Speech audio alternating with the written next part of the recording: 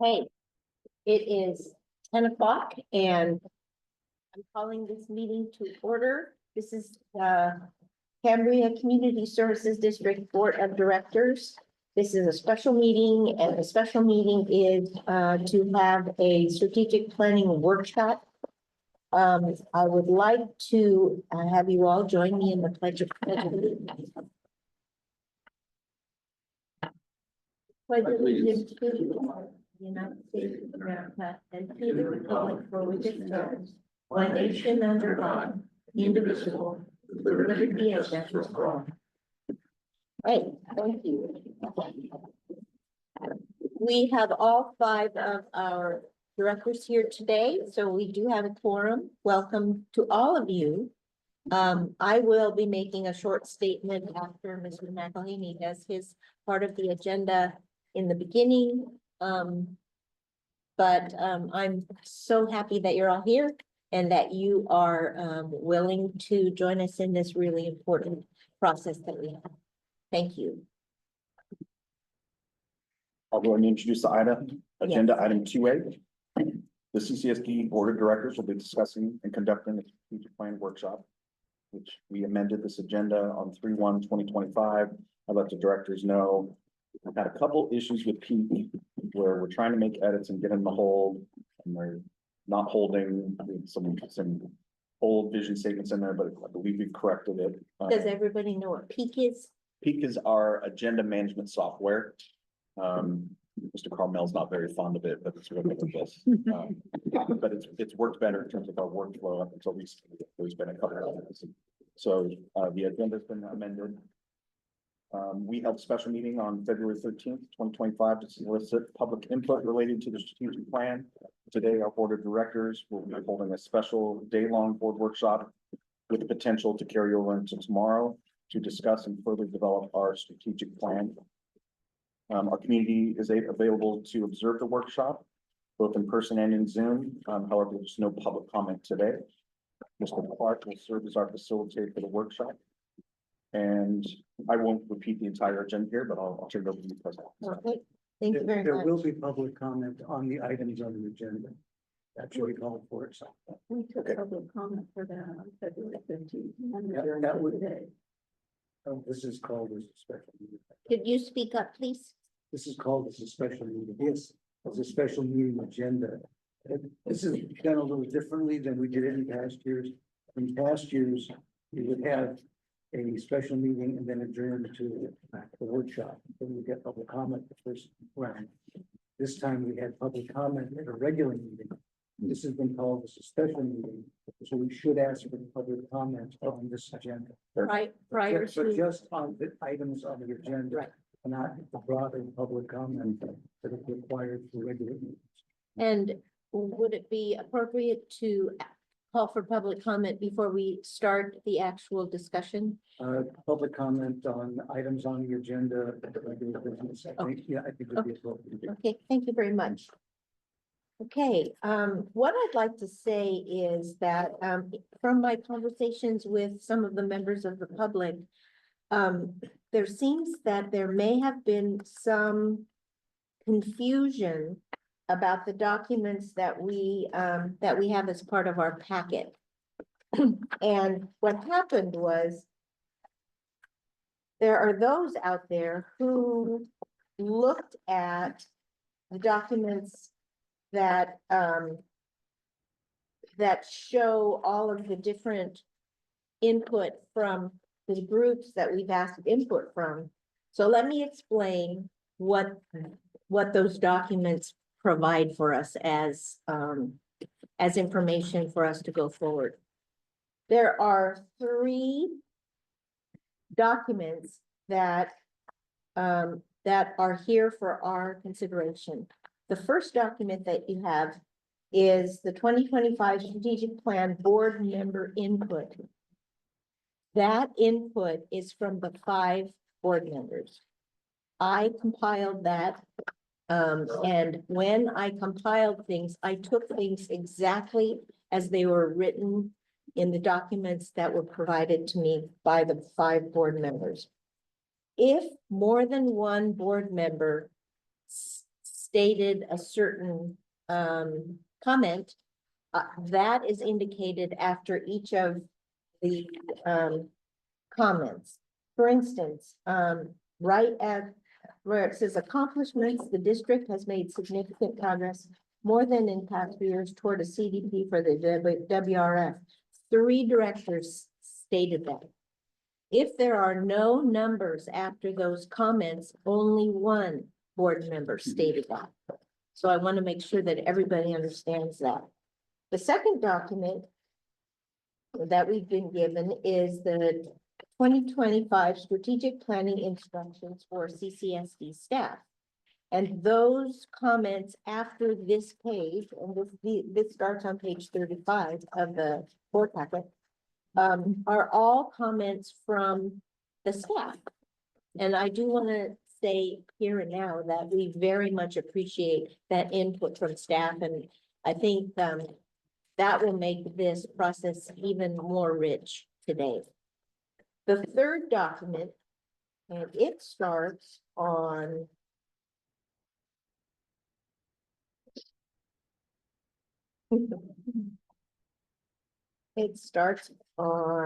page 50.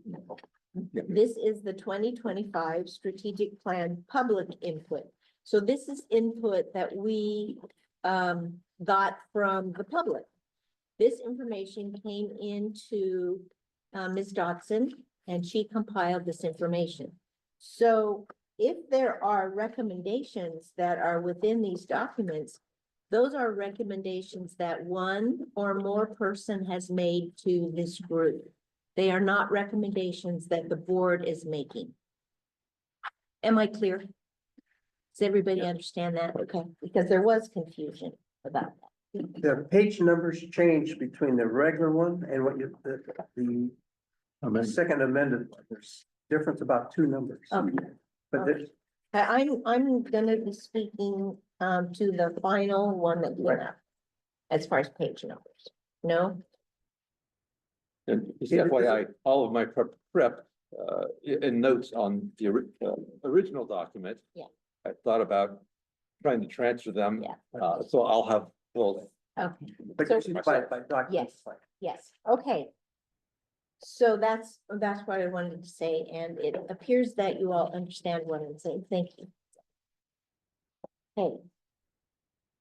Mr. Clark, All right. it's your turn. Well, I'd like to thank the board for letting me come back a second year. Most of us were here last year. Come back with 1 more year experience.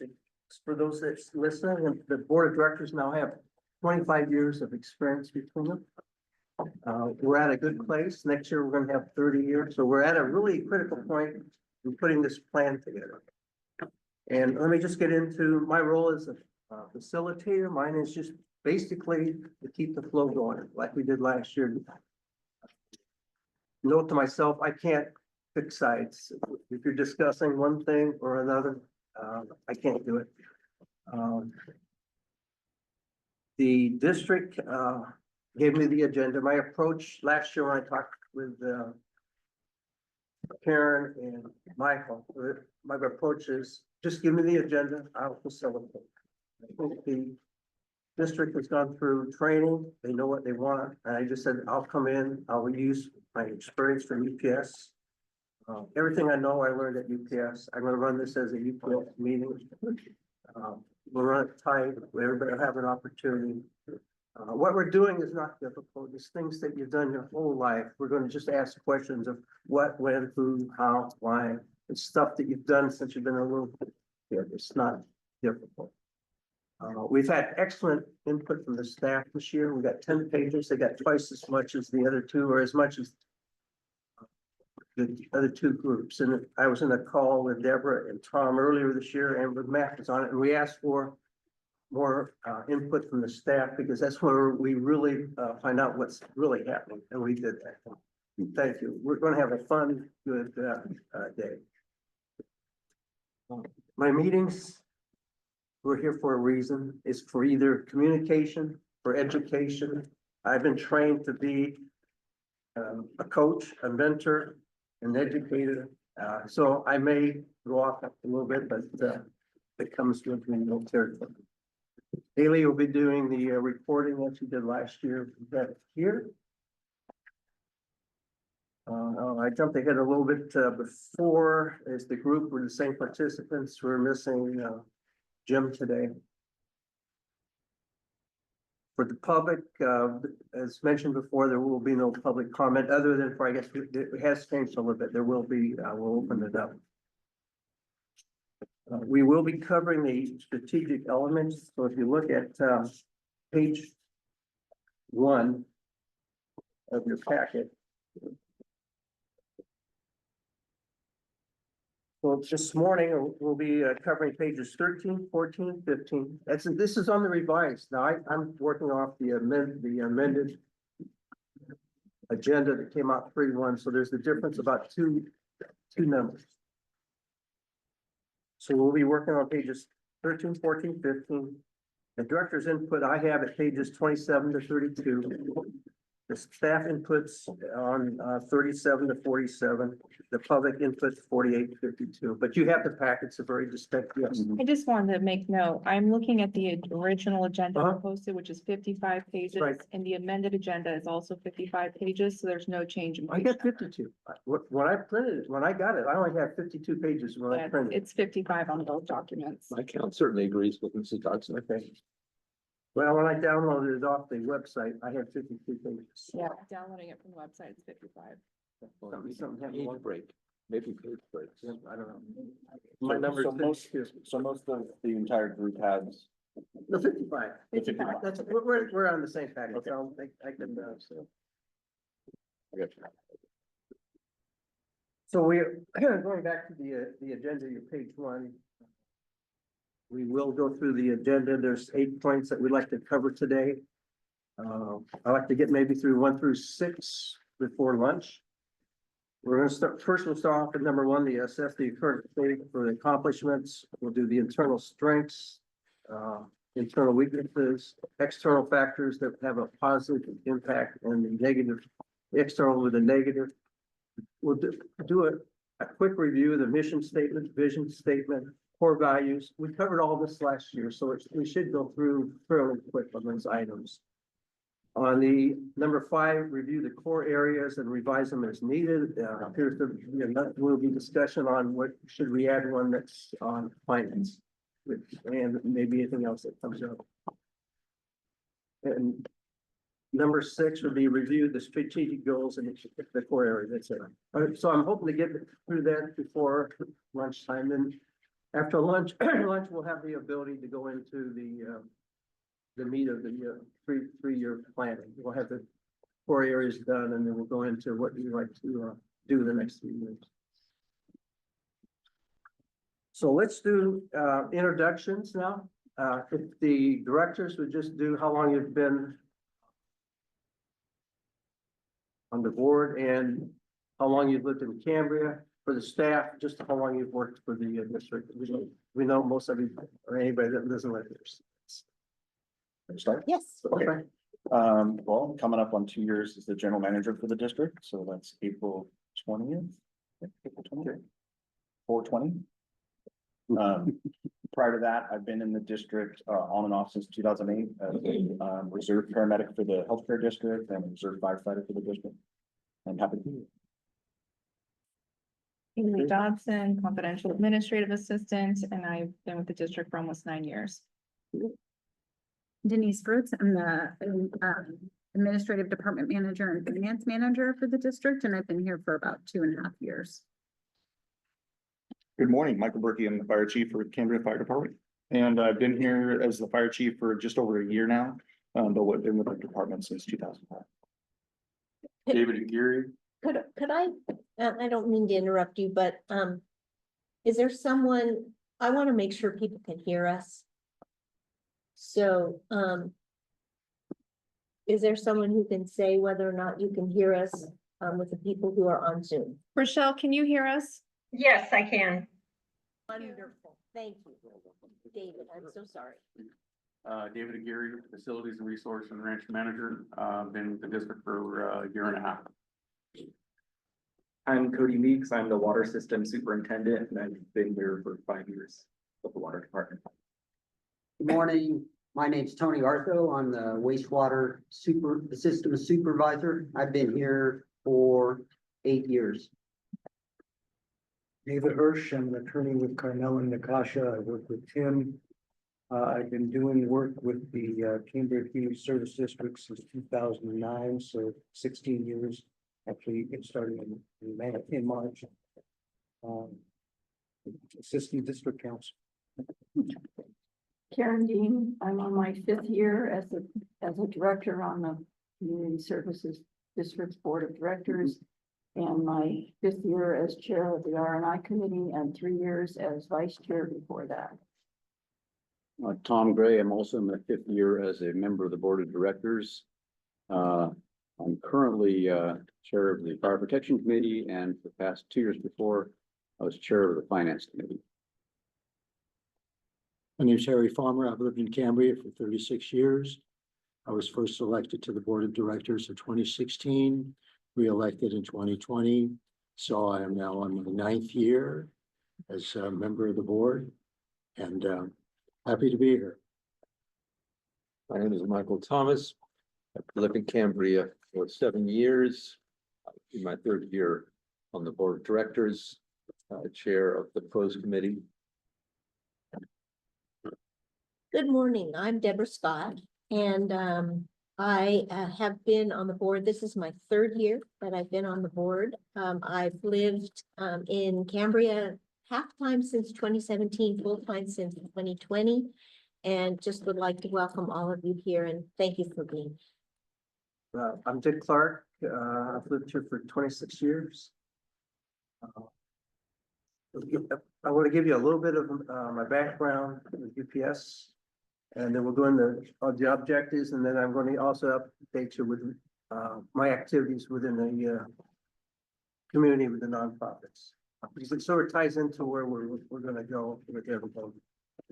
I started with UPS in 1966. I worked with them through 1945 when I retired. I became an owner at age 1969. So I had about 25, 26 years as an owner of the company. At the time, we had not expanded. We were probably in only 15 or 16 states.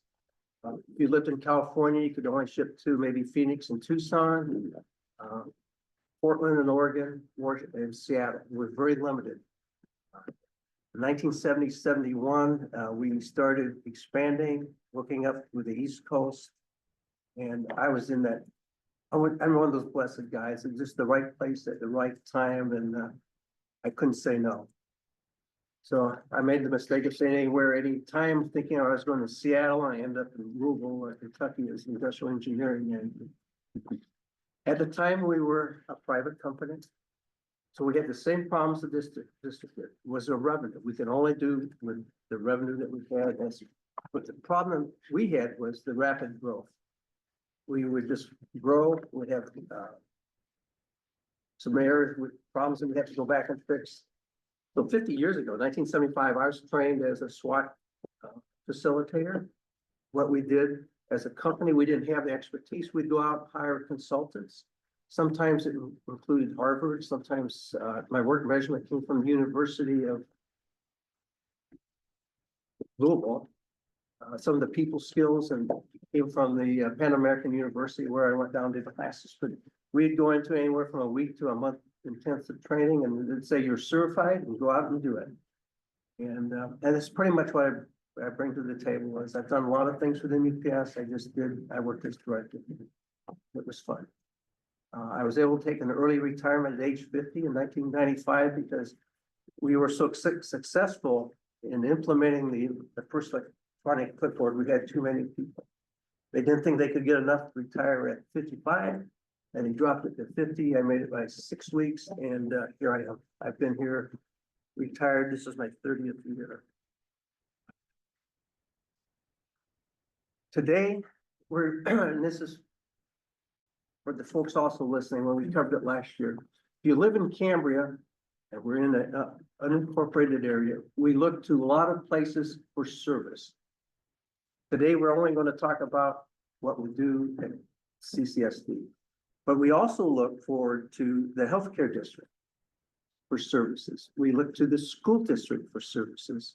We look to the county for services. We got CAL FIRE out there, we got the flood. I don't know where all the services come from. But one of the things that I've tried to do is go into the nonprofit area and try to pick up the areas that we don't have services in. And the items that the district is responsible for, you can find in the select book that we set to last. It's called the Municipal Service Review and Spheres of Influence Study. There, the district is charged with our active powers of water, wastewater, solid waste, fire protection, street lighting, parks and recreation, transit, and Veterans Memorial Administration. In the mission statement, we leave a couple of them out. We normally start as a district with the basics of the water, the wastewater, and where the money stops, so those other services. But that's all we're going to talk today about. We're not here to talk about the flood control. We don't do that. We got a little area. So while working for UPS, they encourage us to get involved in the community. When I was working, we worked with one of the key. What am I looking for? It was United Way. But they didn't do what they said they were going to do, and only about 50% of the money went to the charities that they said they were going to go. So when I came here, I got involved with the community council. It's been around since 1947. Since 1996, they've given out $1.8 million in grants to the community. So every dollar that's donated stays in the community. In that period, they've given grants to 61 organizations and 41 different school programs. But one of the things that the council does is it picks up one of the items that the CCSD is charged to do, and that is transit. The community council provides bus service within the community of Cambria for the seniors and the disabled. We go from Monday to Friday, 8 to 4. We'll pick up any senior and take you anywhere in Atascadero, and you'll do 4 or 5 stops.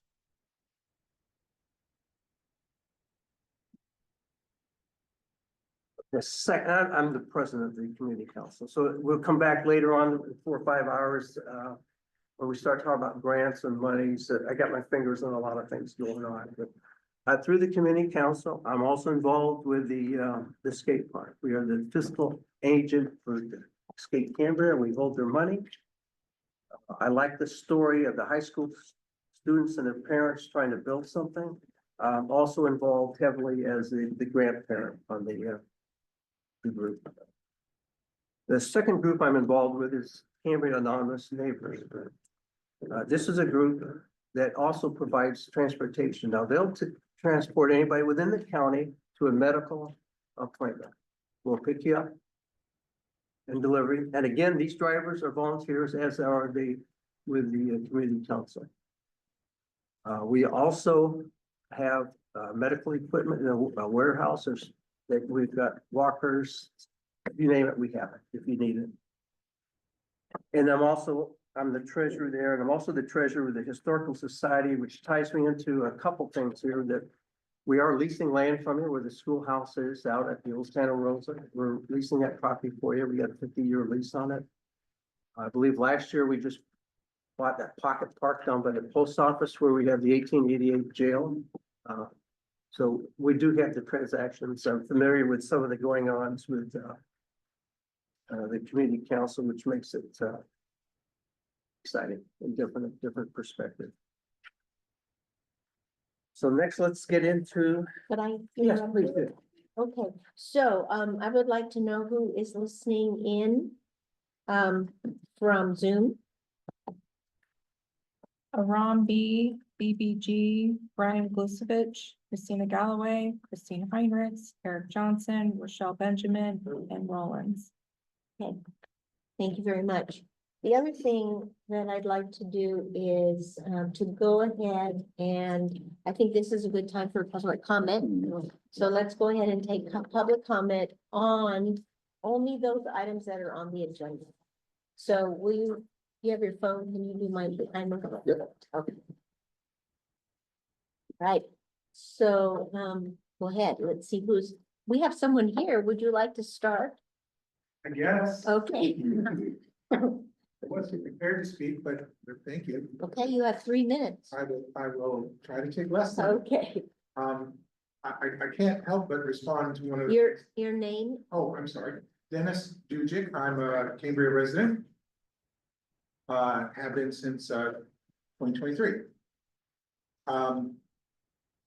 Thank you, Madam President and board. And I think this is fabulous activity. It's terrific. I've looked at the comments coming in. So far, I've read through all the materials and a lot of great stuff has been brought up. It's been really, really a useful process so far. I'm sure it's going to be very beneficial. But Dick, I can't help but respond to the comment that you made. And I do appreciate that flood control is not one of the listed responsibilities for CCSD per se. Nonetheless, CCSD does control, does have title to the Fiscalini Ranch. Fiscalini Ranch, during, the Santa Rosa Creek flows through the Fiscalini Ranch. And it is the responsibility of the owner of the property through which a creek flows to maintain that creek for that portion. So CCSD cannot abdicate that responsibility. They don't need to deal with it necessarily in the same way as you would deal with the WRF. Because you're not operating, you're not doing that. But you do have the obligation to maintain it. And the fire control activities that are underway this coming few years, the $1.9 million that 1.6, whatever, yeah, 1.9. That's going to be put in for fire control. Some of that could be used for example, the eucalyptus trees, that there's thousands of them growing in and adjacent to the creek on Fiscalini Ranch property. Funds could be used, as we heard at the last board meeting, they could be used to remove those eucalyptus trees.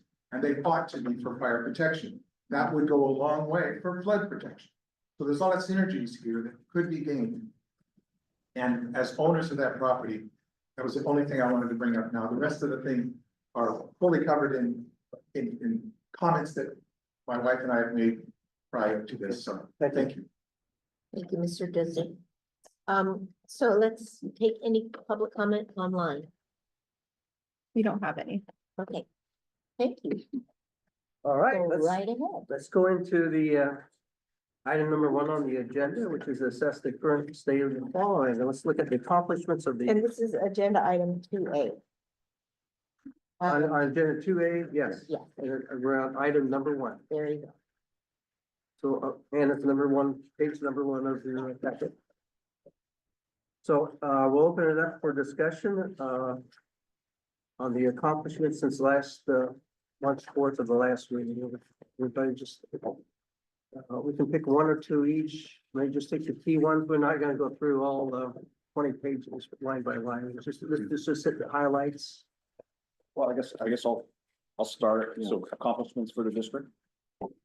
As we know from last week, the restroom has been installed at the community park, and that project obviously has taken a while to get off the ground. We had change in leadership 2 years ago, not only from a GM perspective, but from a utilities manager perspective, from our superintendents, with some retirements. So at some point over the last couple of years and prior to that, we had lost some steam.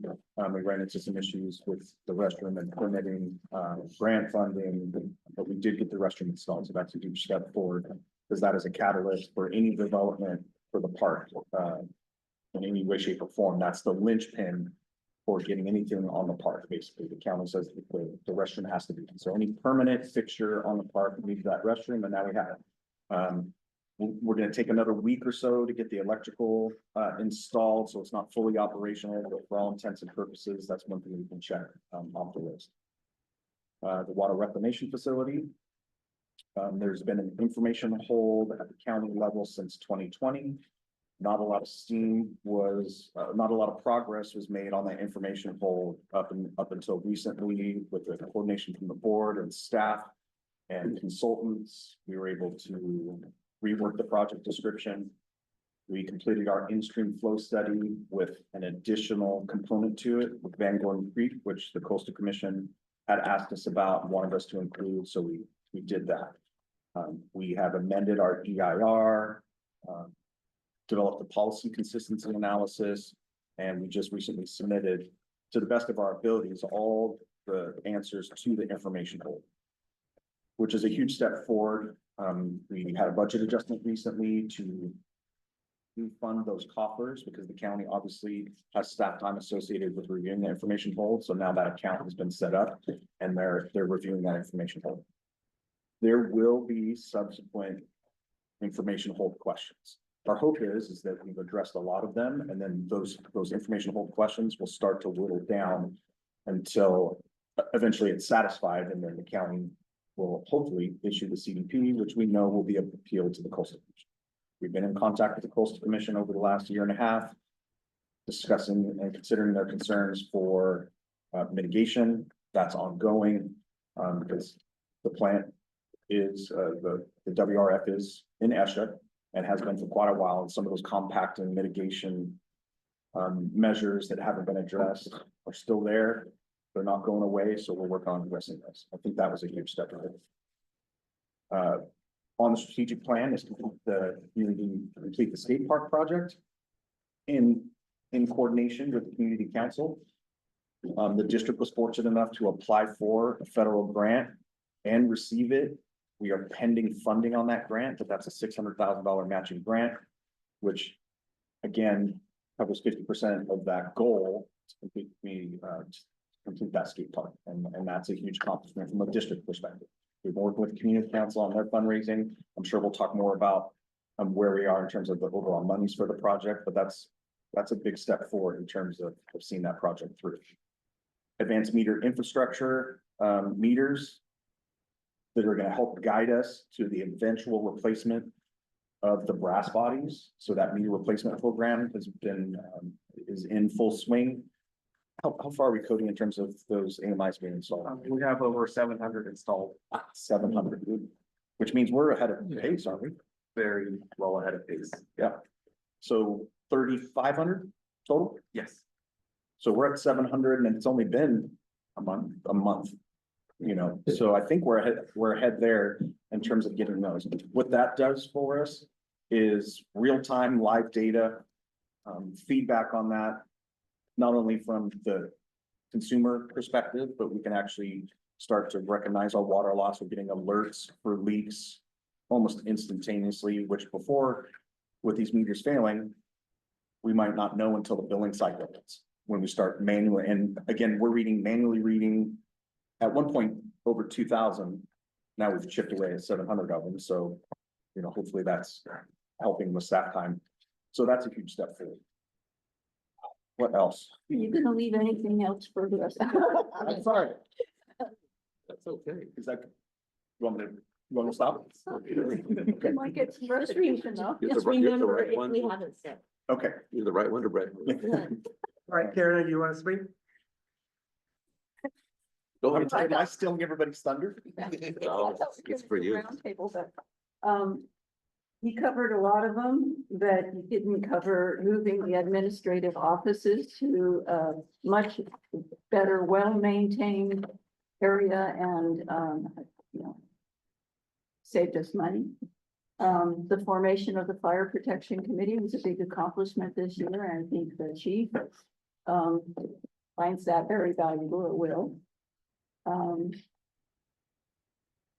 You covered a lot of it, but I also want to say, I think another accomplishment is retaining the board of directors that we have had for the last couple of years that get along so well and work so well with staff, and the retention of our amazing management team.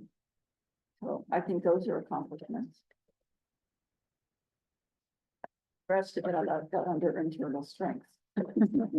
If I can just pop in here, to me, the biggest accomplishment was the input that the staff did on the internal. Yes. weaknesses. We'll get to them later, but I think that's the biggest accomplishment. Oh, wow, Process one, sure. yeah. Yeah, I wanted to second what Dick said about the staff input, because that was the most valuable new thing, especially in this process, because there's really a lot of insight there. On the ground insight about the operations of the district and what's really important and what needs work and needs their support. The one thing in terms of accomplishments, I think I want to point out, in addition to what Director Dean said, on the fire prevention side, fire protection side, of course, we just have started a new committee, but I think we are also, in the last year, we have started to focus much more effectively on fire prevention in our regulations and our municipal code and in just our activities. We've expanded we are expanding our power to protect the public through defensible space, weed abatement on developed as well as undeveloped lots, and we're moving forward with a serious fire prevention plan, I think, and it's going to be, it's going to move forward from here, but I think we've made a lot of progress in the last year on that.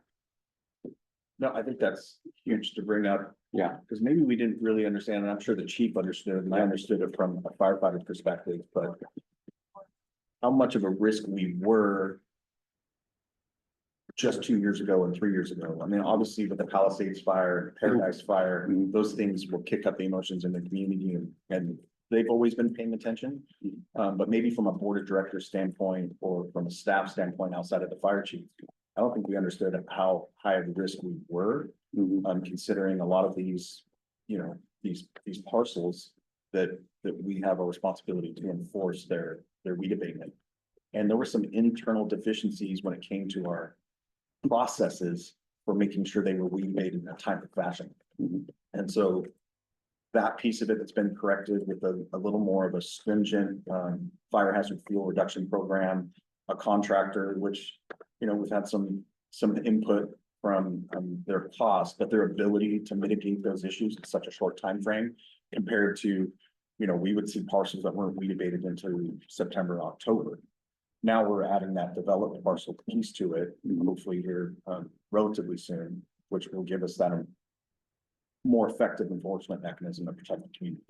Because we do have a lot of issues here in Cambria. We're in a forest, and the chief and I just attended a wildfire prevention meeting in San Luis Obispo, where all of the chiefs from the county, fire safe council were there, and that community, that's community, or excuse me, county-wide, and there's a lot of issues. There's a lot of issues there that everybody's concerned about, so I think we're heading in the right direction.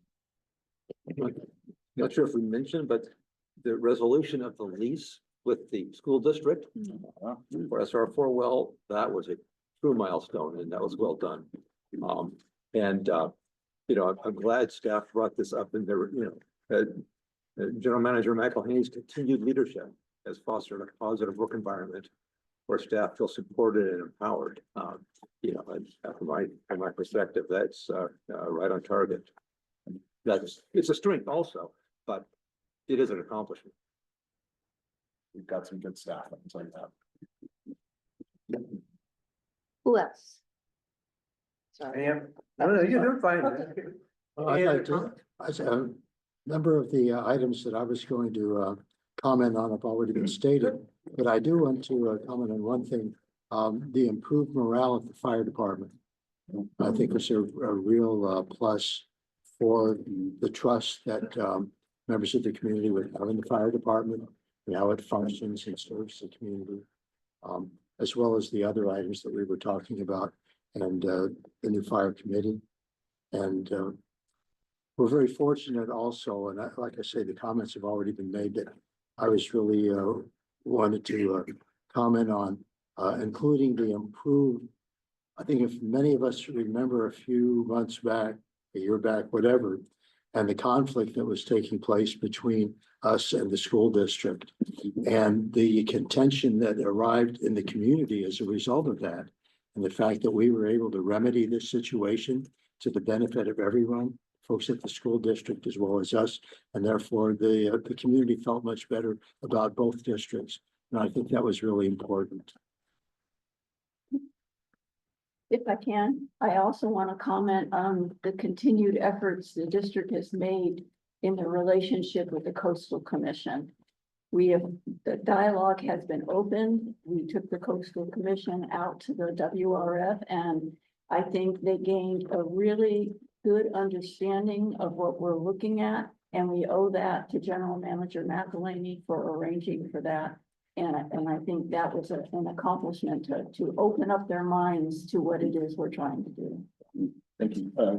Definitely a collective effort, working with Jim and Tristan and Eric, Denise for all the financials. Yeah, it was a good step forward, and, they actually really got the eyes on the facility, and there was some good dialogue. You were there, obviously, so there was a lot of good dialogue. And Jim did a phenomenal job that day.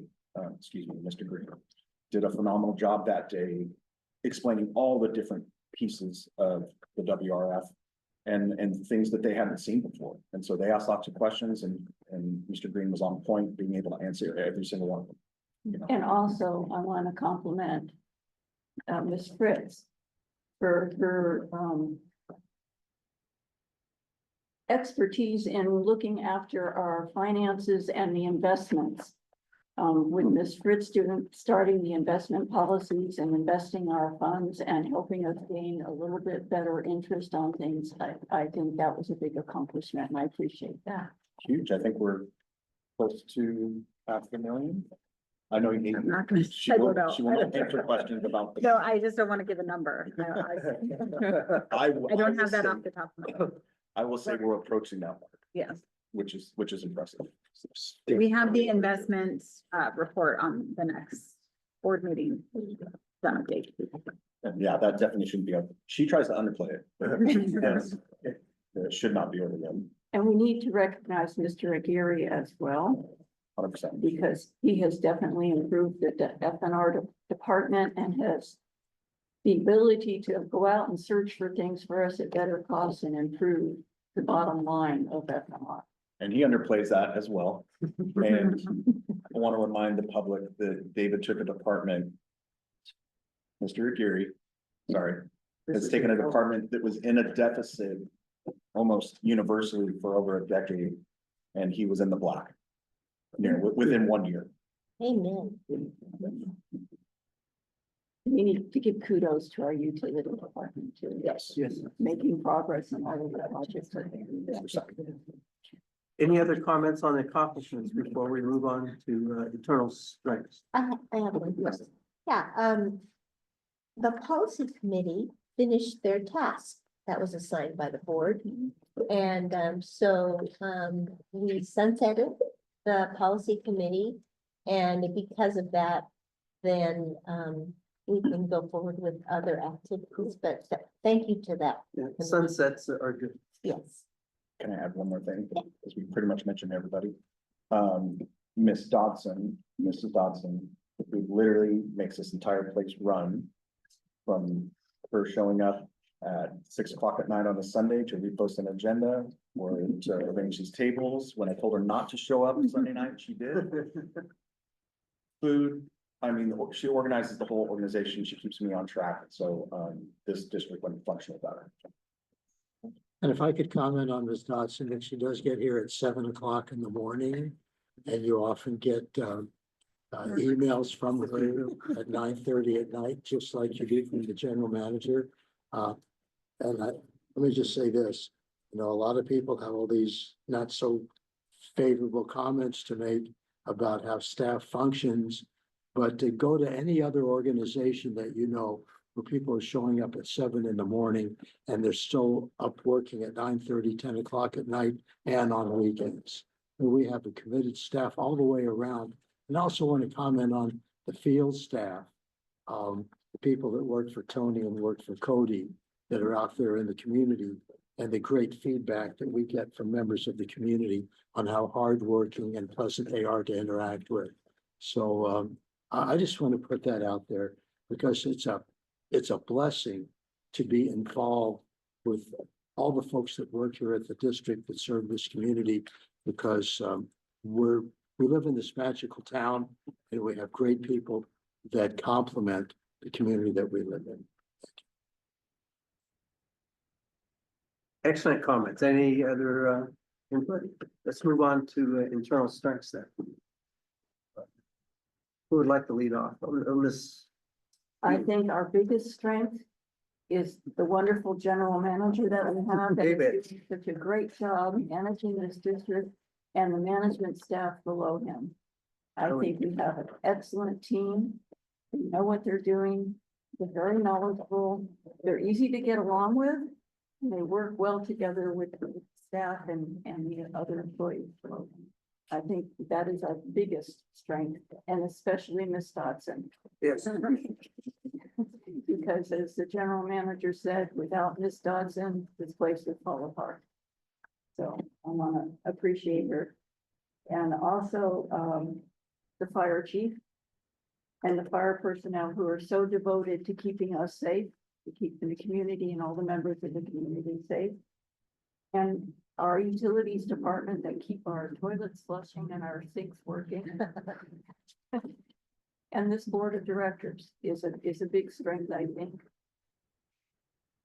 Working so well together. I think that goes, not said enough. Serious. I mean, if we look backwards into several previous boards, and how the district would function with contention at the board level. And we may not always agree, and you guys may not agree on certain agenda items, and there's some passionate discussions, but I think there's something to be said about the things that we've been able to do as staff in terms of moving things forward, and it's a credit to you guys and what you all have been able to do at the board level to make things run efficiently. I'd also like to include with regard to internal strengths, the standing committees that we have. And I hope most folks understand that the standing committees are a relatively recent development over the last 4 or 5 years. Okay, so there we are, 6 years. And the number of community members that volunteer their time to provide input, provide information, encouragement, and support to the board and the district, and they volunteer their time. They should not be overlooked. And these are people that are extremely talented, and I don't know what else to say other than the gratitude that we should express for them. If you remember, just a few years ago, that was a weakness, that we couldn't get the community involved. We couldn't fill the slots, and we have. And I think it's a testament to the jobs you have done. Yeah. And it's also a testament to the leadership of the chair people at those committees. Go ahead, Tom. No, I'd like to second what Directors Dean and Farmer say, of course, about the staff, the superb staff. I'd like to add to that, the important thing to me, when you have a great staff and we have a board that works together, that the sense that we have some continuity with the future. In other words, what we decide now as our course of action, that's why the strategic planning process has actually gotten a little more important in my mind, is that there's a sense that if everybody sort of stays, we keep our staff here, there's excellent staff here on the board, at least, through cycles of other members over time, stays in the same course, I think we'll get a lot done that really needs to be done for the long term. And especially, it was noted in several comments here, I think this is the staff input about a forward-thinking board of directors, which I guess we should take that as a compliment, and an ability to a willingness to explore and implement innovative solutions, such as new technology for operations and creative funding approaches for community projects, and then the development of long-term financial frameworks is also noted. This is all something that wasn't really there a few years ago, because I think as Dr. Farmer was alluding to, there was a lot more just fighting things having to do with what are we going to do now and why, I want to do this and you want to do that, and we're fighting over it all the time. I mean, there's a lot of conflict, and some of it turned out into, turned out to be resolved, but there was a lot more drama and not a lot of forward thinking at all. It was all about, the issues of the day. And I think that's something we can build on. Last couple of years, we've established a certain amount of continuity in personnel at the management level. I hope, I really hope that continues so that we can really look forward and say, well, what do we need over the next 10 years? And how do we pay for it over the next 10 years? That kind of thinking that you have at a well-run enterprise, we've never really had. I think we have it now. We have the basis for it, which is really, to me, a huge change ultimately. In that respect, I think this process that we're doing today, the strategic plan process has become more focused. A better tool over the time frame that we've been doing. Yes, that's exactly right. Yeah, exactly I right. think it's Right. become a strength. Yeah. So. Yeah, I think this is a good time to capitalize on what we have in terms of the board staff relationship and this forward thinking.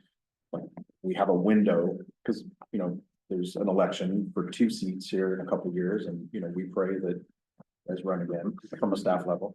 And then we have the other directors that are in for the next 4. And Mr. Green and I talk about all the time, that we have a window of opportunity that we're working in synergy with the board to get these things moving forward. Because as you know, as seats reset or leadership changes, then priorities change and beliefs and philosophies on how you move the district forward can change. And so I feel like we have what I interpret as a narrow window, considering all the projects that we have to get done within the district. Like, this is our time. This is our opportunity to really take that leap forward, like Director Gray is saying. And one thing I'd add is just the high level of integrity, honesty, transparency, and it's deep transparency. It's not just the certificate. It's the willingness to tell it like it is. The communications, throughout, general manager, all the way down to staff. So this is a real strength we have. I'd like to echo that if I could, with the transparency, because there's an appropriate level of transparency that's occurred, since I've been in this position, and I feel like that has done, volumes of good for our department, because for the most of the time that I've been with the fire department, we felt excluded from a lot of decision making, a lot of been on the sidelines. And for the first time, I can tell you, I've got staff coming up to me and they're feeling very included. And that's very important to me. And it's all the way down to the firefighter, the saber firefighter level. They feel very included, and they're coming to the finance meetings, or coming to a lot of meetings that you've never seen them. And usually that initial reaction is, what are they doing here? But it's very, I've kind of tried to instill in them that it's very important that they show up to those things, to have that knowledge, which they've never done before. So I just wanted to echo that with the transparency and thank everyone here, because it's been a massive change up there, and I feel very proud. I'd like to tag on to what Mr. Hirsch said. Over the last couple of years, our strategic plan process has evolved. Yes. And it's become so much better than the way it was in the beginning, when we felt so strictly structured. We're all able to speak. We're all able to say what we feel without someone saying, you only have 2 minutes to do this and we have to move on to the next topic. We have a little more freedom to really get into the issues that we need to get into. And I think, and having Mr. Clark as our facilitator, I think this process has improved greatly over the last couple of years. I agree. And 5 years ago, 4 and 5 years ago, you're going through the learning process.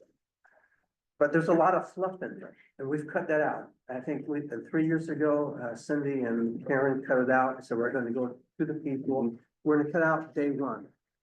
And you can hide a lot of problems, because you can break into groups and they call it team building, and you only get a couple fluffy things. Last year, Michael and Karen we went deeper. And this year, in our call, we said we needed more staff involvement, and we got it. Good job. but you can't fix the problem if you don't know what it is. Exactly. That's- So next on our next topic. That's on the next topic, which I want to lead into. If I can make Sure, Harry. one quick comment, with regard, I think this is an internal strength as well as an accomplishment. The fact that once a month, our general manager is here in this building Yes. for like 12 hours Yes. or close to it, to be available to members of the community.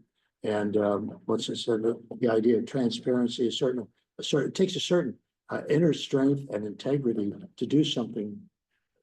Put yourself out there and be available for folks to come in, express their concerns, and walk away feeling a sense of satisfaction with the conversation with the general Right. manager. And Ms. Dotson is always here as well, just to make things a little better. And by the way, I should mention this as well. Ms. Dean always provides cookies as well, just another reason to show up, talk to the chief. Yeah, And super and the proud. fire chief is always there. That's right, for sorry. 4 hours. Right. or Yeah, so. and that's an important part is that, you know, we're trying to open up the dialogue, but, you know, when we talk about those other concerns and Mr. Green steps in and, you know, tries to sit in, on days too. But then he gets pulled away because obviously he has a lot on his plate with a lot of our infrastructure items, but, you know, the fire chief saying, okay, I'm gonna come sit down for 4 hours.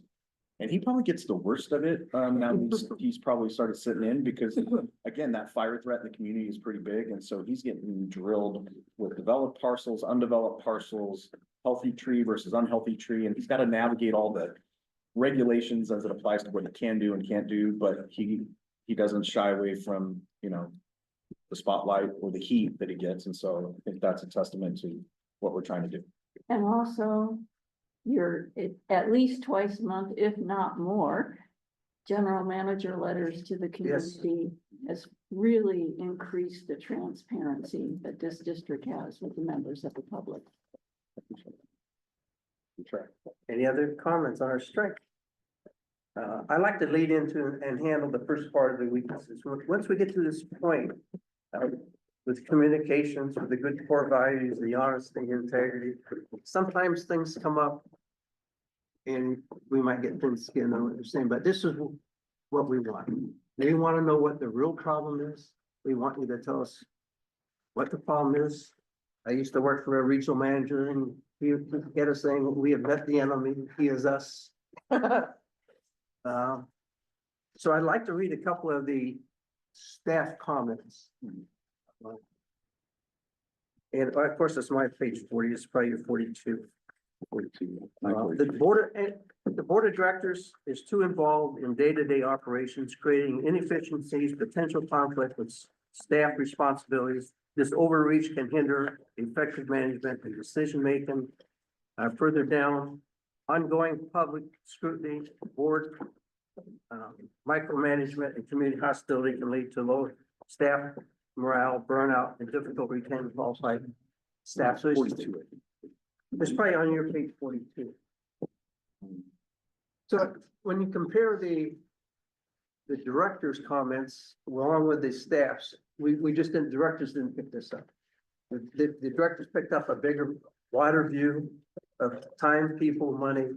What the staff is saying is they would like to manage, the directors need to direct. I would be remiss if I wasn't in my UPS capacity of being a trainer. We always used a policy book when we had meetings and so forth. So just a quick review on the board bylaws. In fact, they went in 18 days ago. Approved on 7.2, which is board member guidelines. Just a quick reminder. Individual board members should not involve themselves in the day-to-day operations of the district. Their primary role is to participate in the process of establishing district policies and goals. The general manager is responsible for implementing the policies. Now, what's happened is we've had so much success.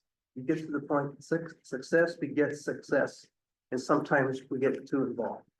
I'm one of the guiltiest ones when I was working, so it's not a big deal. You have also a policy that came out. That's policy number 1020, approved on December 12th, 2019. Just says individual directors cannot directly assign work to the staff members. for the public and for the board, we have a district organization chart. Everybody in this room has a boss except me. We have we call CCSD customers or the public. We have elections every 2 years. We re-elect our directors. We had 3 directors ran, we got 3 elected, which says the community likes the job you're doing. Continue. We're in the right place. Then it goes to the board of directors. It says this guy reports to the director. Most of the communication should come through the president. So we got the directors, you should direct. We got the managers, they should manage. We just need to look at it. There's a crossover. We get excited. We're all guilty of it. It's just a reminder. We want the staff to keep the input. We hit the core values of honesty and integrity. And one of the things I always used at UPS was, don't tell me what you think I want to hear. Tell me the problem, tell me the truth. And we got that. Good job. Yeah, I open up the rest of your committee. Yeah, I'll start with some of those topics, because obviously staff, you know, as noted here, have had some concerns, and I think there's a couple different origination points on where that's coming from. And I'll take it from, or I'll try to take it from what I interpret as directors, maybe reasons for getting involved is you all have constituents that you ran on and talked, your goals, you know, why you should vote for me. And my guess is there's a lot of things occurring in the district, and I think we know that, about a lack of faith in district operations on moving things forward. We're stagnant. We never see anything get done or completed. And I think that motivation and maybe what you ran on was to ensure that that happens. And we've also created a culture with the staff that we're very comfortable with our board of directors, you know, and as you see, you know, we've got hugs and handshakes coming in, we've got cookies and sandwiches, and, you know, we've obviously just done a good job, as some of our community members will say, of patting ourselves on our back on how well we're doing. And I think that culture that we've created, being comfortable with the board, also comes with a downside in terms of getting too comfortable, you know, and so, you know, what staff wants to do is build upon what we've done, but we really just want the marching orders and let us get to it, you know, and let us handle it unencumbered, and we'll do our best through the GM letters, communications with the president, vice president, or at board meetings, kind of relay how we're getting some things done. But I think that comfortability, and I take some responsibility for it as the GM, is maybe I've enabled some interactions that, because we're so close as staff and comfortable with the board, that, you know, that's on me by enabling maybe some of that overreach, or at least what staff interprets as overreach. And so I think with our strengths, this is something that has come out as maybe a little bit of a weakness, is how do we course correct a little bit and kind of let staff just get to work based on your direction. So get this permitted, okay, we got it. You know, and we'll get it done. And that's our goal from a staff perspective, is we're ready to execute. Whatever you tell us to do, the mission is to execute it. How we execute it and in the fashion in which we do it, whether it's a document we construct or a staff report that, yes, there'll be errors in from here from time to time, or, you know, some exchanges with the county. You know, that's our wheelhouse that we're trying to operate. You know, same thing with the fire chief and his ordinance, and working with county officials and the OES. You know, that's his world, and I would like him to feel comfortable operating unencumbered, you know, letting him do his job. That makes sense. So I think it's, you know, there's room for improvement. But I think that's where staff is coming from, is really just take off the leash, so to speak, because I've heard the public say, you know, you need to have them on a leash and be able to yank it every once in a while and make them do this or make them do that. And I think there's some bleed over there in that pressure from the community, where we don't want to reach, we just want you to tell us what to do, and we'll go do it. Amen. Amen. Well said. We have several other comments. If anybody else would like to On comment? the weaknesses? Right? On the weaknesses. Yes. Yeah. So I was struck by, on the staff, responses. And this is an issue I'll be talking about a little later too. On, I guess, put it in sort of in a general way, the disconnect between our financial resources and our stated aspirations or our planning and there's a focus here particularly on the rec and parks part. But this is a general issue that we take on missions that are not funded. And it creates expectations and a lot of frustration. I mean, the public, and I think it probably turns on, it's probably people get mad at somebody, they get mad at staff, whatever, for things not happening. But I do think I was thinking about what we do, what we're here to do has to be informed a lot more by what we have the capacity to do financially, especially financially. And operationally. And operationally, I yeah. think that's Yeah. where, and I call it unrealistic expectations, when we have these grand ideas and we set unrealistic expectations, it sets everyone up for failure and then the community up for disappointment. Right, And it's right. not- That there's several comments along those lines in page 42 that I've underlined. I don't have to read them for you, but it's going to be an issue we have to deal with later on in this discussion. But I think that's one of the key things right now that's operating to create frustration with some people in the public and frustration, I think, among some of the staff. Also, our lack of adequate funds to do some of the major infrastructure projects that we have going, like the San Simeon transmission lines, the Stewart Street tanks, there's several things that we need to do that we don't have the funds to do. And, we have difficulty, getting the rates to cover the services we provide as well. So I think that's a problem, that's a weakness. Yeah, I think that's a good topic to bring up, and Cody and Tony, speak up whenever you want, that's why you're here. We've gotten so close in moving the ball forward, even though it's incrementally, that we have design drawings and RFPs that are right around the corner for these projects that were on the strategic plan. And now we're waking up and saying, oh, wait, how do we fund it? And so I've been working with Spritz. We've been working with Alex Handler on looking at our finances, thinking about what we can handle in terms of debt service if we were to do some sort of financing for these projects.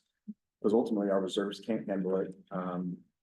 We were told to go get these things ready to go, and now we're at a decision point, and I'll let Tony speak to that effluent line, but can it sit there for a little bit longer and until we can figure it out? Sure, but then the costs rise in terms of the construction of it eventually, so can things be put off? Well, yes, because we've done that for a while, but there are financial implications. And so to Director Gray's point, Director Dean's point, when the staff looks at it from an overall global perspective on what we were told to get completed, our finances are not keeping up with it. And so as we have broader goals that some aren't funded and some are funded, and even the ones that we think are funded through rates aren't really funded, and then we take a look at the fire department budget and some of their infrastructure needs.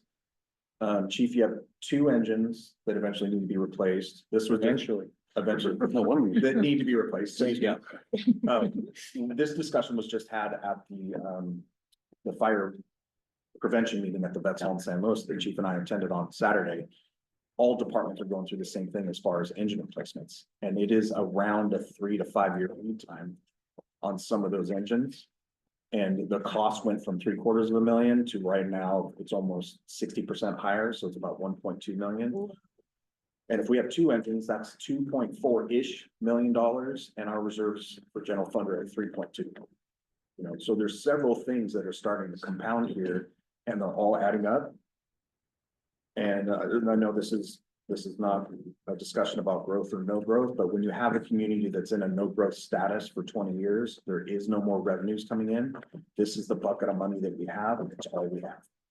And so in order to put some of these things forward, of course, as we know, it always falls back on to the existing ratepayers. And there's no way around it, there's no way around it. So some of the discussion today will be had on, what do we focus on and what are our goals in terms of how do we get these things completed? And I'm looking at the community members who live here and as you know, it's coming from your pockets, it's coming from the community's pockets if we're gonna get these things. And we That also is have to really important. remember our water situation. That you start growing, you start using more water, and we don't have a new supplemental water source yet. So 100%. that is an issue as well. You do one and it makes an effect on the other, 100%. and then you do the other again because it's still not enough and you're still using more water. We really need to find another source of water. Absolutely, and I think that was gonna come up as a discussion point in terms of, something that can work in parallel is, can we ever find a sustainable water source while working with fire evacuation issues in a community that has just a couple of exit routes?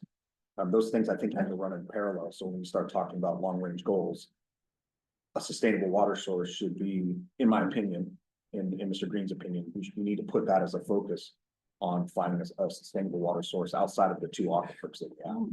And direct potable reuse would probably help too. Yeah, we have this trade-off, community, there's this, we don't want to increase rates. Yeah, and at the same time, I mean, most of the staff weren't born yet when a large portion of the infrastructure was built in this community. I mean, there's an old aging infrastructure. Like And- us. Like us, darn right, and it's on us. As you pointed out, you talked about 10-year lookout. It is on us to say, all right, the generation that is your grandchildren's generation, some of them may live here, and we've got to provide infrastructure that is going to last. And so there will be tough decisions, and that's not going to be free. So this is the time to open that up. Let's make Great. some decisions. No, I don't know if this is an internal or an external weakness or just a challenge that the wastewater department is facing. But I remember the kind of the enthusiasm that we initially felt in interacting with PG&E with regard to getting the upgrades, the energy conservation measures that were going to take place to lower electrical costs while upgrading the sewer plant. And it's kind of frustrating that it's moved, it's a snail's pace.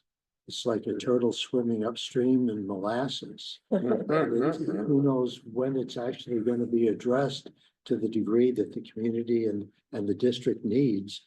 Perhaps Mr. Green, I mean, I could ask Tony right now, but perhaps Mr. Green can give us an update on how things are moving.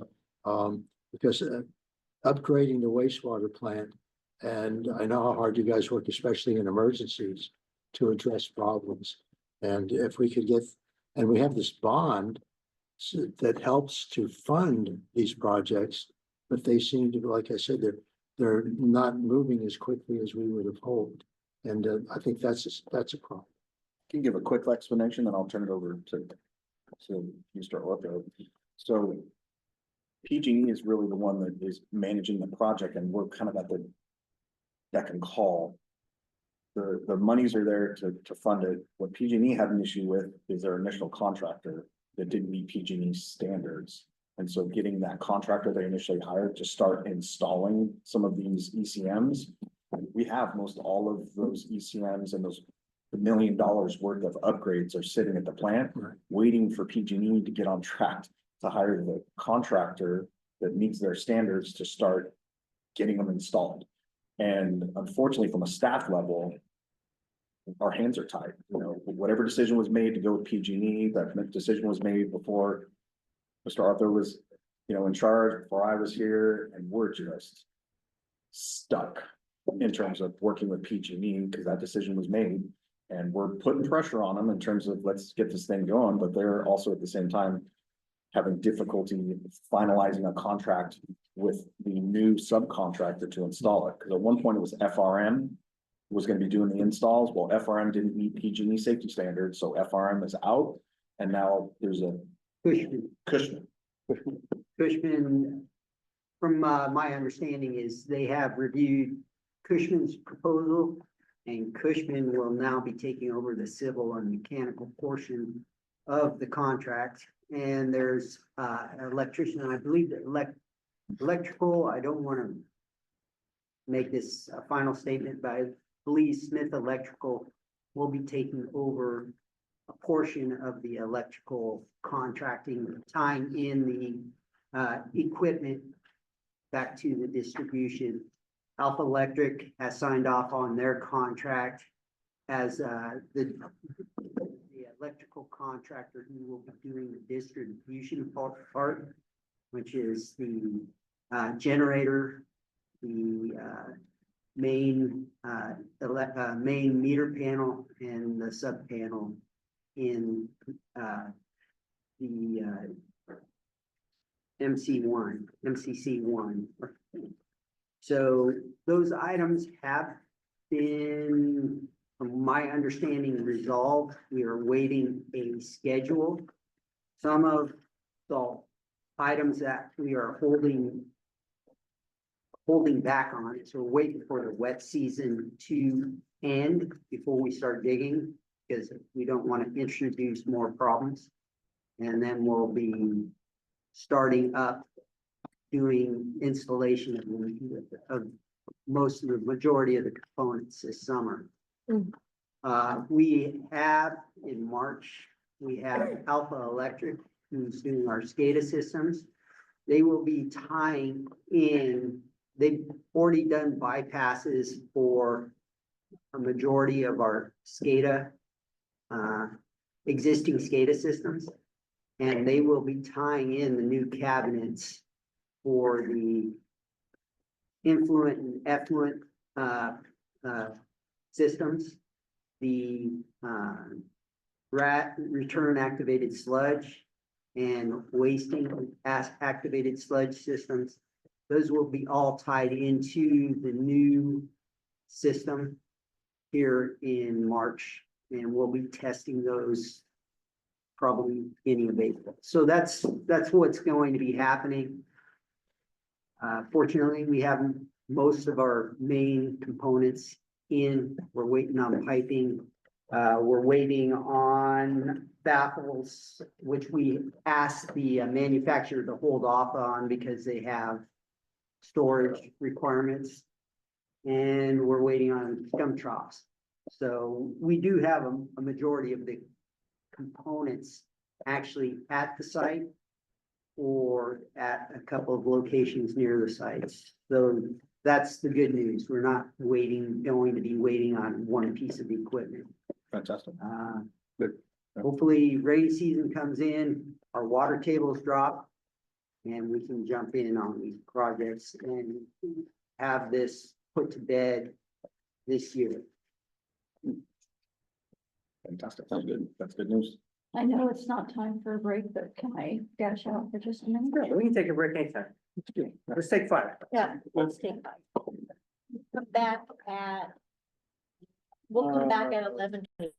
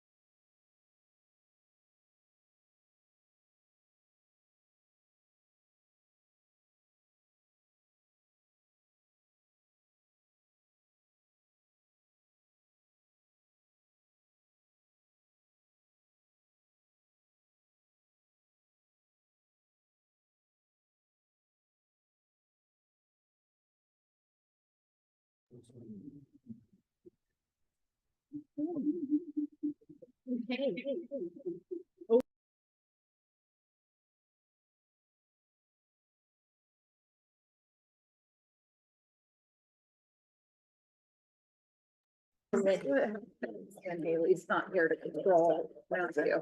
Hey, Or there's any additional comments on the internal weaknesses? I don't know if this is an internal weakness. I don't know what category it fits into. I just wish that there was more support financially that we could provide to facilities and resources. The example that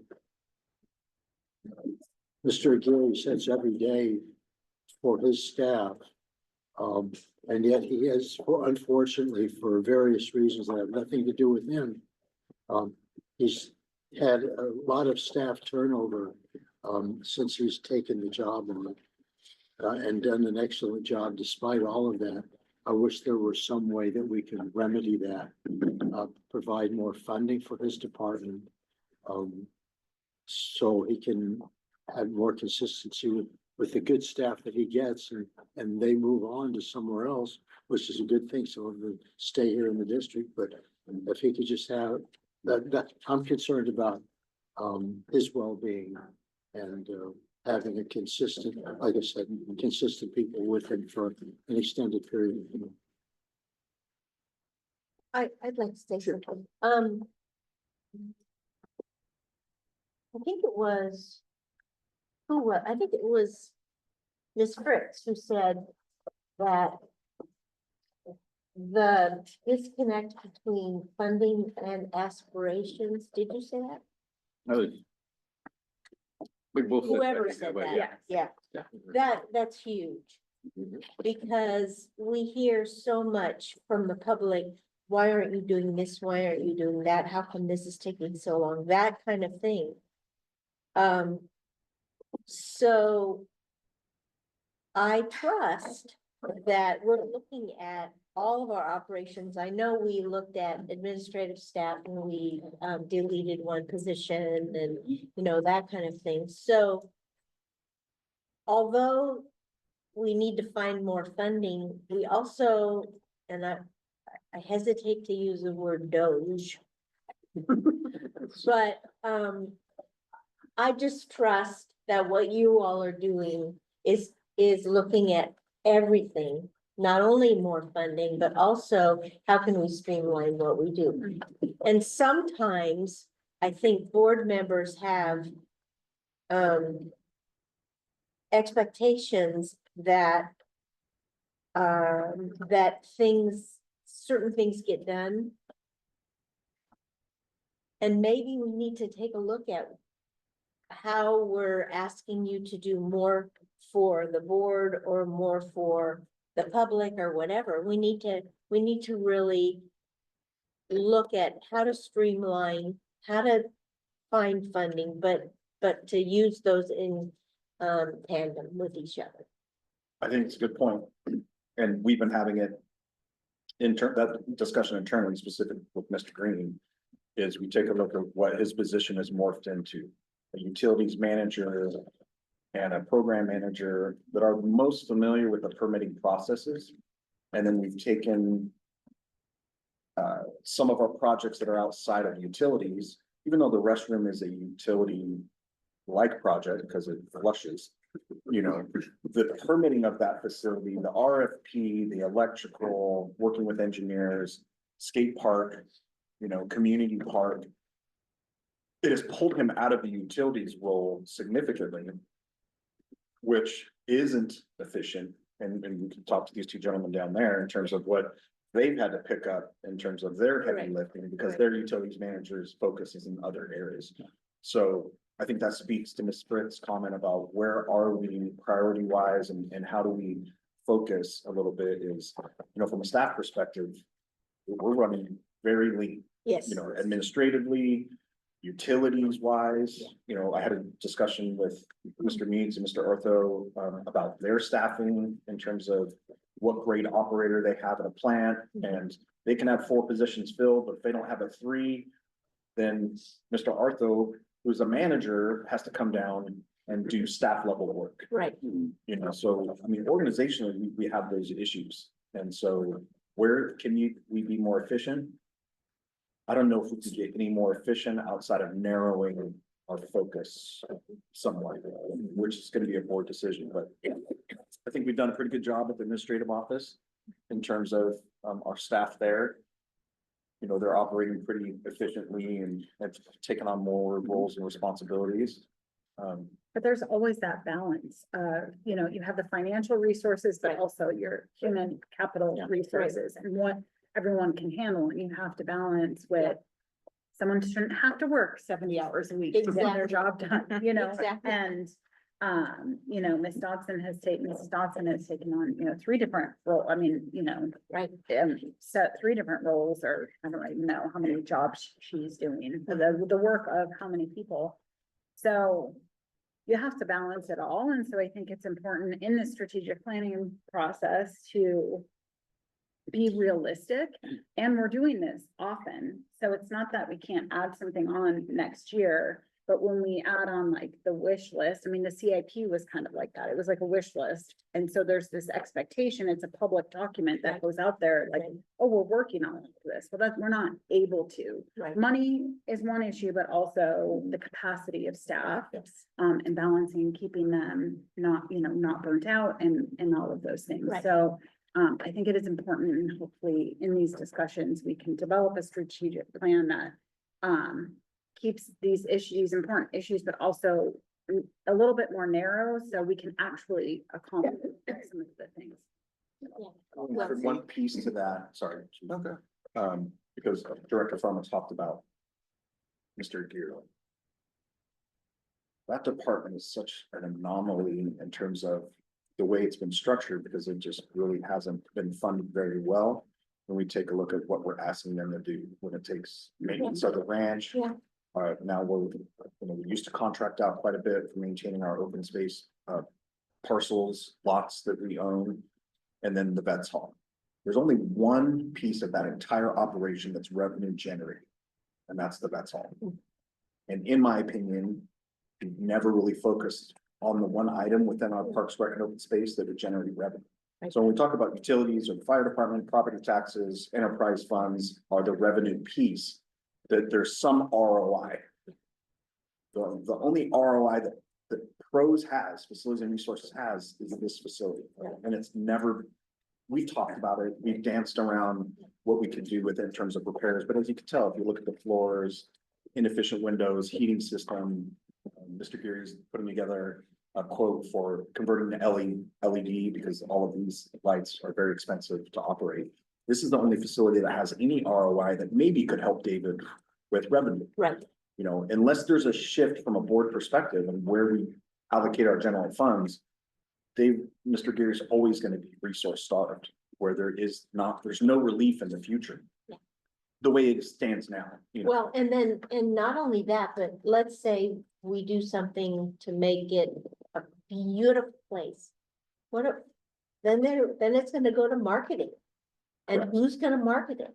You know? Sure, yeah, absolutely. Yeah. You know, and we have to do, you know, we're doing a study, fee study to figure out, you know, what we can do to charge, to increase our rates for the vets hall. Right. And I will say, and I'm not trying to kick previous staff and leadership, but we went through all the invoices for the Veterans Hall and all sorts of groups were just, fees were waived. 501c3s, community groups, we would just waive thousands and thousands of dollars in fees at the general manager level. Right. And then we recently said, no more, you know, because those monies have to come in to help augment that budget and the staff time it takes to clean and prep. Right. And that's been going on for years, which has been to our own detriment. So. And I just want to point out too, I mean, you'd have to do a detailed financial analysis. I don't know if this building would ever, even with marketing and everything, generate enough revenue to cover its costs or the renovation. I mean, this is like a community. Center, it's a community center. It's a community center, and so yes, we have to look at all of those things, but with the renovations we're talking about, making those decisions to put money into this building, I think that the community would need to support because they want to provide this space to the community with the knowledge that I don't think we'll ever be able to charge enough to cover the cost that it takes to operate this building or renovate it. I feel pretty comfortable saying that without doing the analysis, and we could see how close we could get on that. And also, the community is small, even with marketing, you only have a certain amount of people that are gonna come and use it. So that, I just want to throw that out there to be No, I realistic. think it's an important Yeah. discussion. But it's important to the community. A lot of people do use it, so, you know.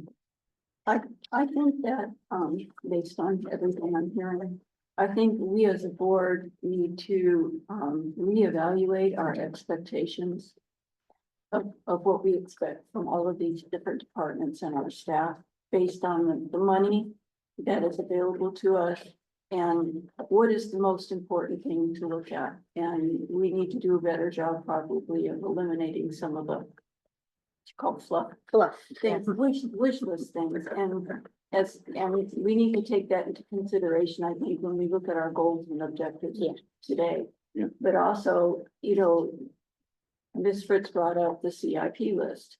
Well, yeah, everything's listed on there as a wish list, but they're all prioritized on there, and I think the public needs to be refreshed on how they are prioritized on there. Because the B is what's budgeted to do now, the one is the next important, the other things are when we can fund them. So, you know, there are a lot of priorities here that there are not enough money for, like fire engine, like the funds for F&R, you know, like these major infrastructure projects we have, we need to take into consideration that those are priorities. And I think that's our goal today from a staff level. Yeah. You'll make the decisions. We're just trying to tell you, this is what it looks like number wise and what it looks like boots on the ground. You know, and we're running out of avenues, you know, some of the grants we're getting, they're matching grants, which means you gotta close the gap in other areas. Facilities and resources, when you take a look at the East Ranch, we're doing our best to really cut monies allocated to the East Ranch and staff time just to balance the budget. But we're running out of revenue options and staff options to keep juggling all the different things that we have in the air. And so we're just saying that maybe there's a refocusing that needs to happen in terms of our strategic goals and a different prioritized list of what we'd like to see us do. However, that's, you know, we will take lead from you guys, but we just want to explain that's what we're seeing from the boots level. And I'm hoping that since we've got such a good relationship here, that as we discuss the goals and objectives, that if the members of staff feel that something is not within their bandwidth or is not realistic to be accomplished in any time soon, that you all speak up. That's right. I think when I was at UPS, we used to do the same thing. We prioritized, I remember being in Indiana. We had a facility list of like 100 projects nationally. They start at the top, say these are the most important. Why? I think I had project number 92, 96, and 98, all right? Little centers, and they just said, it's gonna be 3-4 years. These are the priorities, and this is how we're gonna spend the money. We don't have the sources coming in. As the money comes in, it's gonna go out, but these are the priorities. Suck it up and find plan G and H and whatever, but what you gotta do, and that's where you're at. You've gotta put a good priority, and that's why we're here. Update the 3-year plan. I still focus on updating it every year, because that list is always current. Yeah, well, I want to echo everything that everybody's been saying, and I don't envy the board or the general manager because you guys have to think a lot more globally than I do, and that's really what my job is, and Mr. Geary and Mr. Green's job is to bring our particular issues forward for you to make those global decisions. But if you ask me, everything's going to be 100% fire. I don't care what it's always going to be, and that's always Being so nicely transparent. right. So, for me, there's no compromise with that, and that's always going to be why, you know, in certain situations, I'm going to seem passionate about the things, because I really do care about those, and I really see the I guess importance of not neglecting those issues. And so because of the community and the what could happen if that happens.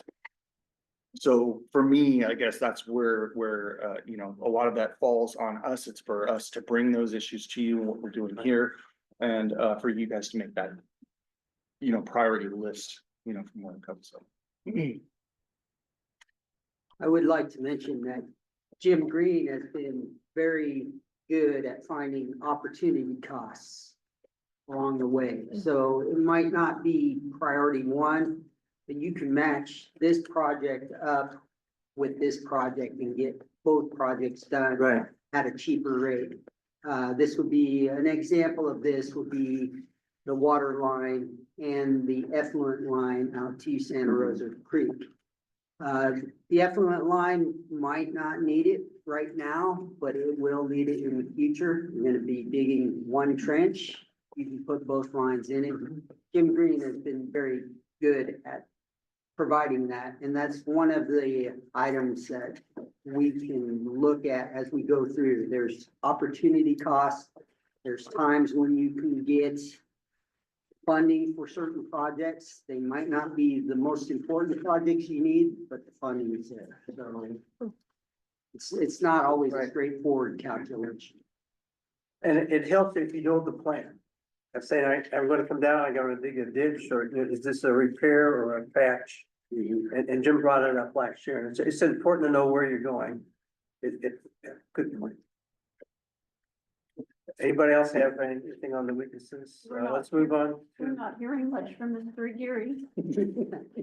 Everybody speaking for him.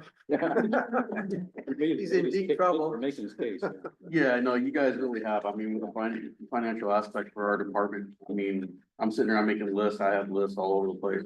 I got the ranch, the restrooms, you know, the community park, the parking lot, the dog park, the district lots, street lights, the troopers, trash cans, the vets hall, you know, assisting with admin, the fire department, and that's not including our yard.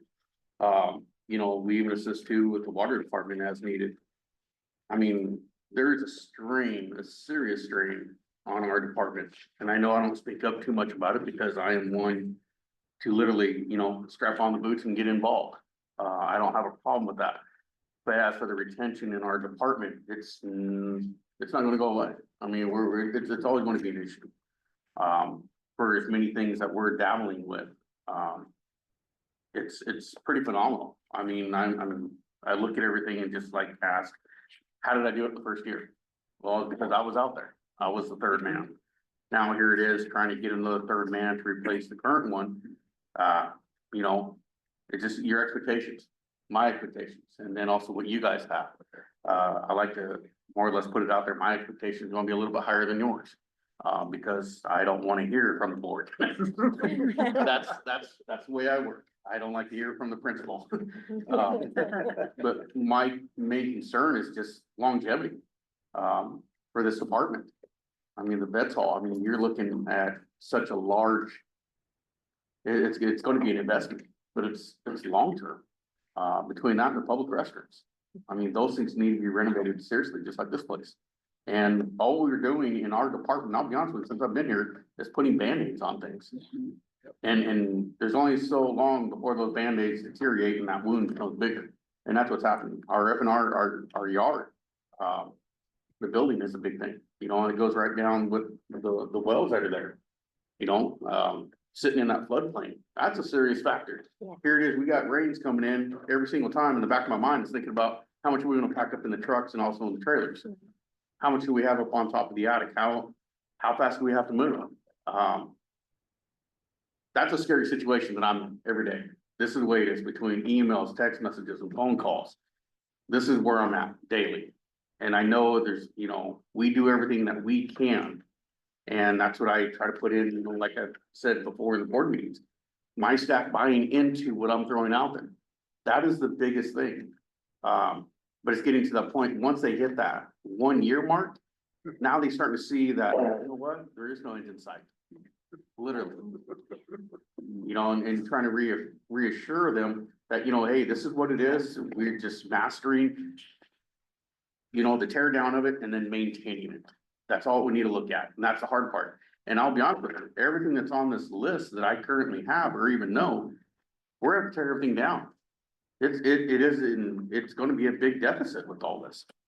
And like I said, with me sitting here looking in, it's long term. I don't know how we're going to surpass this. There's a lot put on that department and, you know, I don't know how it's going to be dispersed. I don't think it's going to be dispersed, but it's just how can we keep it maintained? For the demand of the, you know, safety and the public and what we expect of the district. You know, I know you say you don't want to hear from the board. But you know, It's the but principle. the board needs to hear from you Yes. in your department, so we know what strain you're under, like you just described, and so we don't add to your burden unknowingly. We need to know where you are. This is Yeah. important, you know, so that we don't pile on anything on to you that you can't handle. So, because it sounds like you have more than enough on your plate. And it's in the write-up. Sometimes we have to do what we're doing now, saying, what's the real issue? What's the problem? Mhm. And how are we gonna come back? And again, time, people and money. How are we gonna fix it? But great input, David. Great, thank you. Thank you, David. Are we ready to move on to a positive external Briefly. factors? Would you like to stop, Tom, or? That's fine. It's Oh, okay, anybody with that? like to do? When we talk about efficiency, Director Gray was very efficient. Yes, he is. The meeting forward. Yes, yes, I got, no, he's right. All right, we're on positive external factors. What's this, on the board one, dissolution of St. Simeon's CSD creates potential revenue opportunities. It's number one here on the list. What is that? Somebody like to enlighten me? I could, Or should we move Would you on? like to start? I think I might have added it there, but That was his. That was okay.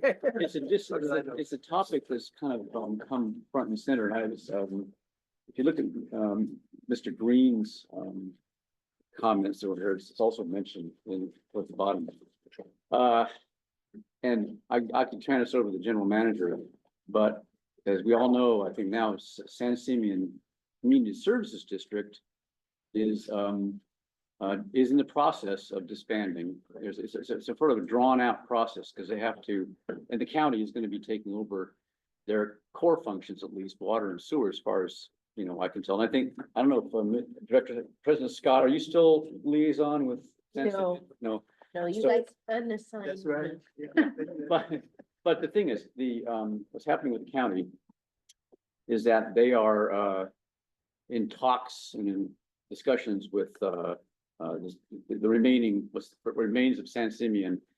They have, I think they have, gonna have a consultant come in and sort of work out the details of it. Because there's lots of little things like street lighting and stuff as well as water and sewer that have to be divvied up. But the bottom line, and I'll give this to Mr., turn this over to Mr. McElhenney. The county has been talking to us about whether we could do something. And I don't think anybody here wants to take over San Simeon. That's not gonna happen. But the one proposal that kind of stands out as a potential problem solver in a lot of ways is for us to, if it's possible, I wish Mr. Green were here, but I think you two could probably help with this, Tony especially, to take over processing of the wastewater from San Simeon, which we basically process it at our existing plant, our upgraded plant when it's upgraded. And that water, of course, goes back into our system and is put back into the PERT ponds. They continue, I assume they might continue to be the collection service for their wastewater. And we serve as kind of the, contractor for treatment, which of course means there's a revenue source there. There's a water source there, because we're all of a sudden having access to the Pico Creek aquifer, because the water, of course, that we process is purifiable. We have the capability to turn it into drinking water. And we have revenue. We're solving a problem with, San Simeon has a huge problem with being under orders from the Coastal Commission to build a new sewer plant. And those are extremely expensive and they have no place for it. So we're solving a problem for the county now because the county is going to be taking over that problem. So that's kind of what my thinking was. And I don't know, if Mr. McElhenney, you want to elaborate on that? Yeah, I'll jump in. I want to clarify that the county has not asked us about because I know there's some folks listening that they're already typing now to write about this. The county's not asked us, about our interest in taking over San Simeon, but we did have a good phone call with them, and they kind of asked what we've done in terms of working with each other. Have we gained any services from them, or have we been giving them services? And basically, from my understanding, because we haven't had too much under my watch, is that Mr. Green had stated, we at one point gave them some water when they had whatever issues. Yeah. And they asked if we had ever had any real working relationship with them, and we basically said, we haven't really gotten anything from San Simeon in terms of help for our district, but we have lent them a hand in terms of water. But you are correct, I believe 100%, I believe I said this at RNI, the county will come knocking on our door to gauge our interest, because it's my understanding the county is really not interested in being this far into the North Coast. So there will be a knock on our door in terms of, is there any opportunity for us to assist in some form or fashion with services for San Simeon? So from a staff perspective, and to Director Gray's point, I do think there's an opportunity there that if we were able to process their waste, we would receive their water, there would be some enterprise funds that would come in, and that's a positive. I'll say it right now, and it may not be popular, but they have an outfall, right? So when we talk about our brine concentrate issues, there's a grandfathered outfall that they do have. And so if we talk about WRF operations and ZLD versus outfall, there's something to be looked at there. You know, will there be some issues with it politically? Yes. Environmentally, there'll be some questions, but is there an opportunity for us to have access to that outfall, which is currently in use from them, which they discharge, do you know, Tony?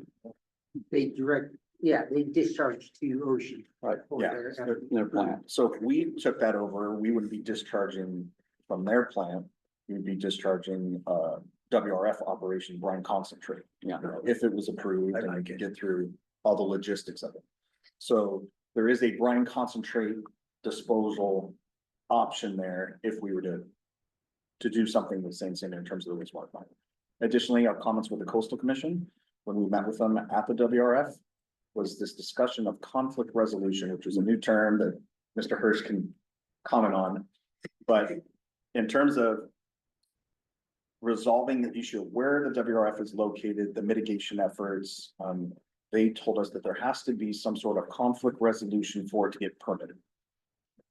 That conflict resolution, we were nudged that potentially, because the Coastal Commission wants that wastewater plant to go away so badly in San Simeon, that if we were a mechanism to where that went away by taking their waste, that could be enough to potentially look at the WRF and say, okay, there was a benefit to the WRF staying where it is, being permitted because that wastewater plant went away. So that discussion was had with some of the Coastal Commission folks, and they said just for us to look at it, explore it, it could be an option. They're not saying it would work. You know, all of this is high level thinking. But those conversations with the county will eventually happen. That is an opportunity for moving things forward, for increasing revenues. I think there could be conversations with the county that we will take over this if you can take over that.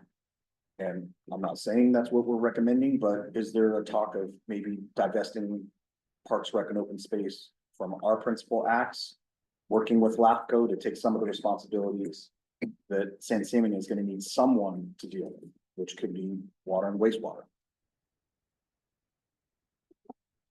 I saw the Director Dean Finger, which is I couldn't say. So this topic came up at the RNI meeting when a member of the committee asked if we had any interest in taking on San Simeon and running the pipelines up back and forth while we have the trench open for our water and wastewater effluent line repair.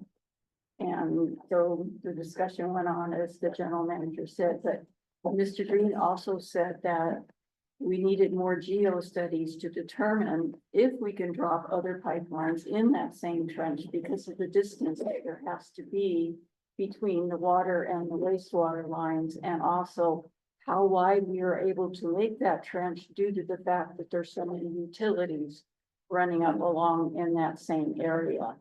So, and as far as what, Mr. McElhaney said about the coastal commission, when the ad hoc committee and staff and the coastal commission and county all met out at the WRF to give them a tour, that is the first time we have ever heard them mention that there will need to be conflict resolution. And, so that was another thing that was good that we met with them in person, because by the time we got done with this tour and answering their questions, they were more open as to what they were asking us for. And that is one of the things that they recommended. So I do think it's an opportunity to investigate. It will be political, there will be pushback, there will be comments at the next board meeting because we even merely mentioned it. Well, I'd like to say something in that at this time, right now, we are not doing any planning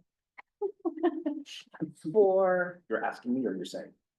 I want to say it, Okay. and I want you to nod your head.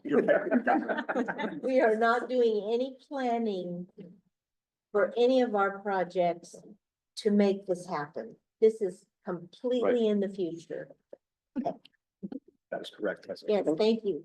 Exploratory only. It's the OT, the O of SWAT, it's an opportunity, Yes, it's not a plan. that's right. Yeah.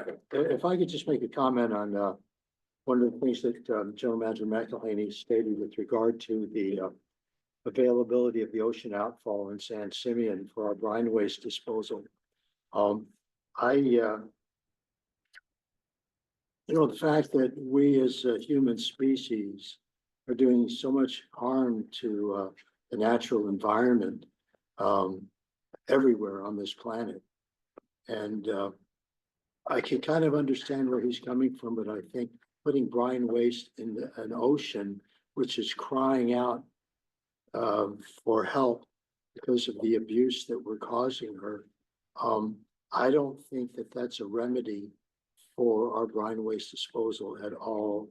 And I just want to mention that there needs to be more, how could we say it, more environmentally friendly ways of dealing with this problem.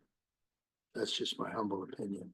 No, it's well taken and we would definitely take a look at it. I mean, I'd have to defer to Tony about the salinity of the brine versus what the salinity of the ocean is, and is there any real environmental effects? I'm sure there's some studies that will be done. There's opposing views on it. I'm agnostic. I'm just trying to talk about just from an operational perspective.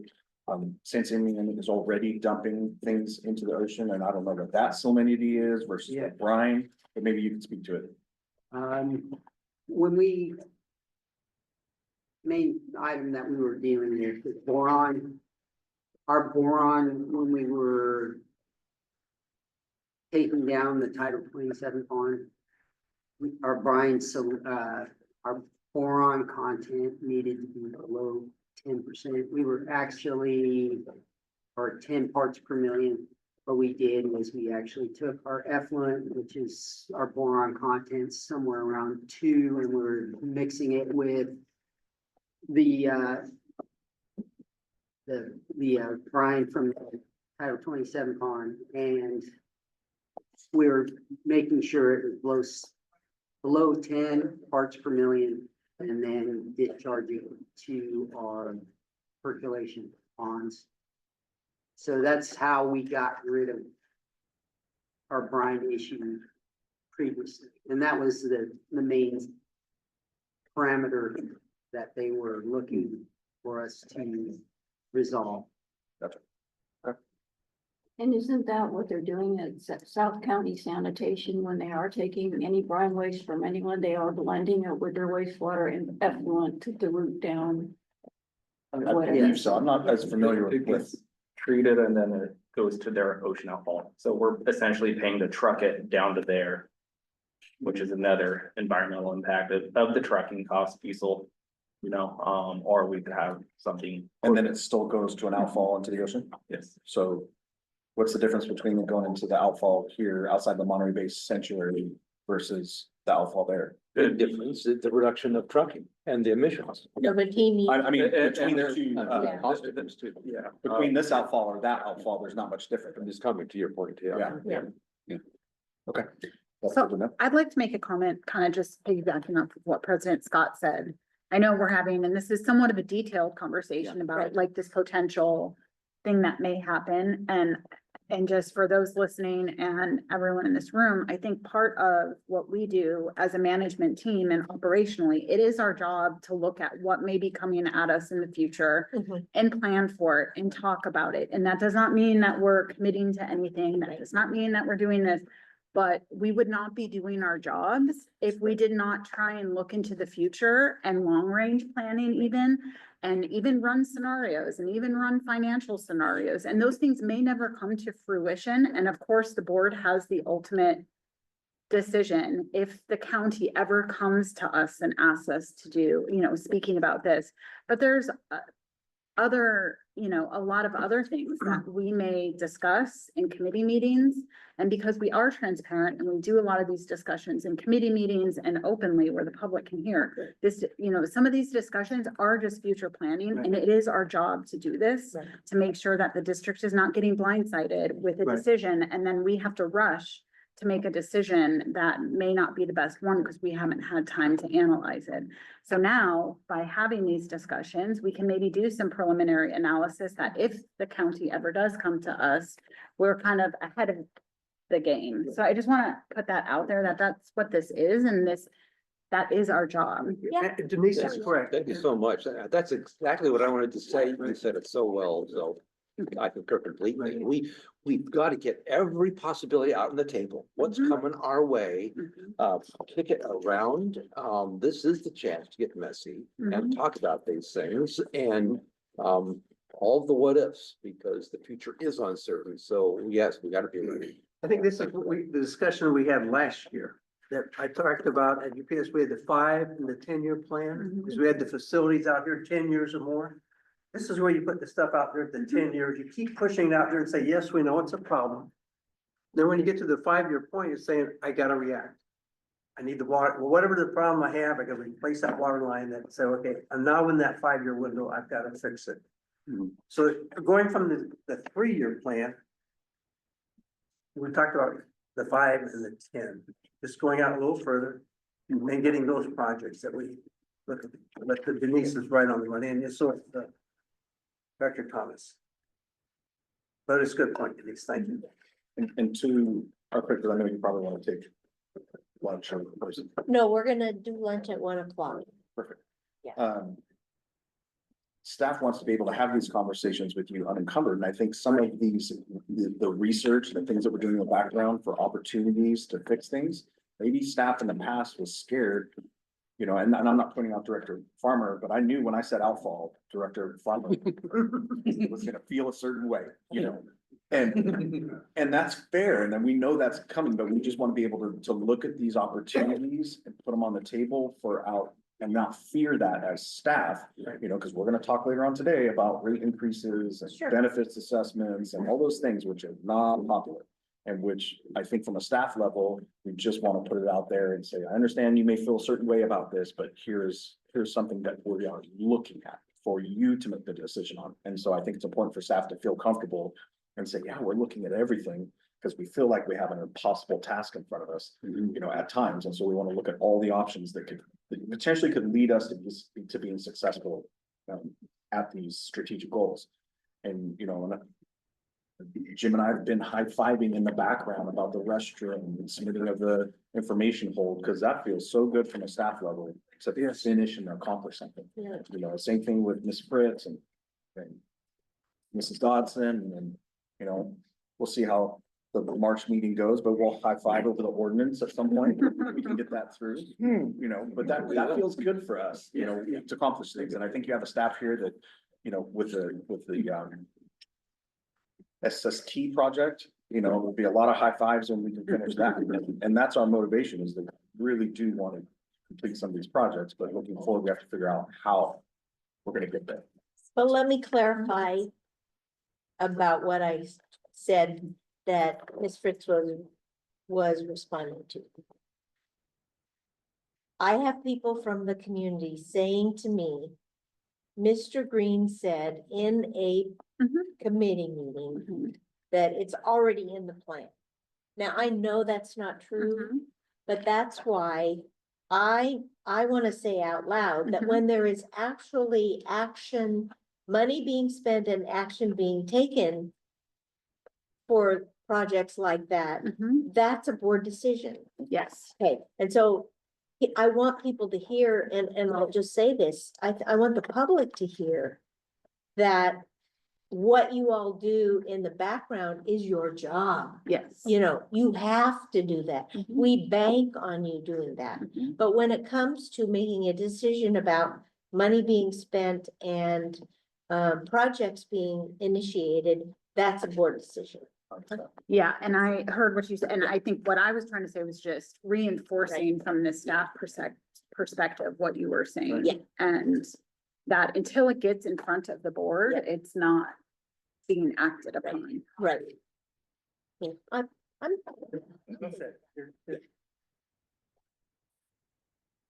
Well, I will say, from my point of view too, having been at in the fire department for quite some time now. I was astonished when I got in this position, how much, there was a lack of planning, to be honest, from previous, and again, I don't wanna go down that road, but there was I just didn't, I think in the back of my head, I always just assumed it was going on, and then to find out that it hadn't been going on, was very, eye-opening. And so I appreciate this very much, and from, you know, all of the conversations, whether I agree with them or not, I really, you know, I appreciate that they're here and I appreciate we're having them. And it's just, again, planning has been something that I've just seen, in the previous, administration of quite a lack of it, so. And the district's gone through it for 20, 30 years. This is not, new conversation. Right. It's just, we're trying to correct that. They started 5 years ago. We're in an excellent place. Excellent for the next 3 years.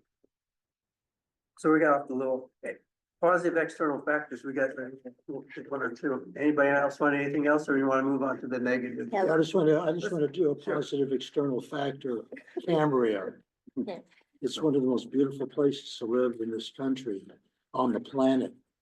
And I think the vibration, hopefully, that people get just by being in this natural environment that, and we'll be getting to the vision in a moment, this natural environment that thrives around us, that, you know, nourishes our soul and spirit and just adds to the vitality of this community. And how comfortable we are in just living here and caring for one another. That's to me, like an unbelievably positive external factor. And, you know, people move here for some of the reasons that I just mentioned. Okay, thank you. Let's, And I'm gonna add one more thing real quick. As long as I've lived here, I've heard people badmouth tourists. Now, we've all been tourists at one point. I'm out and I care for the planet boxes around town. I talk to a lot of people that are visiting here. And the majority of people that I talk to that are visiting here are really cool people.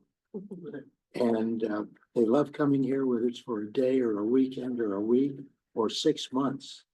And I think that's a blessing that we get so many folks that come here that have respect for this community and the people that live here. I just want to add that. well, let me just lead into our negative external context. Let's take a look at the public distrust and negativity. We get the 3 directors, we get the social fake news. We got the vocal minority that expresses dishonest sentiments that damage character and obstruct district development. Negative community members.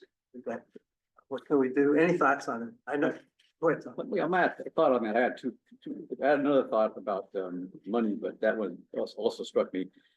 I think there's a sense that they may be vocal and they may be somewhat negative, or very negative sometimes, but the word minority kind of comes up too. There's a sense that they're not representing the majority Cambrians, which I think is someone you should maybe focus on that. Everybody should focus on that a little more, because as Mr. McElhenney said a little while ago,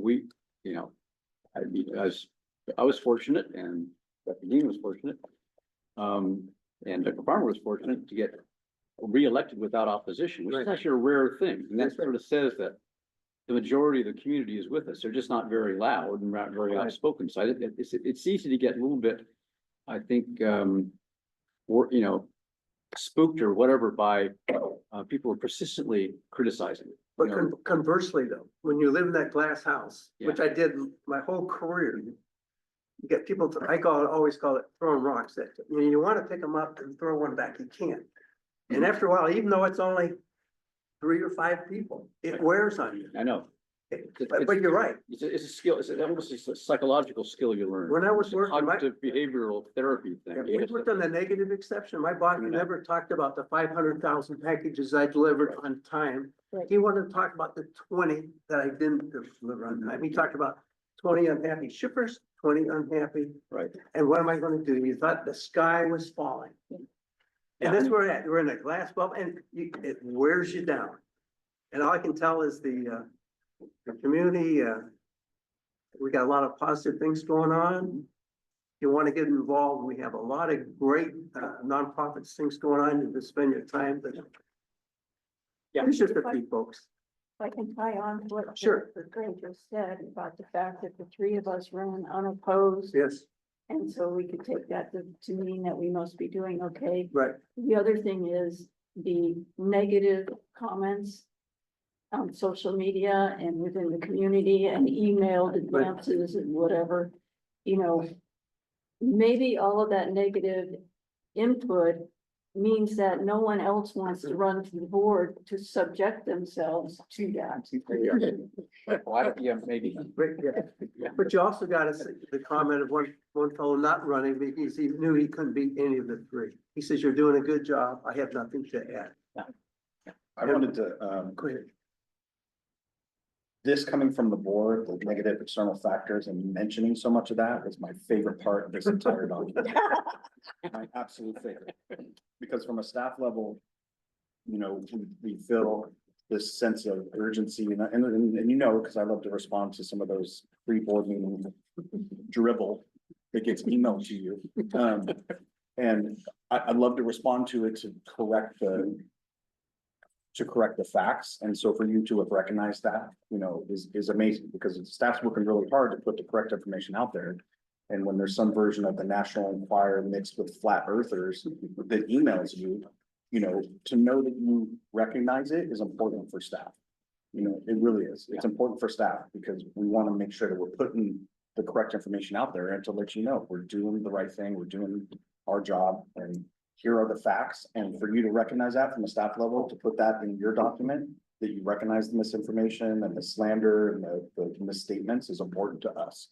You know, and so if we feel that you recognize that, then we can probably start taking less seriously those comments when they come up to the podium. And they. Can I say something? Yes, you may. So and just what Dick had mentioned too, I mean, when I worked at Cal Poly, we housed the 8,000 students and I was in charge of assignments and I would tell my team, you know, the 100 parents that would call them and inundate them with complaints. Percentage wise, you're doing a really, really, really good job, right? Like you housed 7,900 students who are happy and they have no complaints whatsoever. But it is hard. We're people, we're human, and so I look at my fellow team members and I know that everybody is trying the hardest that they can. And from a management perspective, and I think the general manager has done a great job of supporting us. You know, he creates an environment where we can make mistakes and he helps us through that and guides us. And I try and do that with my staff and everything else. And it's a management style. And we've created this environment where we can be human, we can work together, and we actually have a lot of fun working together. And so when those negative comments, they do come and they're hard. And so like, I think people need to remember that they do have a good staff that although, and I think comment and discourse, I think all of the directors can attest to that.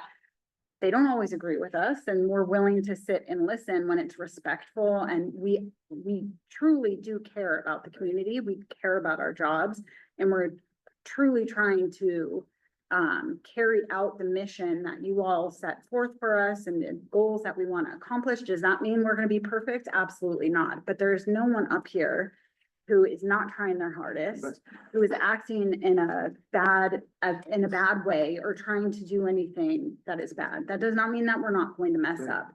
But when we feel like we're being attacked for the hard work that we do, it can be draining and it can be hard. So, Yeah. yeah. The one thing the community forgets, that the directors are all volunteers. They're taking time out of their personal lives. The health district doing, you get the school district. That's why I got involved and say, I was supporting. Yeah.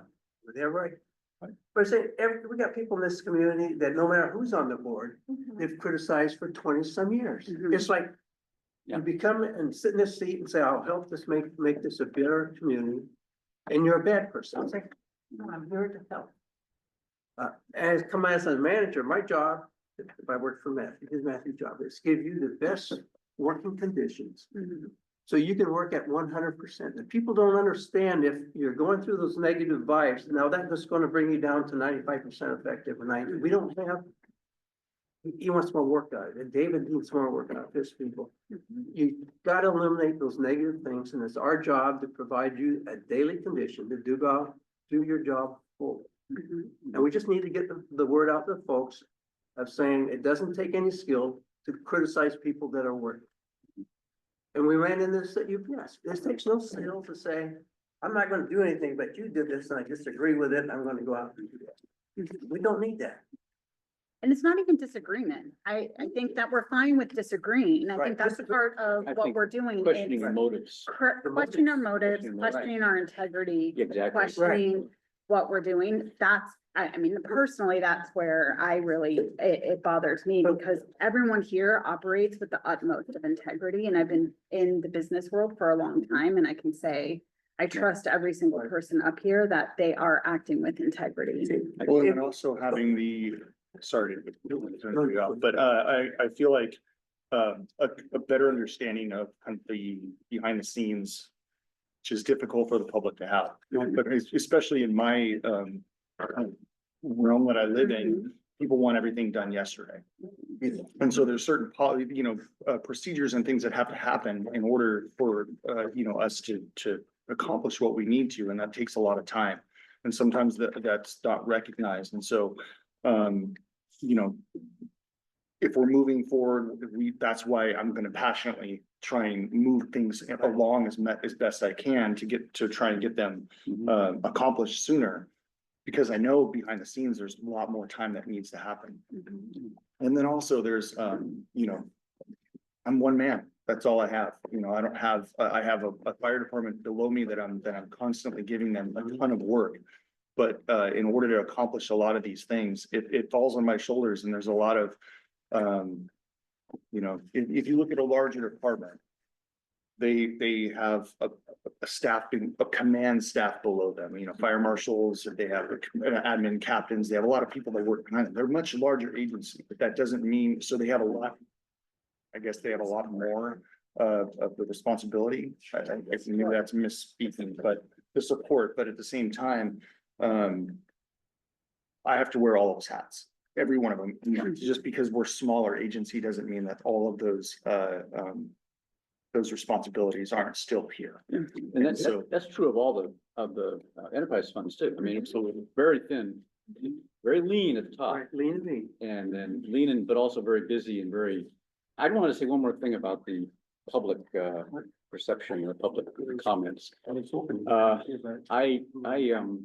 I go back to my career, which is in journalism, a lot of local journalism, covering, city councils, boards of education, every kind of local government you can think of, actually, any form. It's stuff kind of like this. It's inevitable in a public body that you're going to have a small number of people, which is kind of what we have here, who for some reason, not because they're interested in the issue, but it's just, it comes from within their own psyche.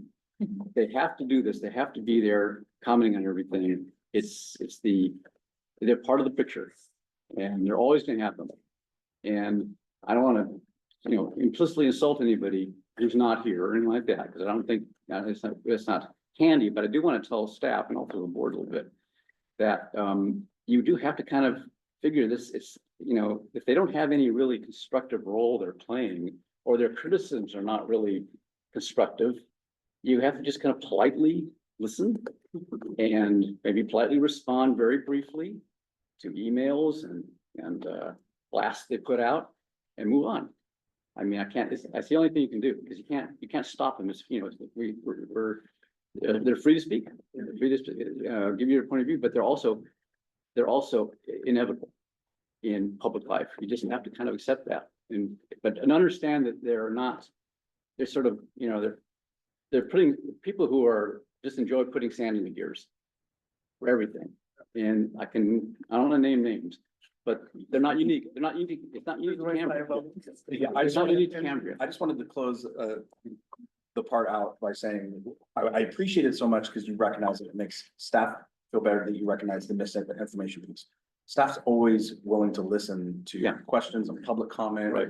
And valid criticisms, you know, which we've heard most recently. It's the stuff that's said that's just so off track that at least we know you know it, and that's what I meant by saying this is my favorite part. Is that you recognize it and you know it. So from a staff level perspective, it makes it easier for us to just disregard that piece.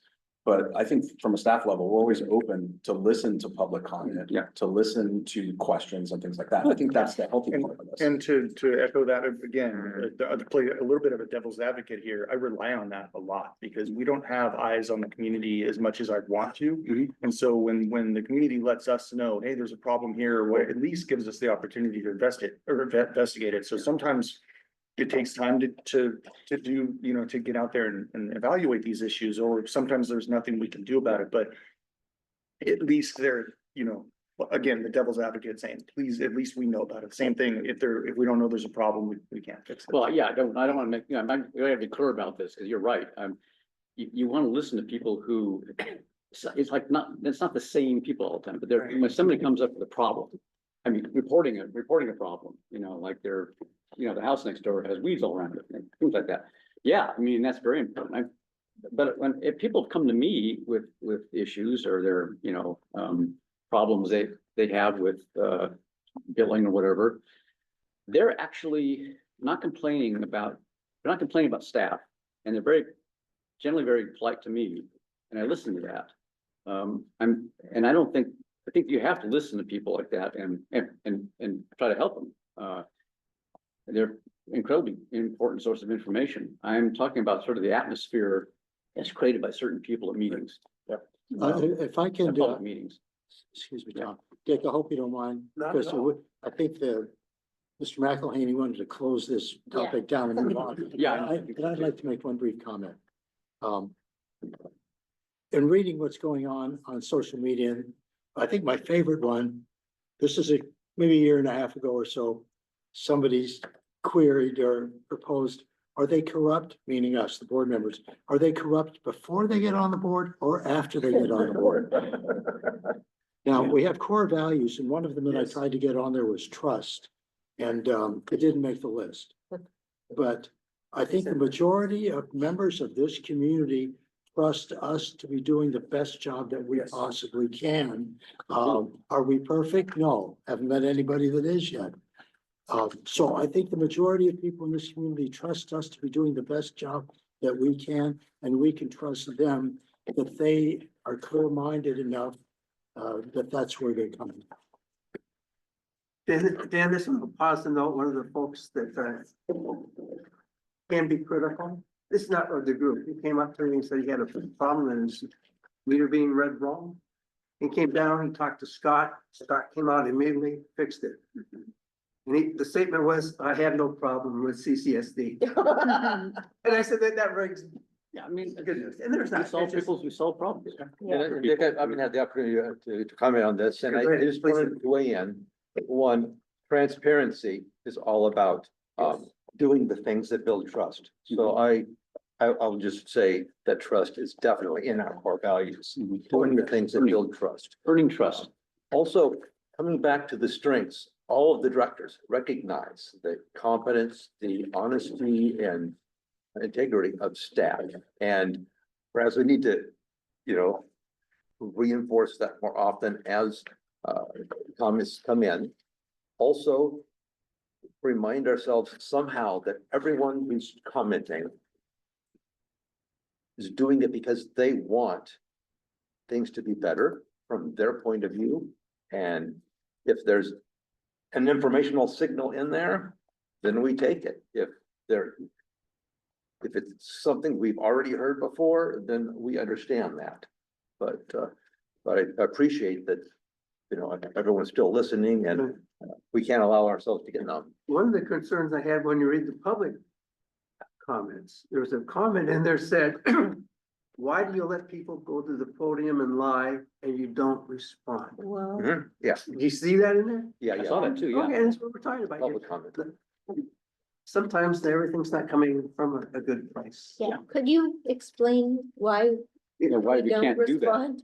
Yeah, why can't we respond? There are limits on responding in the Brown Act. Say that out loud. There are limits on responding in the Brown Act. In addition, people have a right to criticize the programs, policies, et cetera, of the agency. That's also in. So if someone comes up to the podium and blatantly blasts out a whole bunch of misinformation about what we're doing, A brief response is that's it. a brief response to correct Okay, that. that's good to know. Okay, Yeah. And I think that was the question that the public had is why don't we respond? I think it's something that you should, I've been there, I've seen it, and you say you. Yeah. And I wish could assume that jump up and say less than 3 minutes would be brief, correct, Mr. Hirsch? Yeah. Um, And At the same time, it's usually not a good idea to get into a big debate over Right. some of those No, things. but just Right. to state a fact that's correct. and it's No not- debating. All right, let's go on. Real quick, I just yes. want to say thank you for pointing out our staff. We're talking a lot about management and how management is interacting with the public and with the board. Yeah. But our staff is absolutely phenomenal. I agree. My friend Scott, Miriam, Rochelle, all of the water, wastewater guys. I mean, they go above and beyond and they're amazing. agree. The fire, you know, so I just thank you for pointing them out because, I think most people who interact with our staff realize how Yeah. much they're really dedicated to the community and their experience with us, so. As I said before, the strength of the whole exercise is your input on the weaknesses. Mhm. Yeah. That's what we built on. And A few years ago, we couldn't get people on the board. We just keep chipping away, but we just need to know what's happening. They can fix it. Mhm. They can put on that 10 or 15 year plan, but we need to know about it. And I appreciate your honesty, all the core value items that are up there. And I can speak from my departments, you know, they've been really vocal in letting me know that they can see all of the work that we're putting. Yeah. in, especially from staff and board. They can see that, and that's what's really important to me. Yeah. Is to knowing that that's, you know, reflecting on Right. their opinions and it's really creating a solution to a lot of the issues. And so the directors are trying to do, we set up this meeting, again, as I start out, it's educational, it's communication, there's some coaching, there's some mentoring, whatever we need to do, we're gonna do today. So that we can later on do the 3 year plan and maybe hopefully expand it. And it also gets the word out in the community that we are working on a good plan.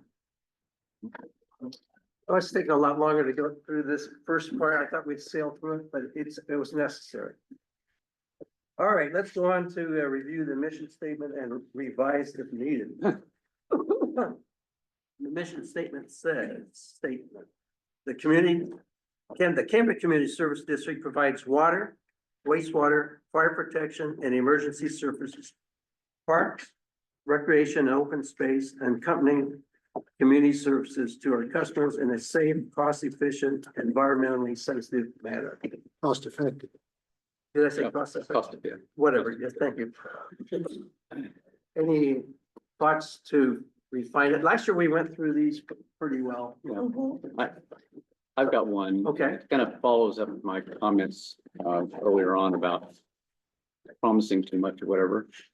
I think we need to make the mission statement reflect what we actually budget for. Primary things we budget for, primary services, which I list as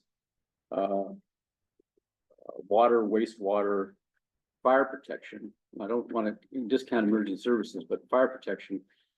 And then other services, because Parks and Recreation in particular is not something we provide because we have no budget for it, to be blunt about that. We provide for solid waste, as you mentioned, but that's another thing that we do. We franchise it out, but it's not like part of our core budget functions. And I think we have to start aligning, carefully aligning our mission statements and all of our policies with what we actually have money for allocated. And I think that's the one thing I would change. My suggestion, I think, was one of them listed here. Right, Wes. I would just say the Cambria Community Services District provides water, wastewater, fire protection, and other services, which includes emergency services too, to our customers in a safe, cost-effective, environmentally sensitive manner. And keep it Right. brief in general. I think there's quite, last year Tom brought up, he asked me what the mission statement of UPS was, it was best service, lowest cost. Sometimes it's less is better. Right. Last year we used the approach of saying, let's put in more of the services. So we listed all but a couple of. We're open to comments.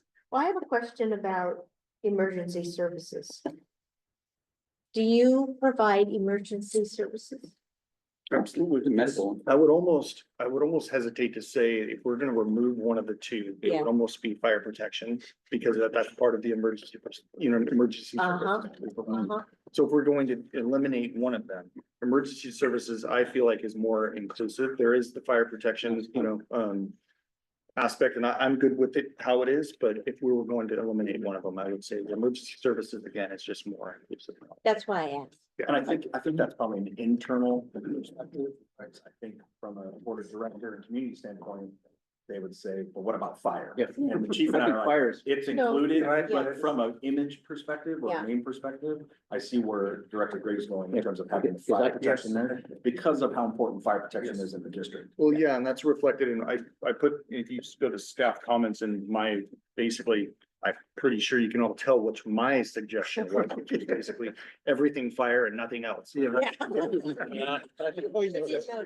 so basically, so I appreciate the global input, and yeah. Yeah, because I think, just to defend, just having fire as the one thing named. The other services, of course, yeah, your medical response, emergency, rescue, a lot of things the fire department does. In addition to fire protection are things that are, I don't want to say I wouldn't diminish anything fire department does, but they're in conjunction with other providers. Fire protection is, your primary, we're the primary agency for fire protection specifically, and that's what the public is interested in above all, because, the medical response is important, but there's an ambulance service that does medical response and transportation and rescue and things like that are kind of usually in conjunction with other entities that support. The fire protection is primary, just like water and wastewater are primary. We're the only ones who are responsible who can do that essentially here, and people know that, and that's what they look to us for. It certainly feels premature to remove Parks and Recreation from the mission, given that it's one of the assigned powers by LAFCO. And discussion came up earlier as an opportunity to, it was brought up. That's something that could be considered to give that power back to the county for discussion and consideration. Do I think that the public would be served better by doing so? Not on your life. I don't think that would benefit the public, but the district is underfunded. So it's on us to consider that, because there's, it's conversation to be had. It's analysis. Let's have that conversation, but to remove that while it remains district opportunity, just responsibility, it certainly seems premature. Well, of course, there's that category of other services, but also transit is an assigned responsibility. And We don't solid, provide it. well, but it's assigned by, and solid waste, but that's, it's not, we're not listing everything, basically, that's the idea. So we're not listening to items, the building and the transit part. Yeah. And you can go down as low as UPS, best service, lowest cost. You can say just the services. Here we identify, I think one of the things we're trying to isolate is, for us that live in the community, which directors, or which group do I go to? Do I go to healthcare? Mhm. Because somewhere along the line, you wanna say, this is not my job, Yeah, so I was reading through. this is what I do.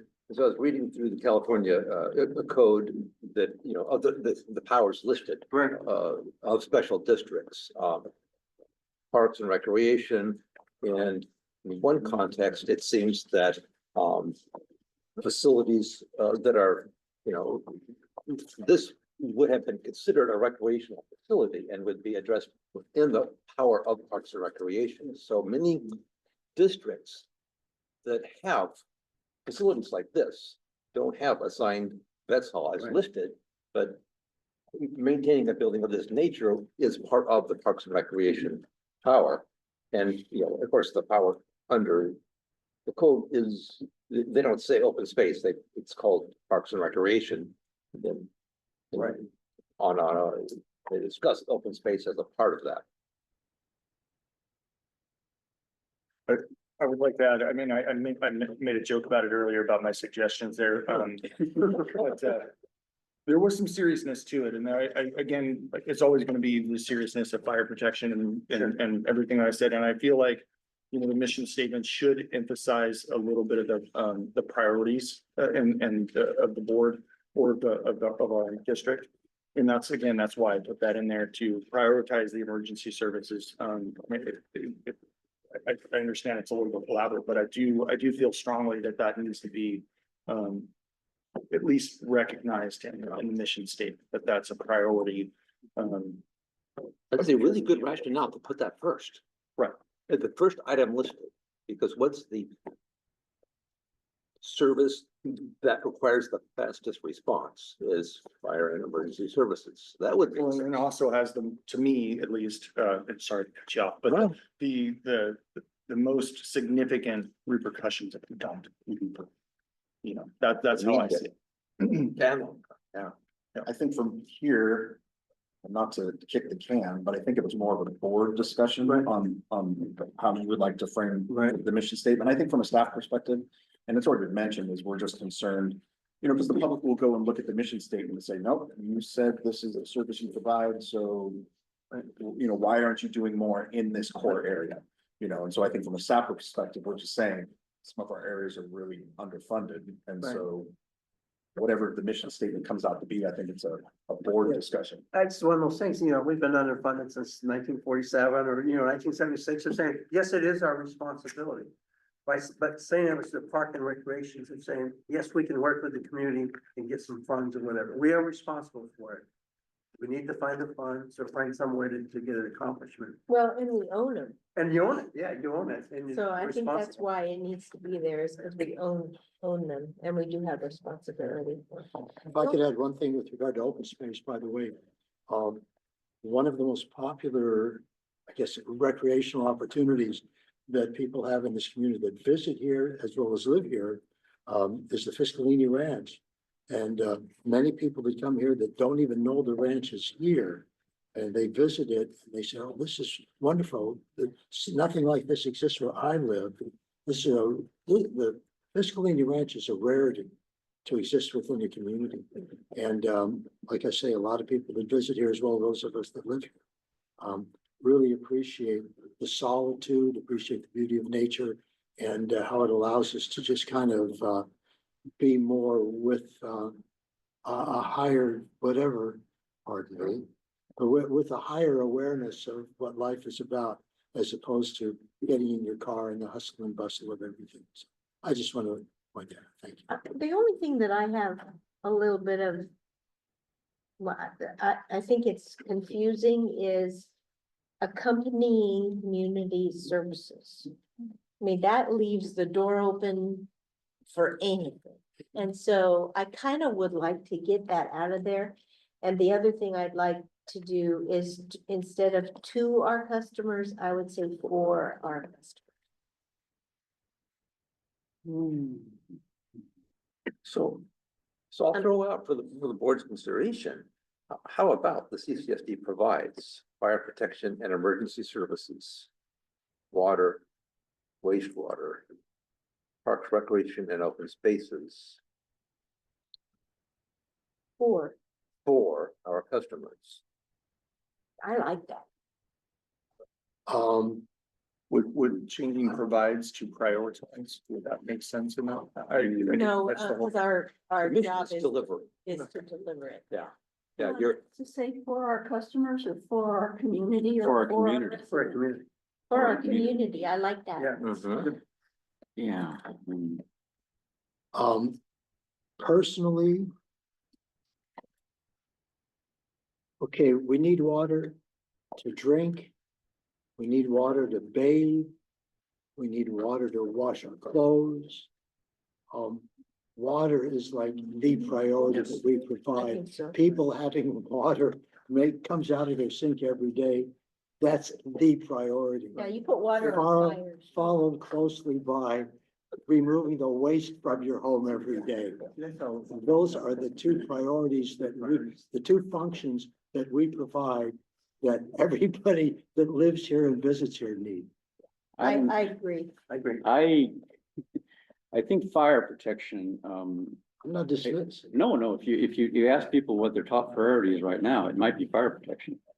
Not water and wastewater. Maybe they take water and wastewater for granted. That's it. Yeah. However, I think, our responsibility for fire protection in Cambria is as important as water and wastewater. Well, I'm the not safety of the dismissing that. public. I'm just Yeah. talking about the order that it. Well, I don't know. I mean, kind of like the idea of putting fire first district. So if you guys look up at the TV screen, I did share my screen and I'm kind of making your guys' Oh. proposed changes live. Yeah. So if you want to read just kind of the updated mission. It reads the Cambria Community Services District provides fire protection and emergency services, water, wastewater, parks, recreation, and open space for our community in a safe, cost-effective, and environmentally sensitive. I don't wanna look at my two water and wastewater gentlemen down there.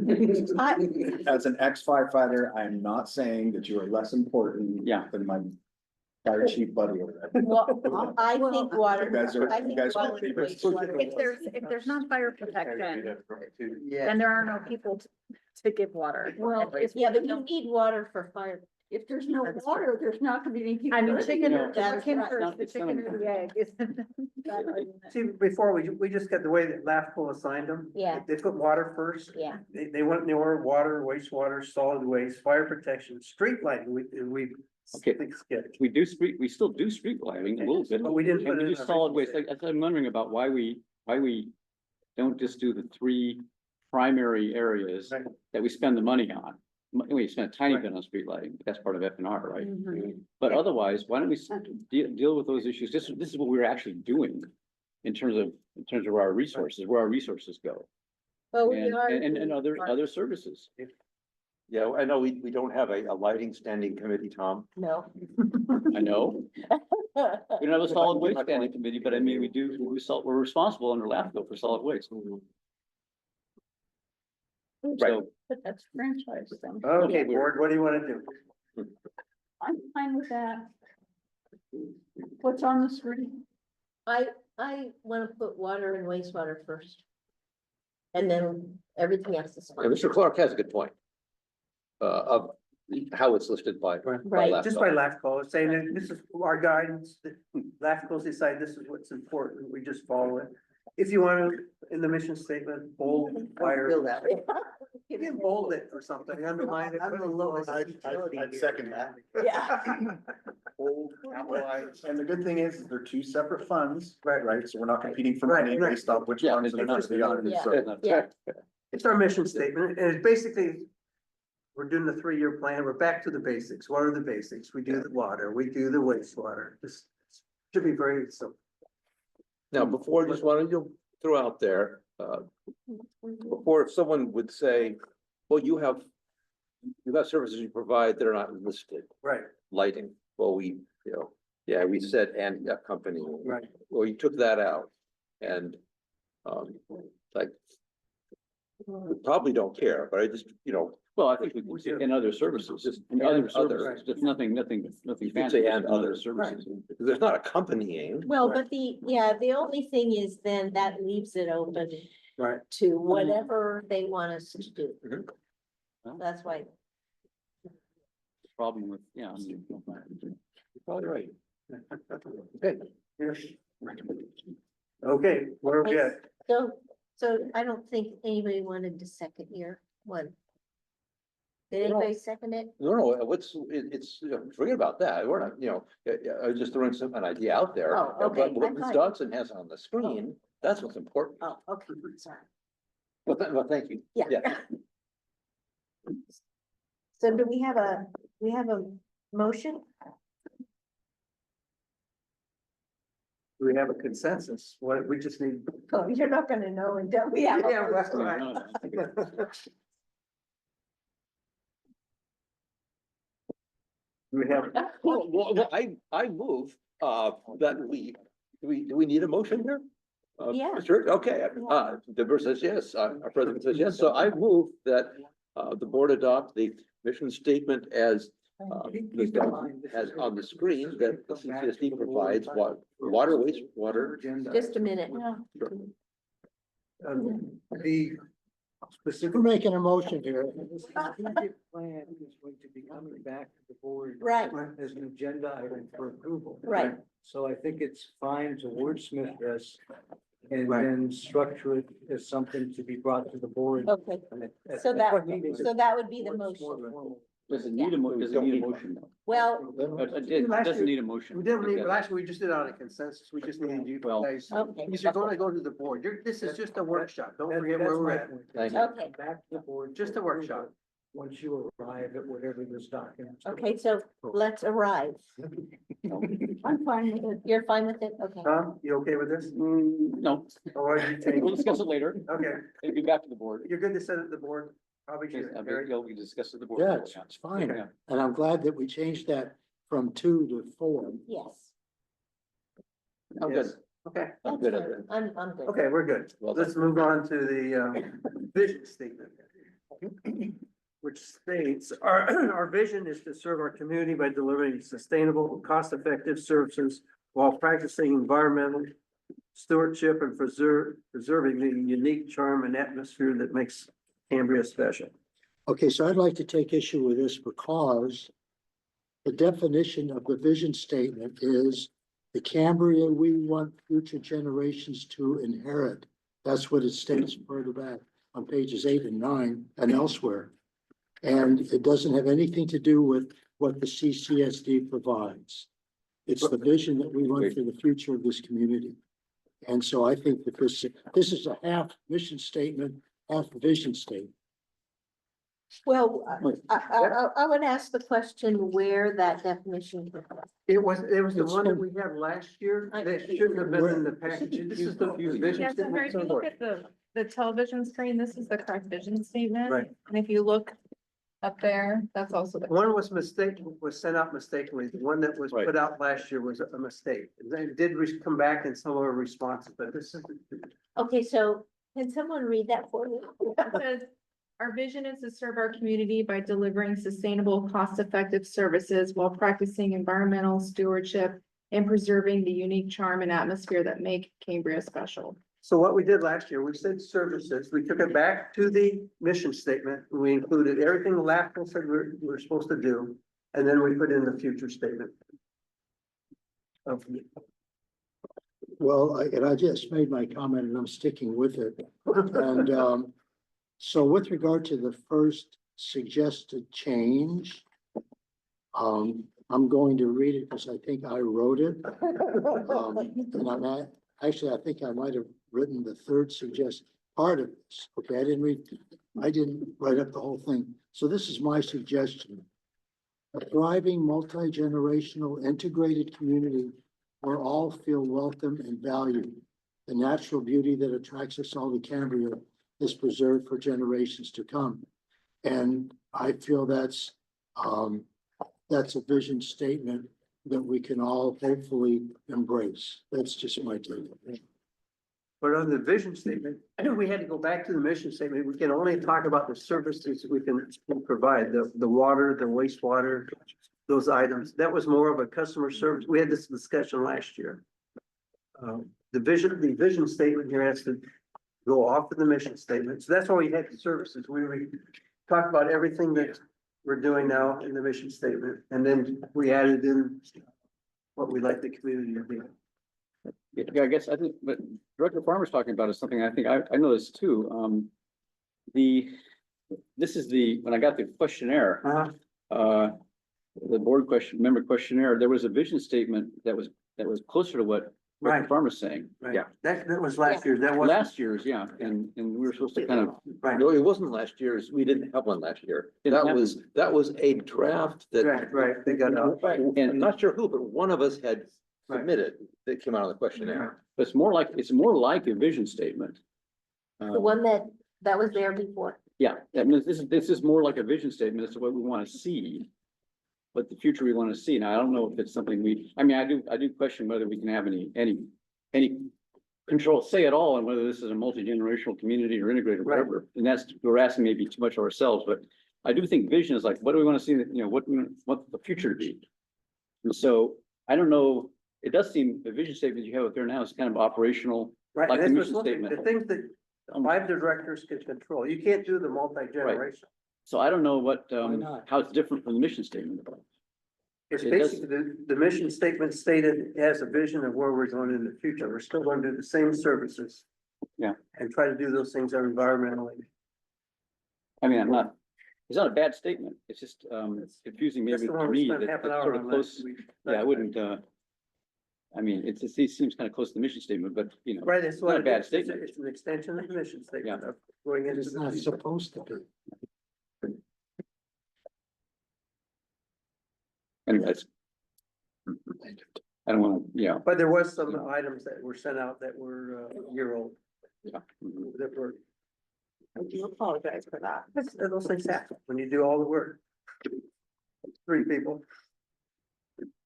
Hmm. Any other comments about the vision statement here? Yeah, they are similar. Mission statement is clean, simple. This is what we do. Right. Straight to the point.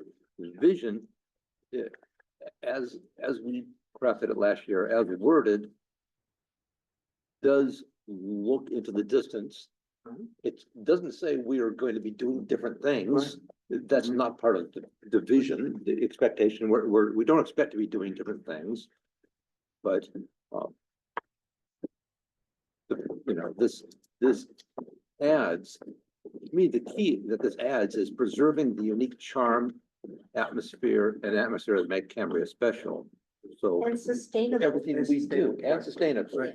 We're looking to the future with that context, and it is clean and short. So many vision statements go I think a it's bit too fine. long. I think Yeah. it's fine. I mean, Yeah, we spent about half an hour on it last year. Yeah, And I think- I think I agree with it.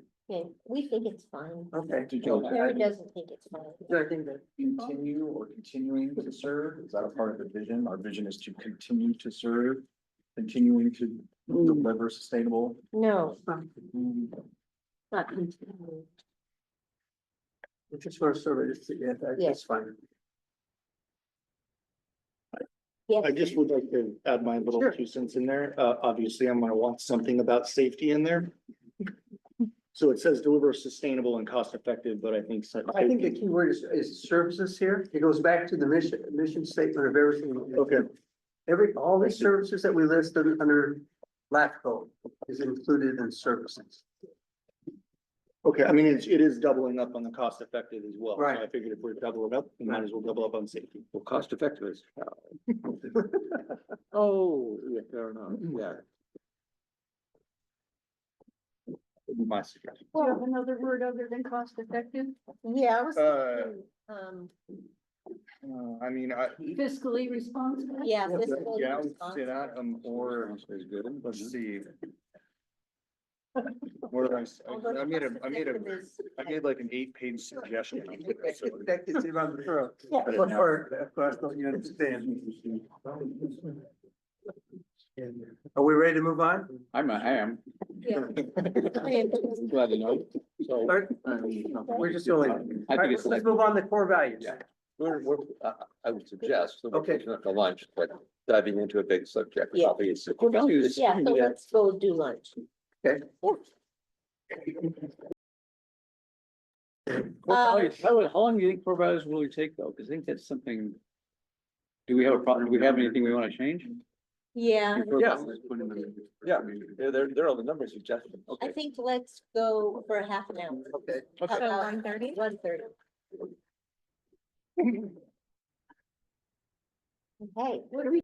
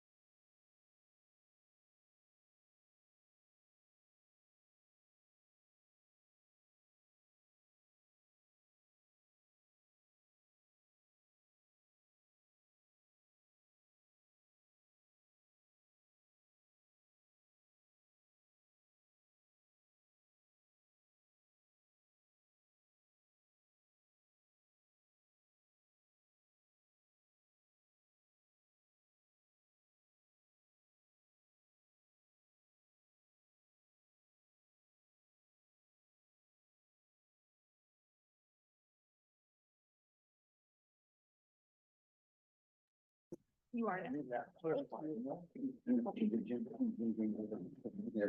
Let's see. Okay, we're going to now go into our core values, which we have 7. First one is customer service. It states that we provide exemplary service and support with a focus on the needs of our community. I believe we had one director that had a suggested change. I like the proposed change. I think we had three directors that liked what we had. Okay, that would, yeah. But one director suggested change was, we provide exemplary services and support, always putting the needs of our community first. 48. What page, Um, 40 is? I'm on 32, page 30. Oh, Were you about the old 32. 32. okay. Yeah, and I was one of those that said everything's fine. Okay, there's So- 3 of you. So this is someone else's suggestion, so Right. I like the suggestion. And I would call you and raise you, where it says always putting the needs of our community first, I would say always putting the current and long-term needs of our community first. How about present and future? Future, yeah. That's cleaner. And same concept. Yeah. Just a thought. Yeah, I like it. 48 on 49. Customer service. Customer service, yeah. Same as the other one. Is everybody on the same page? Is it 48? No, page 32. 32 32. We're looking at the district, Well, yes, and also 48. and 48. Well, yeah, I've got both pages open. Oh, I see, okay. Yeah, the staff. I'm looking at oh, I think this was, well, that was the staff.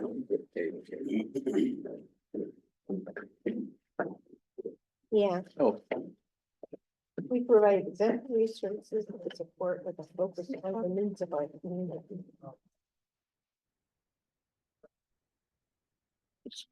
all right, where are we at? Do we want to change it? We had the one change, do we want to?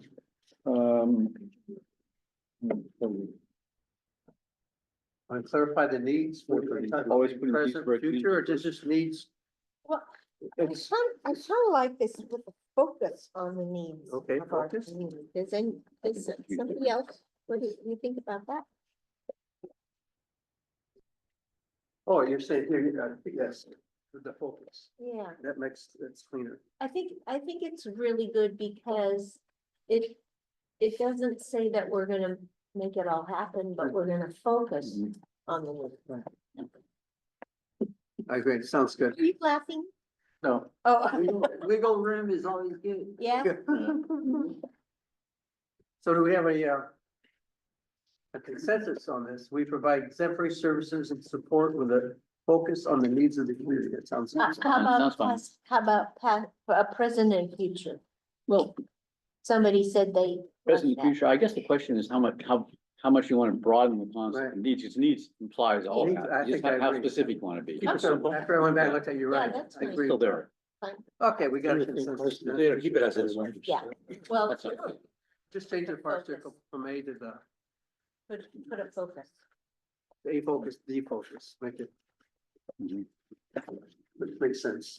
You're off focus, I'll. Defocus. Oops. We didn't do, Fiscal responsibility. we're gonna put the. Primary focus, what was it? With the focus on the needs, yeah, we need to change that A. The focus on the needs, Yes. with that, Yes. we provide exemplary services and support with the focus on the needs of our community. Yeah, Well, that is distinctly better, Yes. yeah, because a focus is like, yeah, Yeah. you're one of many, but Yeah. you know, whereas the focus. yeah, I like it. Okay. Okay, let's go to the second one, a fiscal responsibility. We manage our finances in a prudent manner to sustain and protect the assets of the district while considering community needs. There was a recommended change. I like that change. I did also. Yeah. I think it's better. I think it introduces idea of managing with due consideration for the pocketbook Right. of the customers and the Right. So taxpayers. for those that are watching, the change, recommended changes we manage our finances prudently to meet the needs of the community and avoid undue economic burdens on current and future Cambrians. Like that. Yeah. I guess. We got consensus. Let's move on to the next one. Wait, can you say that again? Yeah, please? I mean, I'm hearing everyone's changes, so let's just Okay. make sure I get It it. reads, we manage our finances prudently to meet the needs of the community and avoid undue economic burdens on current and future Cambrians.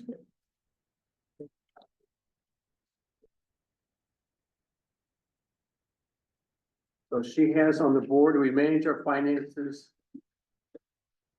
prudently to meet the needs of the community and avoid undue economic burdens on current and future Cambrians. Is that the same one we got?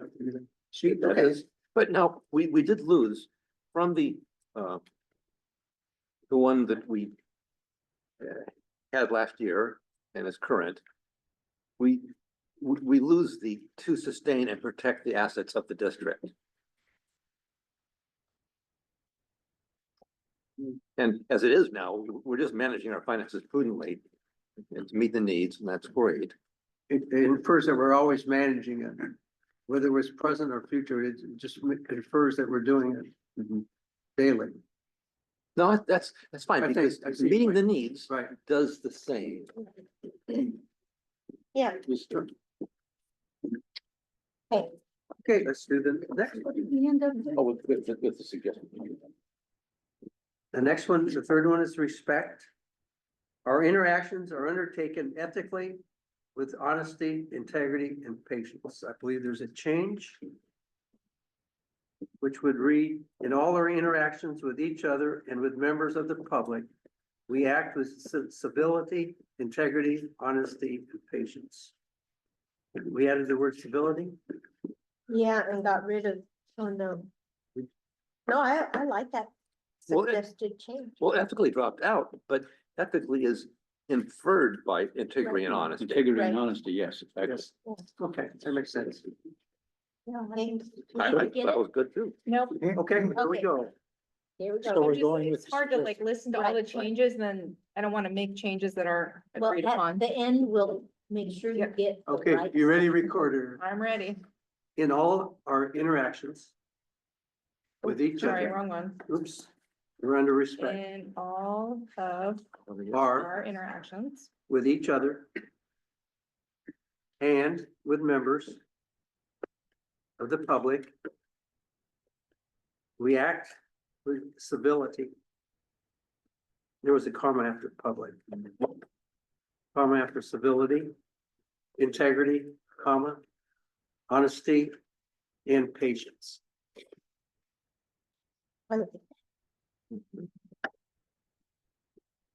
And do that on the board that way. In all our interactions with each other and with members of the public, we act with civility, integrity, honesty, and patience. We're good? Consensus, director? Nod? Yes, we're good. And if, Go ahead. if I were, needing to explain this, I mean, I'm still like, interested, like, who wrote these? Because this is great.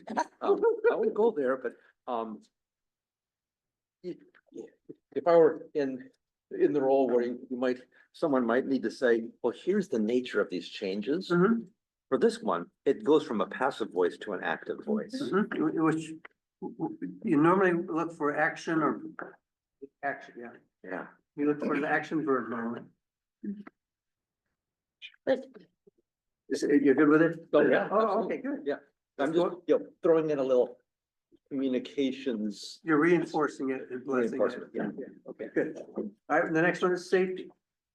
We follow strict safety policies, procedures, and regulations to protect our district personnel, our services, and our community. There was a change recommended. Safety, which would follow as, we follow the highest level of safety policies, procedures, and regulations to protect our district personnel, our facilities, and our community. What was the addition?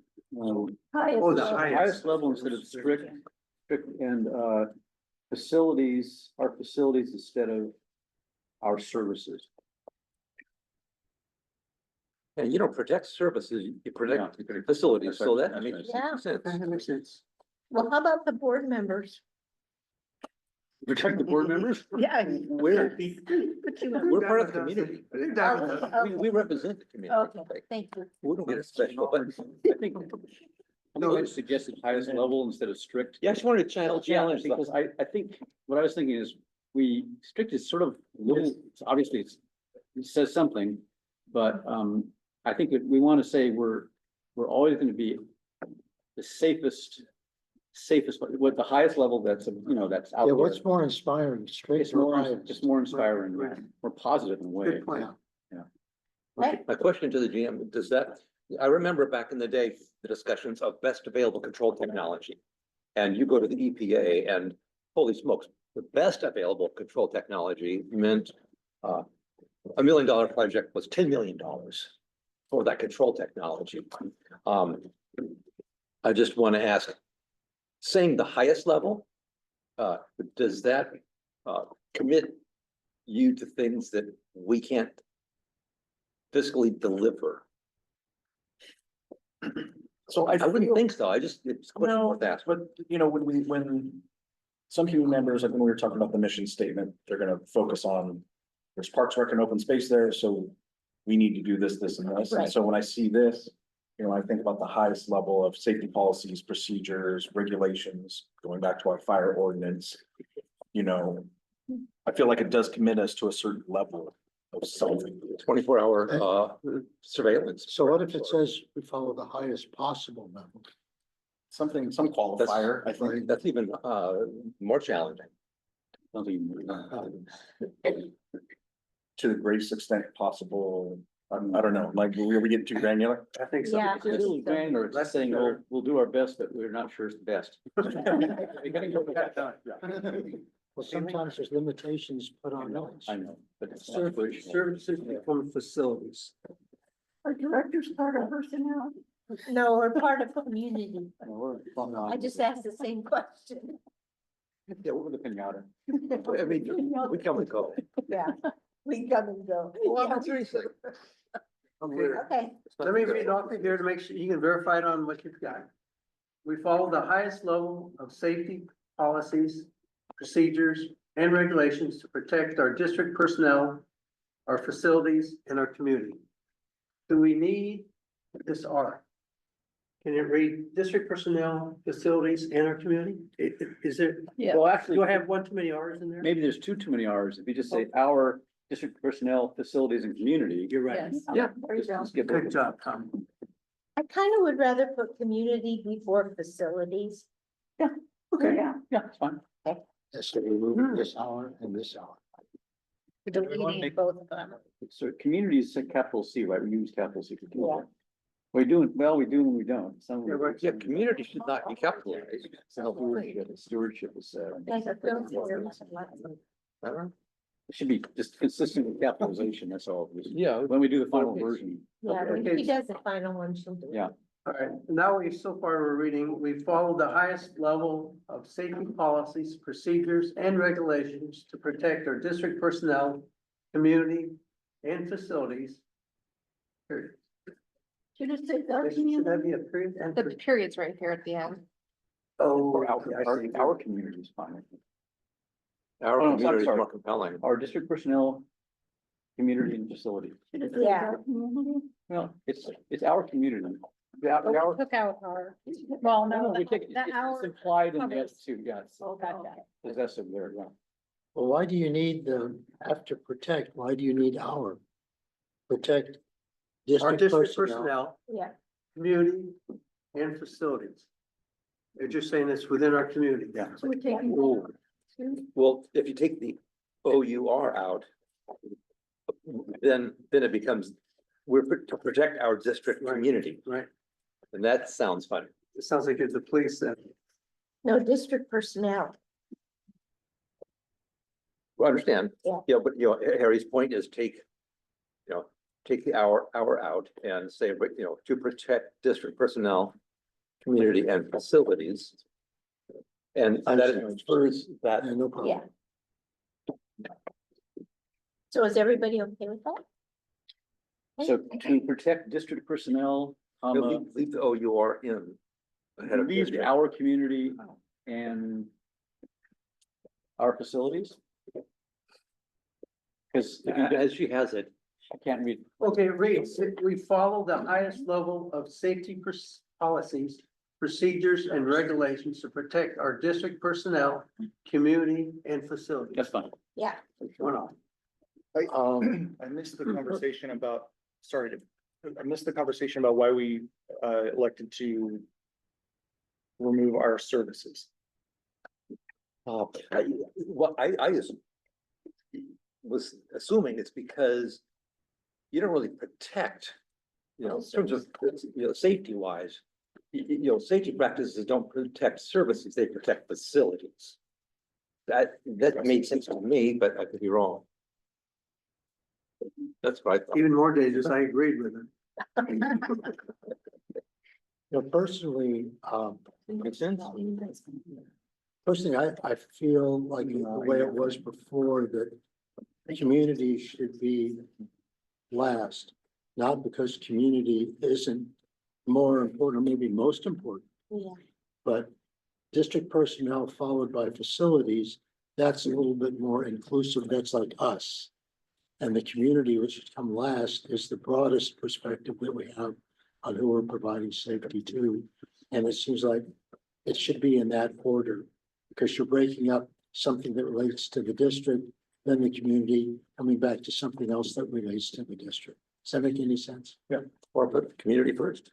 And then I'll add to what she may or may not be alluding to, is that these safety policies, procedures and regulation actually help us maintain our services, because without the employees being healthy and safe and not injured, right? Especially for the fire service where they do, there are different things on our water and wastewater folks when they're engaging in repairs.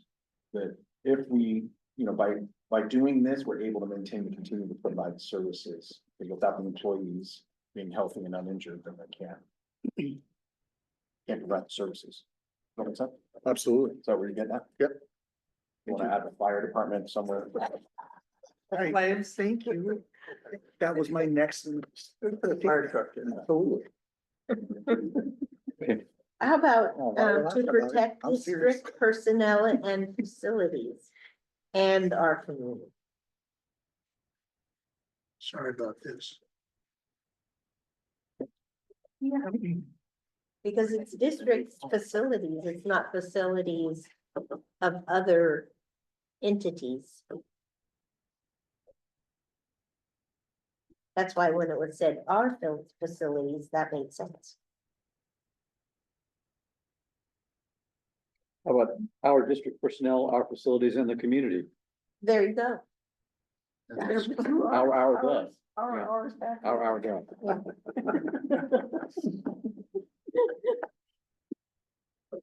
And I gather a hint that from what the GM and fire chief were saying, we should also put services in there in the series of in there somewhere. Well, I hear them say that, but I don't agree. That's fine. I was just giving our rationale for why Yeah, it no, probably was there, and that there is some interconnection with safety policies keeping our services running, but you don't, it's not a hill word. Well, the rationale was good. I buy it, yeah. So we're back to the double R. Right now, we're standing, And then, right? we follow the highest level of safety policies, procedures and regulations to protect our district personnel, our facilities and community. Is this doable? Do we have a consensus? I think, and the community. And the community, yeah. In the community. And as Mr. Hirsch says, we'll get a chance to look at this again. Yes. And adopt it actually. Are you already planning a change? Anybody else wants to do it? He's trying to move on. You'll get your chance. okay, so teamwork. The next one is teamwork. We recognize the qualities, abilities, and contributions of others and seek to work collaboratively across departments to carry out the district's mission and strategic plan. There were no recommended additions to this. We got. I like It's fine too. Okay, we're gonna go to the next one, transparency. We strive to conduct the business of the district in an open, honest, and direct manner while encouraging input and feedback from the community. Again, we had no additions. We're good. You want an hour or do you read the, so should we do the or? I misspoke. Okay, I should have read whatever is here. okay. Under stewardship, we strive to leave our infrastructure, community, and environment in better condition for future generations. Like And, that. and we had, Yeah. we're good. Yep. All right. Let's move on to core areas. Kind of add something, I suggested for the core values, of another one to add, that says prepare. I think it's on number, Oh, yeah, I like, or. it would it's on be- 49, it page would be 49. prepared. It would, yeah, because it has to be a name. Oh, okay, perfect. Yeah, preparedness. Where were they? That would be an additional core value. So it's on page 49, the suggestion was up there. Yeah. No, I just wanted to discuss that. It's like a subset of the mission.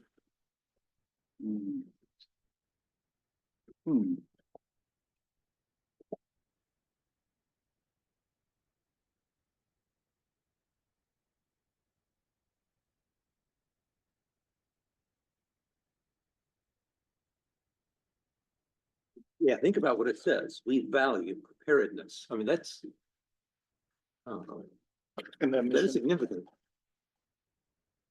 I think it is. Yeah.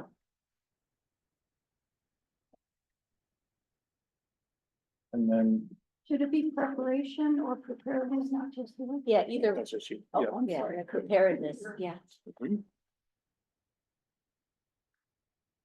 Again, just a suggestion, so it can be. Do we want to consider adding it? Yeah, Yeah, I did.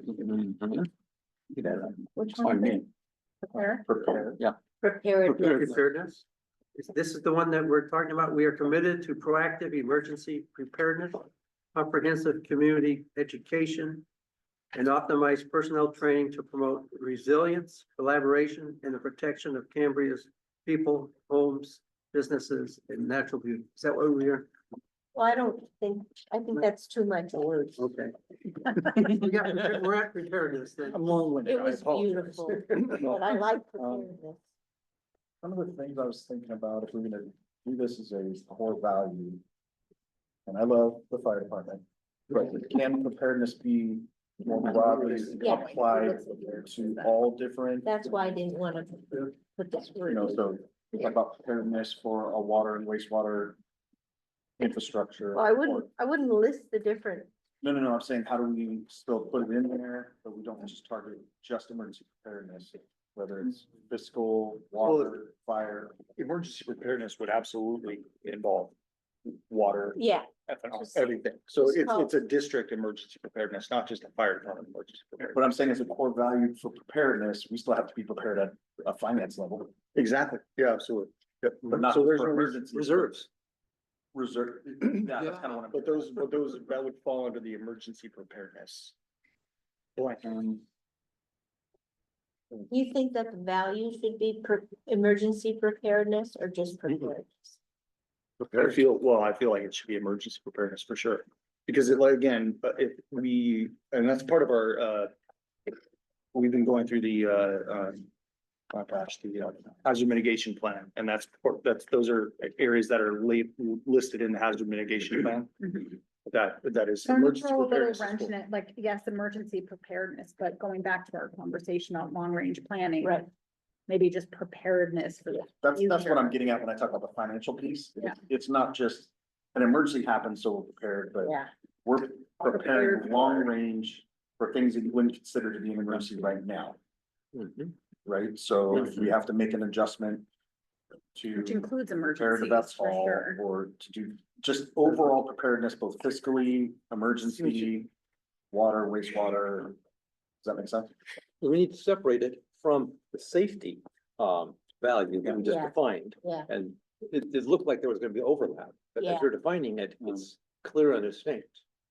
Yeah, So just, I mean, like what is you that a core value for us to say, hey, and Director. Yeah, I had a- mentioned it with the long range, fiscal forecast. I mean, we've been talking about it a lot in this meeting, just planning. and Right. I was- What we haven't done in the past. Yeah. Going to suggest a little change of wording, maybe to make it broader, and also to make the heading consistent with all the nouns. Maybe the heading should be preparedness. And then we commit to proactive planning, community education, and yeah, I mean, I'll try to get rid of a few of the adjectives there. Yeah, you don't- Going back, and personal training to promote resilience, collaboration, and all those things. In other words, we commit to proactive, proactive planning or emergency planning, community education and personnel training to promote resilience, collaboration, and the protection of Canvas people, homes, businesses, and natural beauty. The preparedness is the heading. Tom, how about, getting rid of all that middle part and just say, we are committed to, We commit to. there you go, we commit to proactive planning. Mhm. To provide services and protection of Cambria's people, homes, businesses, and natural beauty. Then you get the services in there. I mean, yeah, the more concise, the tighter the better. Yeah, I don't think we need to put community education and personnel training and all that. Cause that's part of it, that's part of the proactive Yeah, there- planning, Yeah, those are hows. yeah. Yeah. So we commit to proactive planning.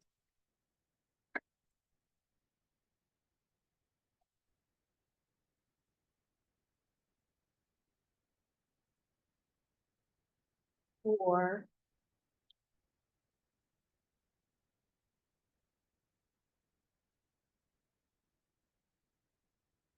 something about for the French present and future protection of our community. Something like that. I'm not stuck on that.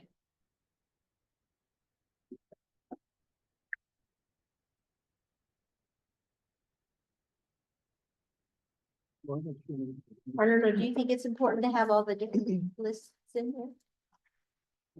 And yeah, if you can narrow it down, make more of a summary, but keep the idea of proactive planning in there. Yes, Yeah, go back and say, look at respect. It doesn't describe each department. no, Right. We all, right? yeah, Fiscal responsibility, it's all of us. So, yeah, I like where you're going. This Yeah. is, we all ascribe we to this value. commit to proactive planning. And then maybe, well, I guess community education and personnel training, I don't know if we want to include those, but I think proactive, basically all those things are kind of lumped together Right, in some word. Yeah, what you're missing, if you say just planning, how about then, because, readiness? yeah, something to execute that plan. And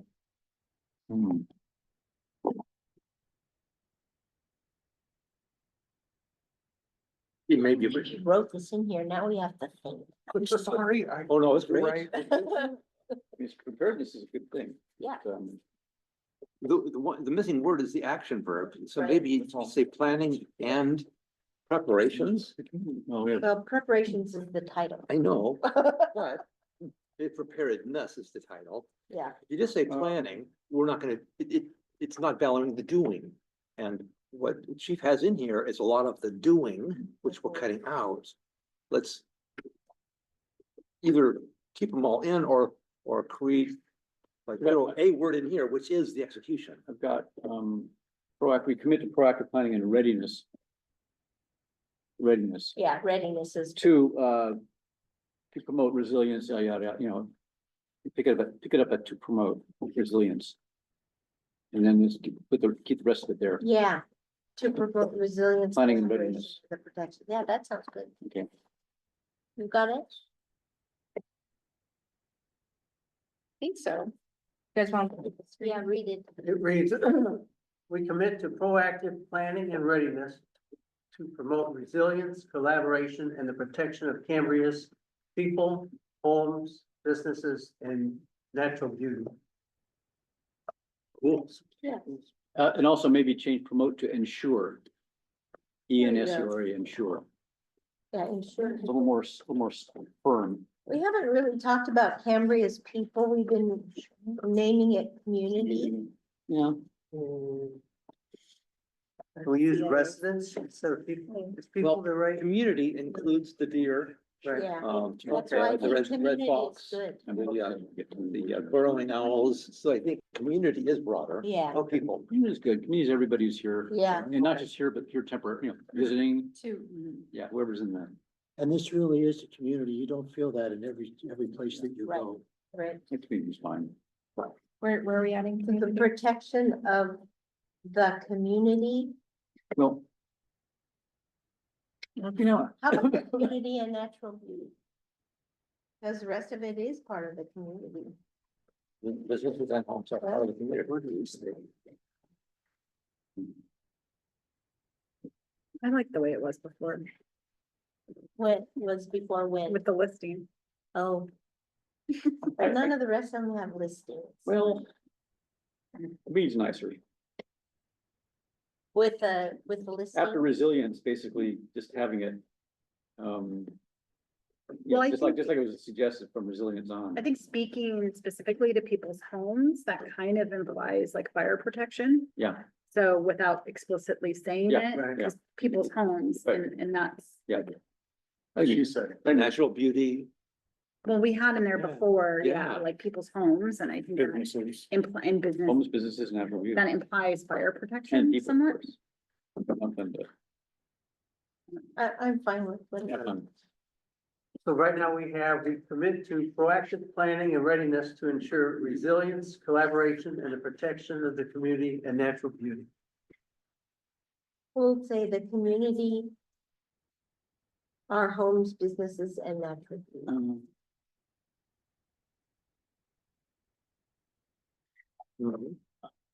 It makes the point, I mean, I'm not too concerned about the exact wording at the end there. I think we just want to make the point that we're ready.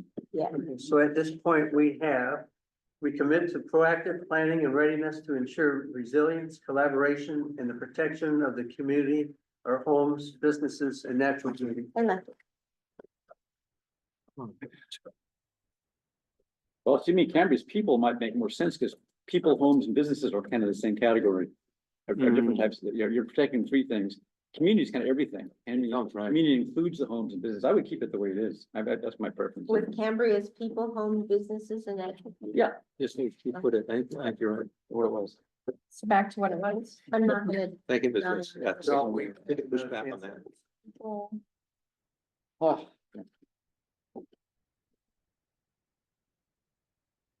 Okay, good, thanks. is that what it was? Yeah. Read it. I'll read it one more time. Yeah. Preparedness. We commit to proactive planning and readiness to ensure resilience, collaboration, and the protection of Cambria's people, homes, businesses, and natural beauty. It sings. It sings. La la la.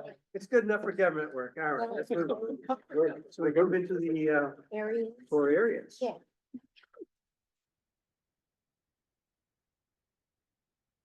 So the core area of water services generally. Yeah.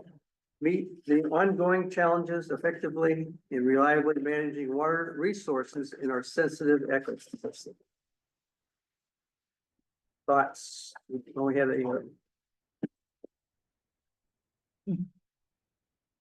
had a change, a recommendation. I don't like the suggested changes too wordy. I mean, But I'm just one person. One person, the Yeah. wording part says, provide an adequate and reliable supply of potable water to meet all community needs, including the anticipated. future needs. 32. 42, suggested changes around 49, right? Is that what you read? There's one. I'm back on about, back on the board member. Yeah. input. Oh, I see. He's reading that, remember. What? Yeah, you might have to have both. So you- It'd probably Yeah. be 2 pages, one way or the other, probably 32. Yeah. I was referring back to Yeah. the district, the board members, from on page 32. Great suggestions.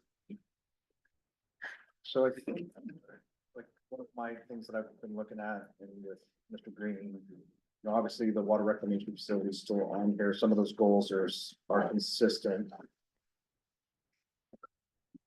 But at some point, we need to target a sustainable water source. What that is, we don't know, but we're still talking about meeting our ongoing challenges, providing and effectively managing our water resources, but those water resources are too often. So is there room in here to target an additional water source? How it's worded, I'm not sure how you want to frame it, but whether that's, And you want to just have this in one statement, one short sentence for the whole topic, Yeah. for the whole core area. yeah, because if you look at the core area, you know, we say something about water services, and then a strategic goal is the events in CDP, and then we're moving into wastewater services pretty quickly. And it's like, I went through these over and over, and it's what's good about how these have been written and suggestions as well, is they're like all encompassing. If you put the staff suggestion, you're adding the upgrades over time. And then whoever suggests this on the board of including anticipated future needs, it's like, it really is.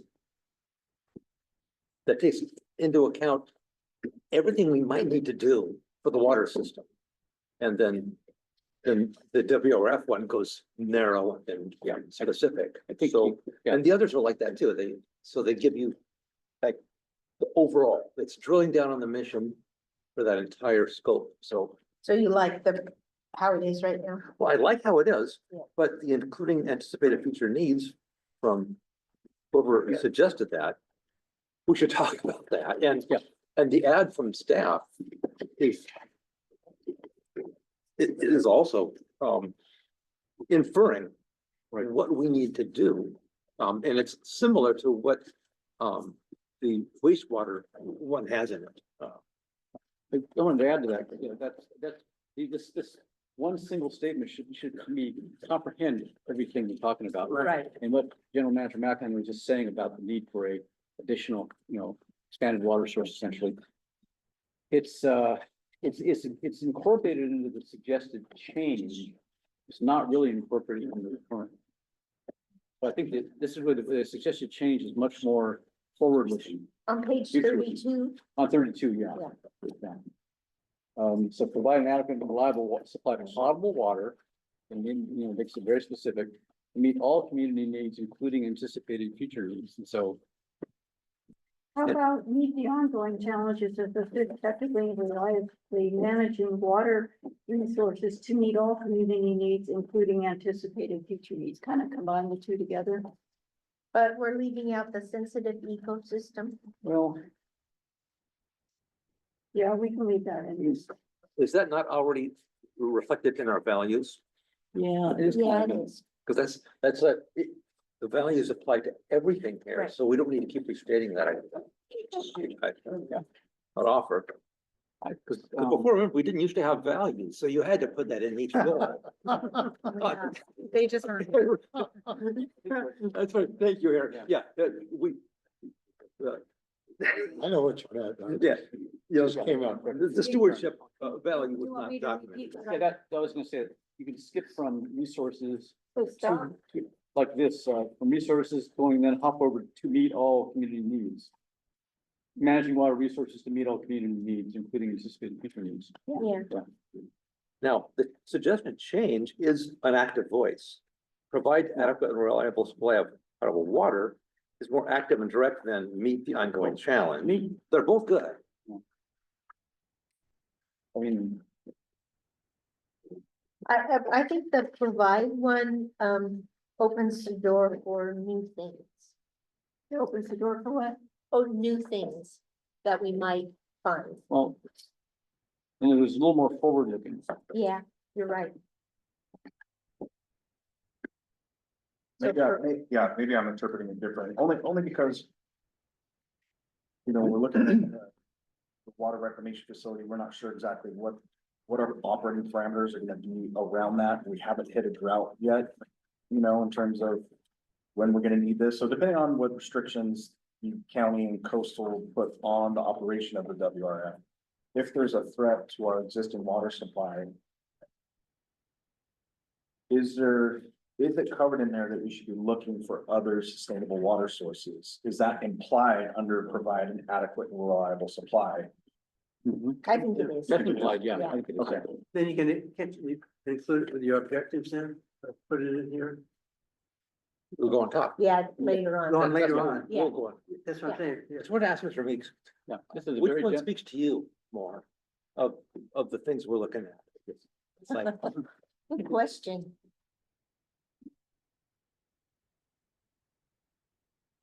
I think I gotta side with the one that Jim put out, executed phase repairs of the water treatment and distribution system to deliver water to community reliably.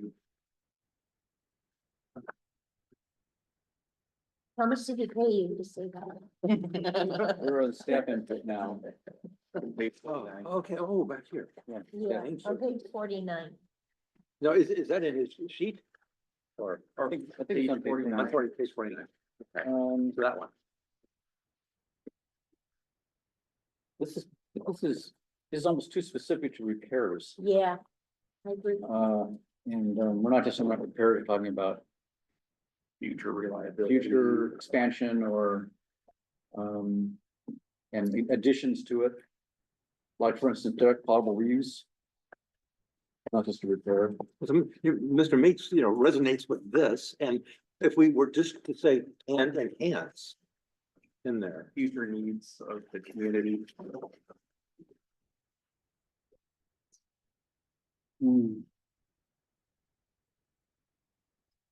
Then we have a brevity test here, which states, covers everything in the fewest words. Right.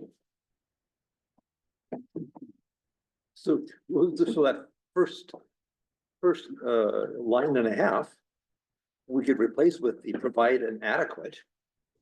If that was an active one, and then pick up the core of what Mr. Green is brought in. Because we're hearing insights, Mr. Green suggested it, Mr. Meeks, sees it as more core to. I'd have to have good reason to disagree with it. Well, I Don't. disagree with it because those are objective. Yeah. Rather than a core area. Right. This is sort of a principle, basic overriding principle for the whole area. Right. All the objectives come out, grow out of it, but it's sort of it shouldn't be that specific, it should be Right. very specific. So, and to my point, what I'm saying, direction to find a sustainable water source, we can, if the board chose, Yeah. you put that as an objective. Objective, Leaving the right. core area as the guiding principle that covers what I was asking. Right. Right. But what you've heard, how would you word it? Cause I'd like to hear that. Just water. The way that. What's? Water. Water. Enough water. This is Mr. Green's comment. Are you referring to? Well, we don't know. We're back to point zero. Yeah, the original, and then the board member suggestion, Yeah. and then Jim's suggestion, somewhere amalgamation or. I think you want something that doesn't preclude anything that's in Right, Jim's, right. Mr. Green's suggestion, but it incorporates it by inference, it's a. It's been an objective all along underneath this particular goal to research long-term water supply and storage solutions and a new sustainable source of water, so. Can't that part of it for future water be just an objective underneath this goal? Well, Did you want it part of the goal? it's kind of essential, I mean, it's kind of I like the combination that I said. Yeah. Of the original one and part of the second one. I don't have a problem. That's all you need. Well, let's go back to the one we've got. How long is this? Can we just modify that? This is simple enough. Well, I think that, Karen's, Director Dean is saying, Okay, Cause I so get, after managing water resources, then you cut to to the provide. So,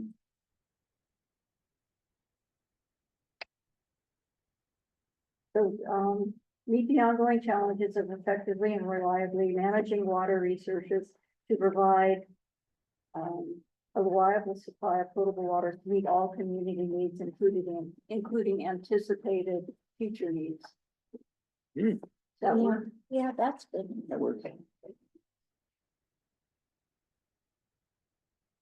Yeah, because I think an executed phase repair, You're gonna have to, shouldn't have made lunch. those will be broken out in Hello. specifics on the objectives, so as Mr. Meeks and Mr. Arthur come in and say, okay, here are the things we'd like to see as objectives. That can line There's up. no R's. Guilty. I think. I'm fine with what Dr. Dean had, so. So you were the culprit. Yeah. I remember portable coming in multiple times. You were the culprit. All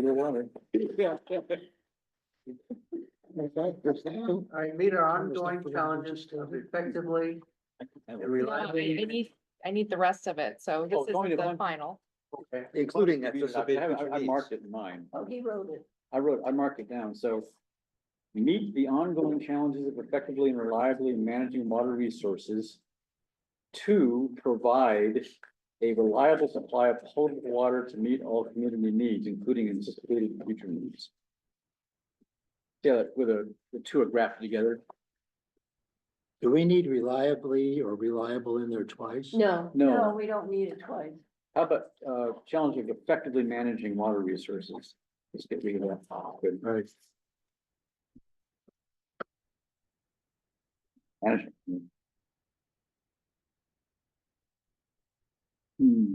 So remove after Okay. the first effectively, Yeah, take the remove first. and reliably. Yeah, just kind of get rid of the adverbs. So meet the ongoing challenges Just of managing, effectively or just managing. managing. Yeah. Right. And managing. Mhm. Usually adverbs can go. Providing reliable supply of potable You could water. take both of those adverbs out, because you already have fiscal responsibility as a value. yeah.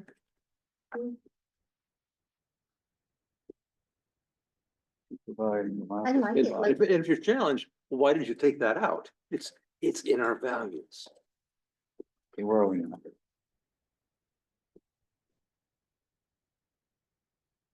Is there a way to not have two needs in there, maybe find another synonym?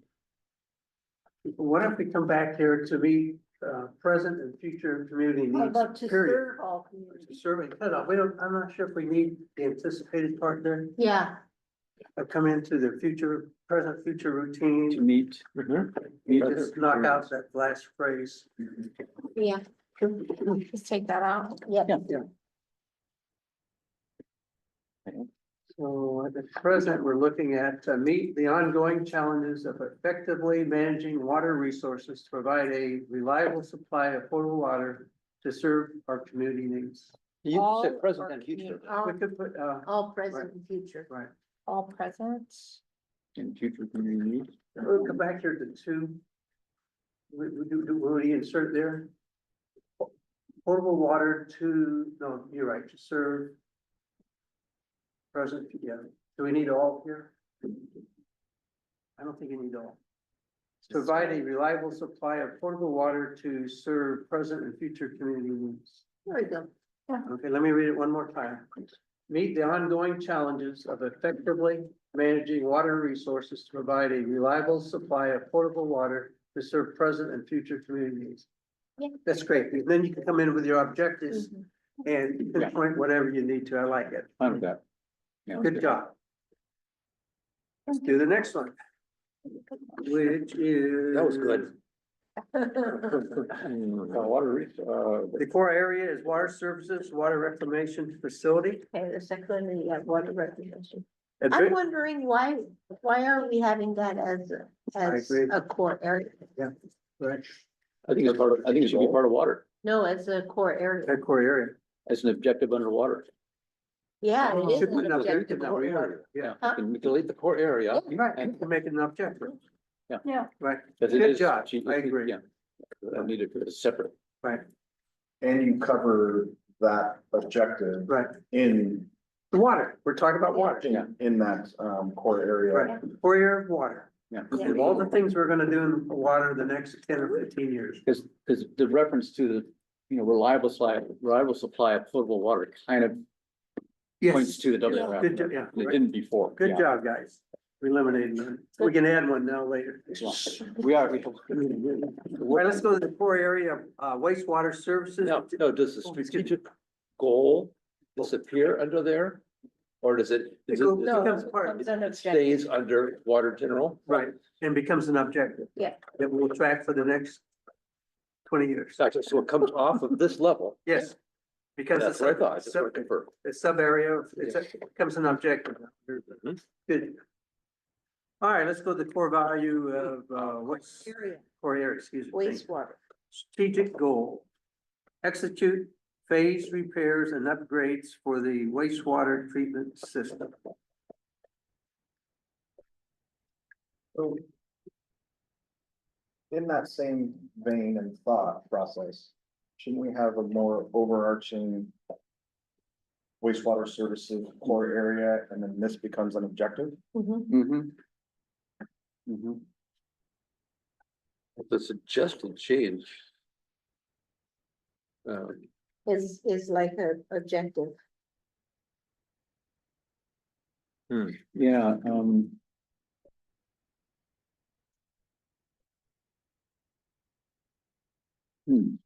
Ensure reliable performance of the wastewater treatment system for decades to come. You don't have to continue carrying out repairs and upgrades. Right, You just repairs seems to ensure be it. such a, you just provide or maintain or. Yeah, repairs is such a kind of a non-strategic. Right. yeah, Repairs are sort of these things you're doing all the time. right. But you're talking about, for instance, if you're gonna go to tertiary treatment, upgrades. Yeah. I think are the key thing. Obviously, you're gonna have to do repairs, a lot of repairs and replacements, but I think if you're talking about strategic goal, it's taking it to another level. How about just ensure the reliable. Just ensure, performance of the yeah. wastewater treatment system for decades to come. Deborah, can you repeat what you said? Yeah, ensure reliable performance of the wastewater treatment system for decades to come. I like, I well, like that. Right. you Yeah. like that? Absolutely good. Well, You like that, sir? I like it. Yes. That's Good. what we're trying to do. Yeah, Ensure if reliable Tony, performance if Tony of the likes waste- it and he's the head guy. Of the wastewater Oh, I like it. treatment system for decades Write it to down. come. Does everybody have that? It says, our core area is wastewater services. The strategic goal is ensure reliable performance of the wastewater treatment system for decades to come. We need for decades to come. Absolutely. Yeah, Yeah. Well, if we just ensure it, do we? Do it we took need to- decades of maybe- ignoring it Well, to get where we are now. It's taken decades to get it repaired to be. Oh, okay, I don't know the past. Let's just history. leave that in there, it's kind of like a little flourish. The future boards, this is Yeah, the- future generations. Yeah, how about generations to come? And then the repairs and upgrades drops down as an objective Right. under that. Right. Yeah, Right. Okay, we're on the fire protection. Okay, Where? Chief Berkey, I got it. You got it? Already You got wanna it. cover, you wanna do this one? over here. It's on page 49. Okay. Yeah, let's see what it says. Fire protection and emergency services. The strategic goal, provide optimum fire protection, water rescue, and emergency medical services on a 24/7 basis. I like the suggested change. So there's a suggestion change on page 33. 49 is one too. And then 49 is the one that I suggest. Yeah, which I kind of like. I mean, you say maintain and enhance. Because we're dealing with, but, in communication, we're providing optimal and adaptive all hazard response. Yeah, the background, enhancing emergency preparedness is pretty much everything we've been talking about. So, and then the adaptive was important to me too, because as we know, the environment, our community, everything's. And so I wanted to make sure that we were recognizing that. All hazards means exactly that. It's everything all inclusive. It kind of defines our department. And It's also the preparedness aspects of it, you get the evacuation, natural space, it's all inclusive. Yeah, emergency preparedness includes everything, so. Kind of like, yeah, kind of like that, and I say maintain and enhance, because of course maintaining emergency preparedness is like- Yeah, maintain First item and of business. enhance is probably good. Mhm. Understood. All right, so we have under the core area, fire protection and emergency services, the strategic goal is to be maintain and enhance emergency preparedness and community education while providing optimal and adaptive all hazard response. Yeah. Period. So what I was thinking, Oh. you know, we're in trouble. if I start running. Chief. What about enhanced emergency preparedness? And adaptive all hazard response? Community education. So like, Enhance.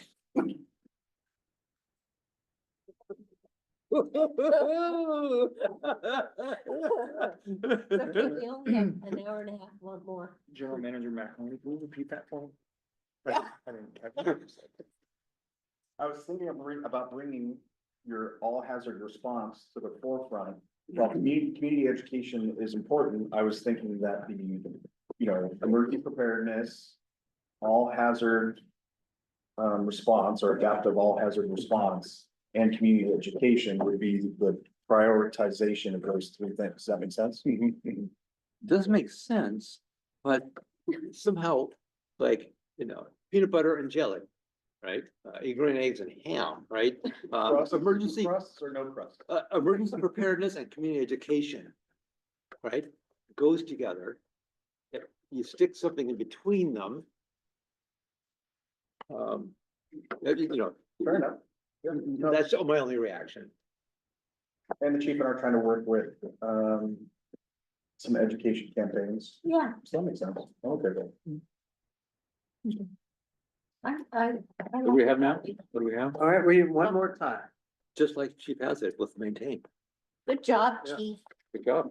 Maintain and enhance emergency preparedness and community education while providing optimal and adaptive all hazard response. Yeah.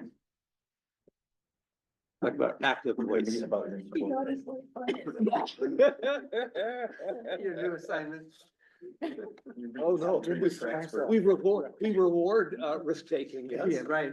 absolutely. Cody, you said you want to be a firefighter, right? All right, let's move on to the next core area of facilities and resources. Our strategic goal is to manage and provide stewardship of district assets, parks, recreation, and open space in a timely, cost-effective, environmentally sensitive manner. And the suggested change to me is too prescriptive. And it sure rings true as it is. And when you look at these two, Mr. Geary, what kind of rings true to you? What page are you on? Oh, on 33, So 33 Bob. the suggestion.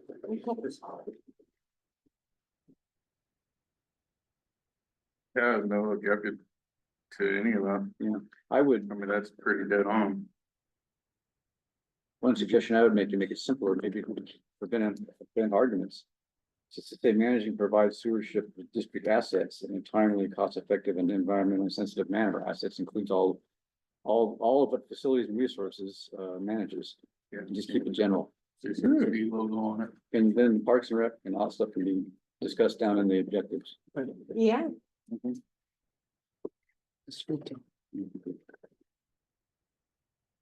That, David, did that work for you? That's perfect. So we are standing with the strategic goal of manage and provide stewardship of district assets in a timely, cost-effective, and environmentally sensitive manner. And we're good. Are we good with it? I have. Recreation and open space are assets.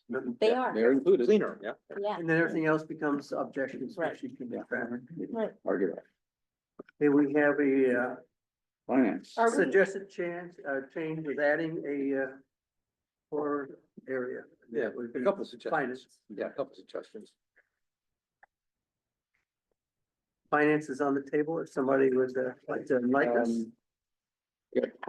Yeah, you know, one of my thoughts on this one, yeah, this is on page 33.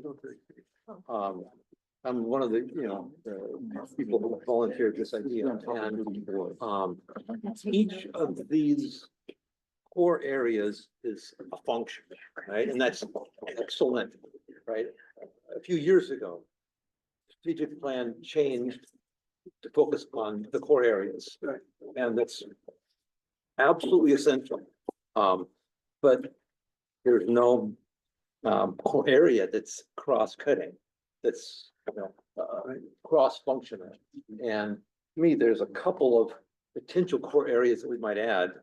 With this one would be the most important of the financial, however we word it.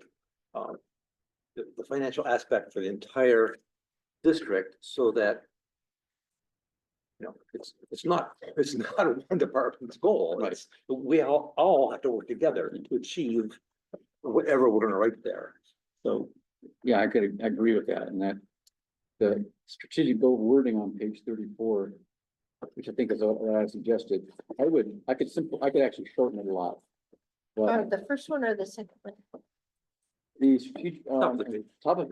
this, the first one, Okay, because the other one is a different thing. okay. Develop credible long-term financial plans to fund execution of the listed strategic goals.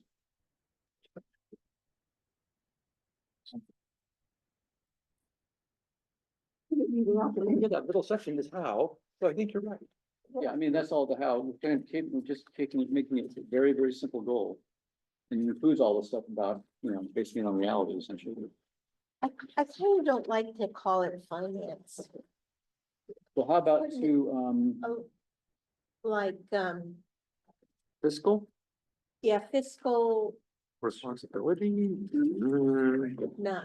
it does have to be, It's more than fun, Because fiscal responsibility is a value. right? well, financial, I don't know what, to It's, me, it's, financial covers. well, I really Everything. like what Denise said after I said something, and then she said something about how to balance expectations and funding. That balance is what we're looking for. Well, one thing we could do, since we're saying to fund execution, we don't really need to use a term financial. Right, Just develop credible long-term plans, and long-term I think is important, yeah, to fund execution of the listed strategic goals. yes, yes. Yeah. So the name of the name of the core area is what? It would be financial. Well, finance, no, it says finance, it's finance. Yeah. Finance. Fiscal responsibility. Or fiscal, well, is it The fiscal Core area responsibility is a finance. value. Yeah. finance, well, down at the bottom of page 33.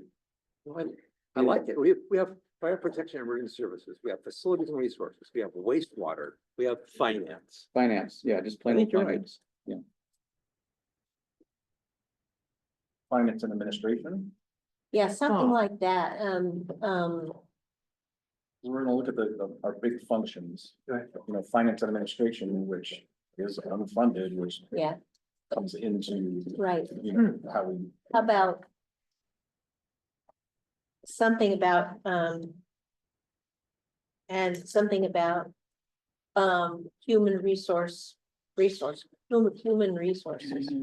something with, That would fall under the administration piece. yeah, Kind of well, globally. administration would be fine. That kind of stuff. Finance and administration, or just, I wrote down a quote. This is, from Mrs. Ritz, but balance what we want and need to accomplish with financial and operational resources. Yeah, Punch. Mhm. It's active. I think you did say it. Mhm. But see, that's what we're looking at I was is, listening. Yeah. is that balance. Thank you. I need a note taker. Sometimes for my thoughts. So how, let's say it again. Um. Okay, And, this- and I this don't is, know, finance and administration. Maybe, finance, balance. Administrative finance, Hmm, I'm kidding. but balance what we want and need to accomplish. There we go. Are we? With financial and operational resources. Amy mentioned, what about just administration and then outlining finance below it? So it's always kind of been a weird thing within the district is we have like a finance department, which consists of 4 employees and then administration's me and Matthew. Yeah. Yeah, but I'm the director of administration. Yeah, but you're the director Yeah, of watch out. administration, but you don't oversee me or him. So why not just leave it at administration? You know, interesting, because I threw in this concept of better define some of our district processes. right. That would, if We could do it. folks find energy about it, Yeah. that would fall under administration. Right, That's right. I like it. I like where you're going. So how about administration and finance as the, I like administration and finance better than finance. right, Yeah. administration, finance, So you and call then, this one and raise this one. Yeah. Yeah. whatever the verb, what was the description gonna be? After that, somebody have that come up with wording? Balance Balance, what we want and need to accomplish with financial, and then that's where I start. Financial and operational resources, Yeah, just. meaning, the money and the people. And then delete, develop credible long-term plans. That would be a subset. Oh, Yeah. Okay. It's something you tied into this strategic plan. Yeah, Okay, so it doesn't need to be here though, as a no. strategic plan. So read it again. Can I ask really quick, so the core areas are areas that the district we're gonna be focusing on, right? Yep. Those are. Yeah. What's the focus on administration? This is what it's gonna come here. They're gonna, the reports, they're gonna tie in the finances with the plans and tell Matt you don't have the money. Yeah. and more than that, I'm looking for, so how does, there were 2 comments under staff about, silos and lack of communication across departments, it's obviously so much better than it has been, but still a couple staff comments on that. And I'm looking for how we put processes and systems in place to have everyone working together on grand things like project management, like pulling plans together, the budgets, the how on earth are we going to fund, right? The fact that facilities and resources is underfunded, you don't throw Mr. Geary in the bus and say, that's all you, buddy, right? It's like, how do we all work together to resolve this? Cross-functional, that's what I'm thinking. Well, I really like this word integration. Integration, Yeah. Administrative integration. Administrative and financial integration, because it's also sort of a planning project. because that's what you I have. mean, a little bit broader. Yeah, right. Administration finance is fine to me. And balance what we want. It sounds, I don't like the. I don't like the balance How part. I about think, integrate? how about, I do think. I think we have to make sure we're still anchored on the idea of, planning, Yes, properly, developing, realistic plans. how about To just, fund, for the execution and funding of listed strategic goals or something like that. Basically keeping it under, in a very broad way, but say we're not gonna go into things that we don't have the money for or the resources for. right, And so it's realistic planning develop realistic plans for the funding and execution of the listed strategic goals. So that would broaden it beyond just money. yeah, I think that's good. plans and processes. Yeah, I mean, Yeah, plans and processes. Do we need the word realistic? Uh, We need a plan. We need an accurate plan. plans that, I mean, it's just I think it's sort of instructions to us to keep them real. Keep it real. All Keep, right. not just do, hopes and dreams, but stuff that's credible. I use the word credible. Once it gets to before. the board level, it's credible. Yeah, but don't we need a verb? Well, develop, I think. Okay, develop. Yes. But plans that are developed, I think realistic is Yeah, fine realistic for me. is good. Develop Realistic, at least that Yeah. That boils down with, this is very explicit. keeps us anchored. We don't want to lose that. Execution of the board approved strategic goals off the list. Oh, yeah, Execution of the board. board approved Board strategic, approved. board approved strategic goals. That's a tech detail. I mean, Yeah. you guys already approve it. Of course, they're gonna be board approved, but that, I just not, you don't even need the word Maybe just listed, just say have- yeah, strategic goals. Yeah, the list is the part that. Yeah, bothers that's me. it's fine. And then is there any room to add, or would this be more of an objective when we discuss about short and long range planning? This is good. I think that'd be more of an objective. I think when you get into strategic goals, you're gonna have short-term and long-term. I think the strategic goals will include that. that would be, I hear that would be helpful from your perspective to have that in there.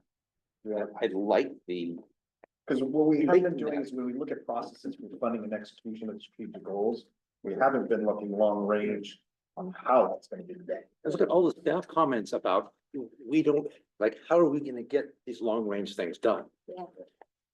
Well, it gets back to, my suggestion was long-term.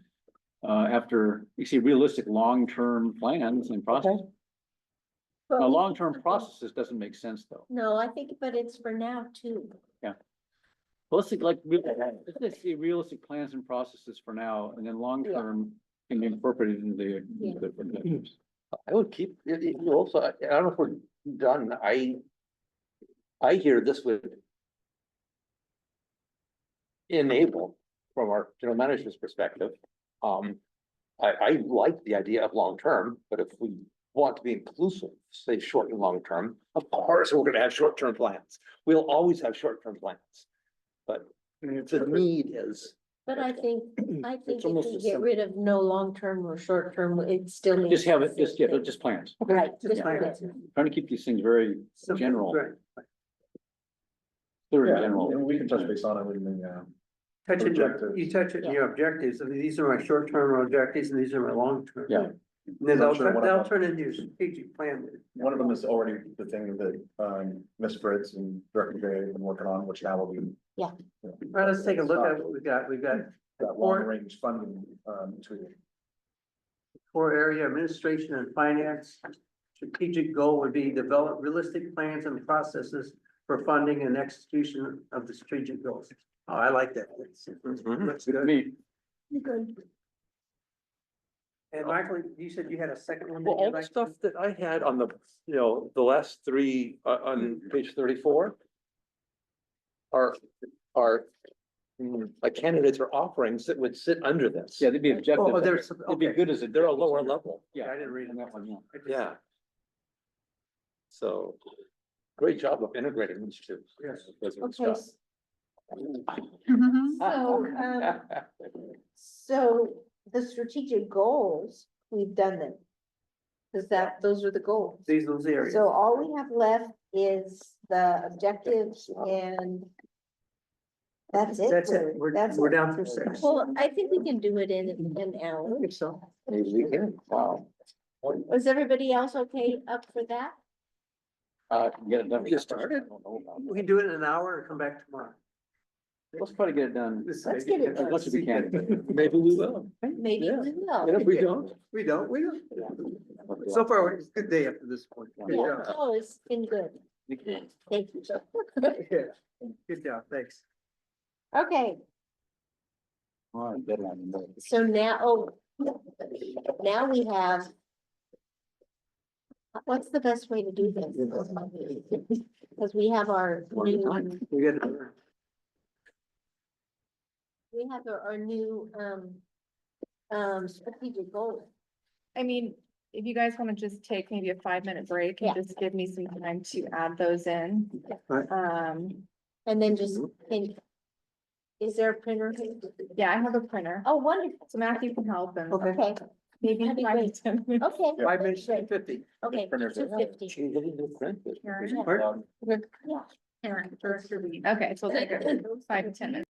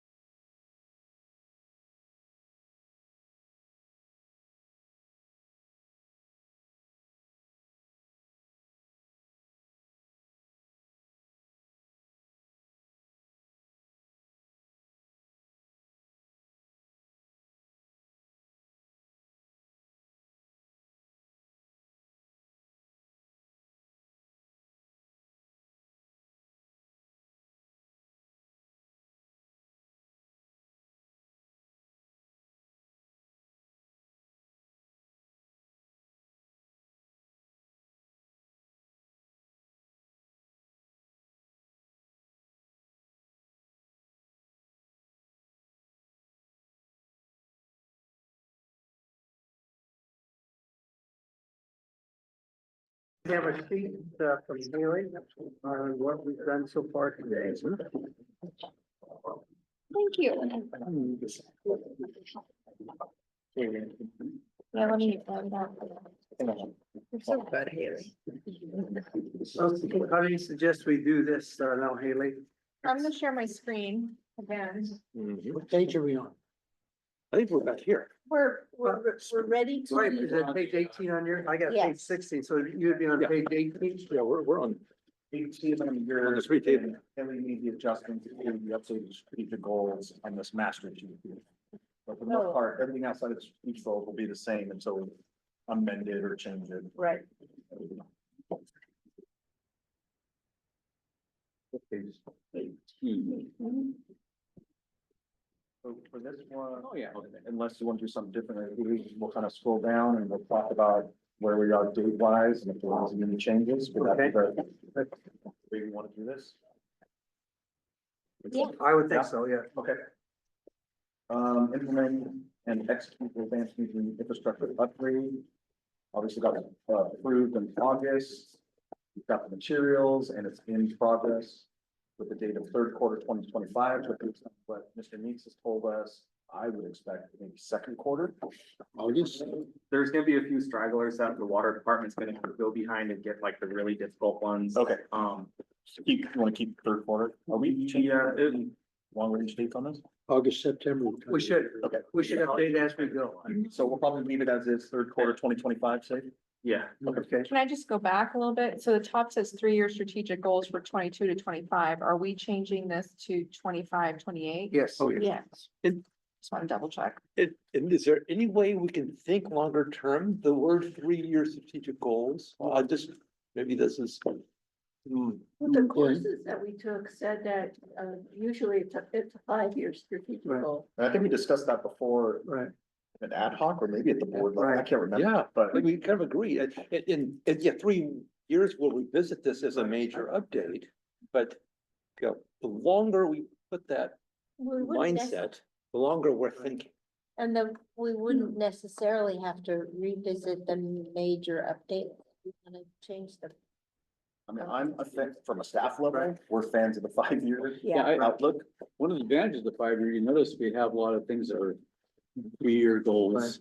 Yeah. We still have to do. So Yeah. after 3 years, for instance, the WRF, the CDP, I think 5 years. If I can- It's not, doesn't do any harm to make them 5 years because, they'll still be working on it. And see, one of the things I would recommend is next year, as we go through it, whatever you want to call it, you update it to make another 5 years. It becomes 26-31. So you always have a current 5-year plan you're working on.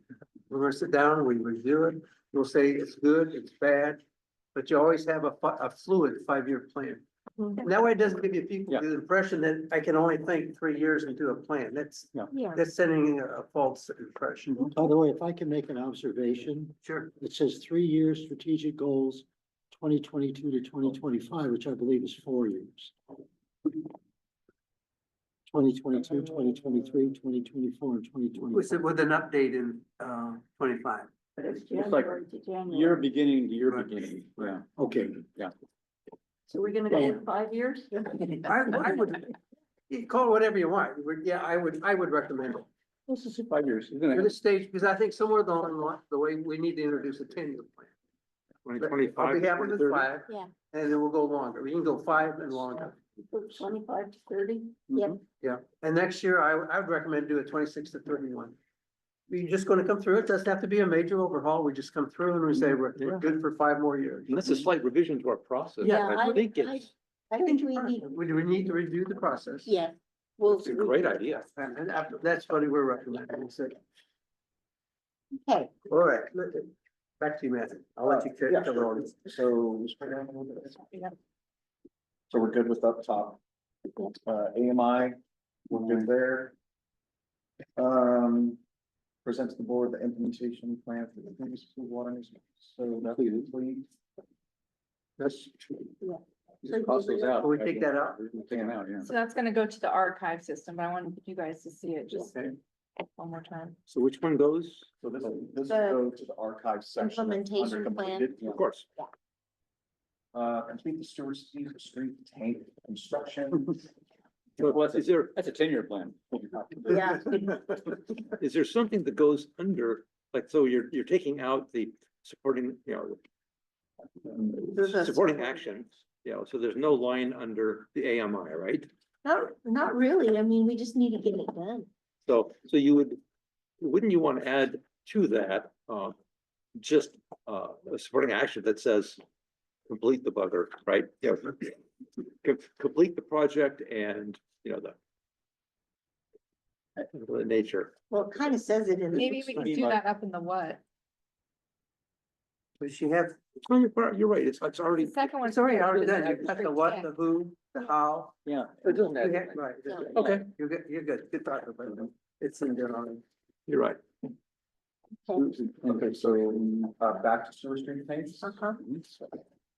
So, first quarter 2026. I think that's where Mr. Bean and I are staying pending the financial implications of how we're gonna get it done. We have the NKN contract completed. Obviously, we know that permitting difficulties from the existing foundations changing. We've already submitted our CDP. I think we're pretty much in the same position there. I don't know if you want to add any clarifiers regarding funding. We'll just leave it as is.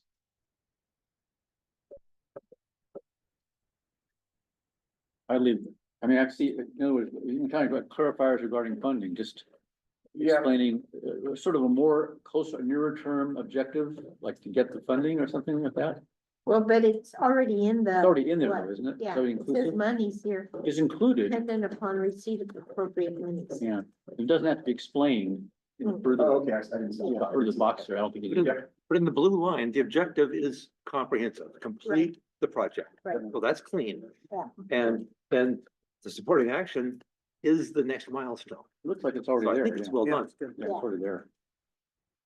Okay, I think we're good there. Permanent replacement of sand, cement, water line, and the float line. Yeah, the listed supporting action Yeah, we can get rid of. is done, and now you need to add the next leap. Yeah, Right. what is The it? next supporting action. So the supporting action to present the RFP to the board, that's not complete, correct? Oh, of course, that's not complete. Yeah. Oh, No, what that was intended, you see, because it's completion date of August 23. Right, I think that was the RFP for the engineering For the contract, design, the engineering the design. 585 that we contracted to Canon, So your next supporting objective would be actually complete the project itself. or the RFP for construction. I RFP think. for construction, and then of course, the financing issue. So almost. There's a lot of copy- steps on this. Almost copy and paste what we did with from the Stewart Street tanks into this supporting action. Yeah. okay, So this will come off, right? yeah,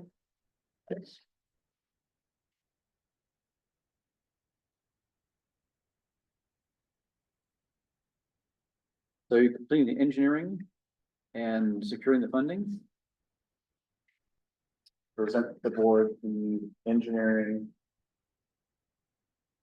and the RFP for Mhm. construction Mhm. of the water and the float line.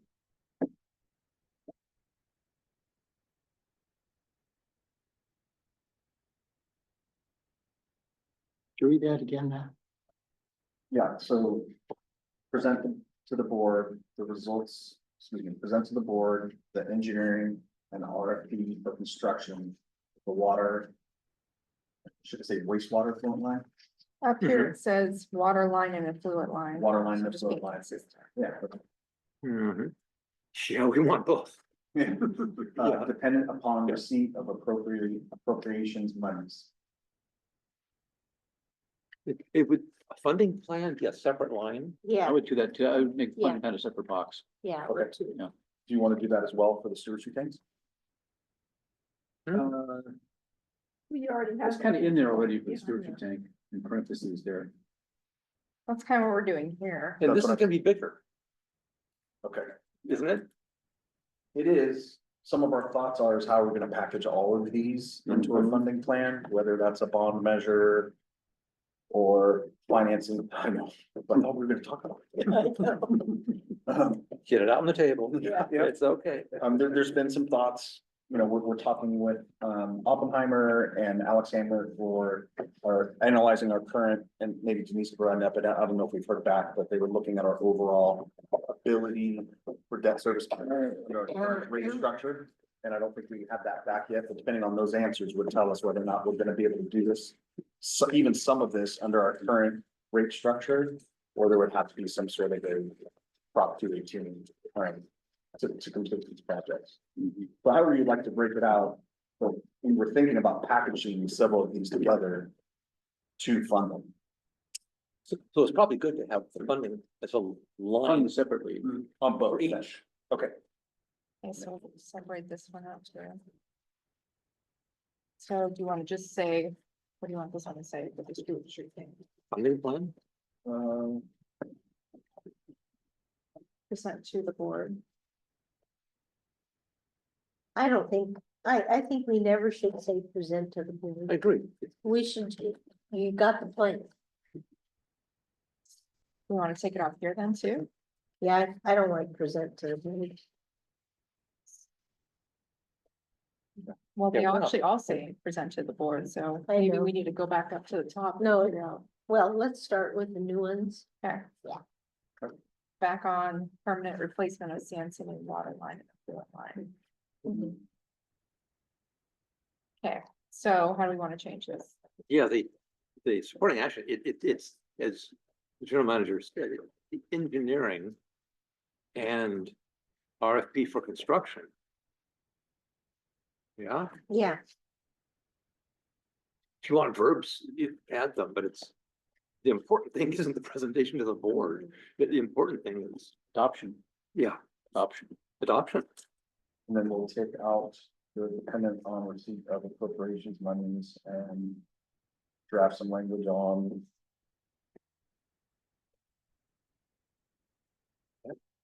The major point, Develop. I think funding plan. yeah, develop a Develop. funding plan. Develop a funding week plan, develop a funding. Options, help me out here. I think plan is good. Fine, okay. Yeah. Because in order to develop that plan, you'll consider all options. Yeah. We'll discuss. You don't have to get the exact wording exactly No, Today, right. today, because we're gonna come back, this is gonna come back and. Once it all You can find, if we can get in that 90% range, Yeah, 95, get we're the, good. the gist of it right. There's a lot to cover. Okay, so I will on these two items, what's the original target completion date for both, the engineering and RFP and develop a funding plan? today. I don't know if we have an original target date for. Just put the date added to plan. Yeah, the plan is, And then we'll just provide you with an updated target completion date in September. Our staff are the people who need to tell us that. Yeah, at the next board meeting, if it makes sense to, but it may be hard to estimate that, so, Yeah. Don't commit to something without being thoughtful. So I went back up to the top and added develop a funding plan also Good. to Stewart's retains. Yeah, Let me get rid of that.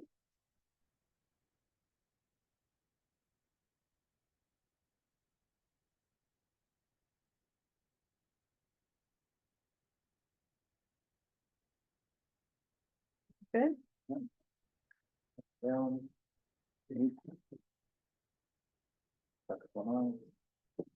Funding plan, okay, research long-term water supply and storage solutions. and revitalize the R and I ad hoc committee, that one has been completed. yeah.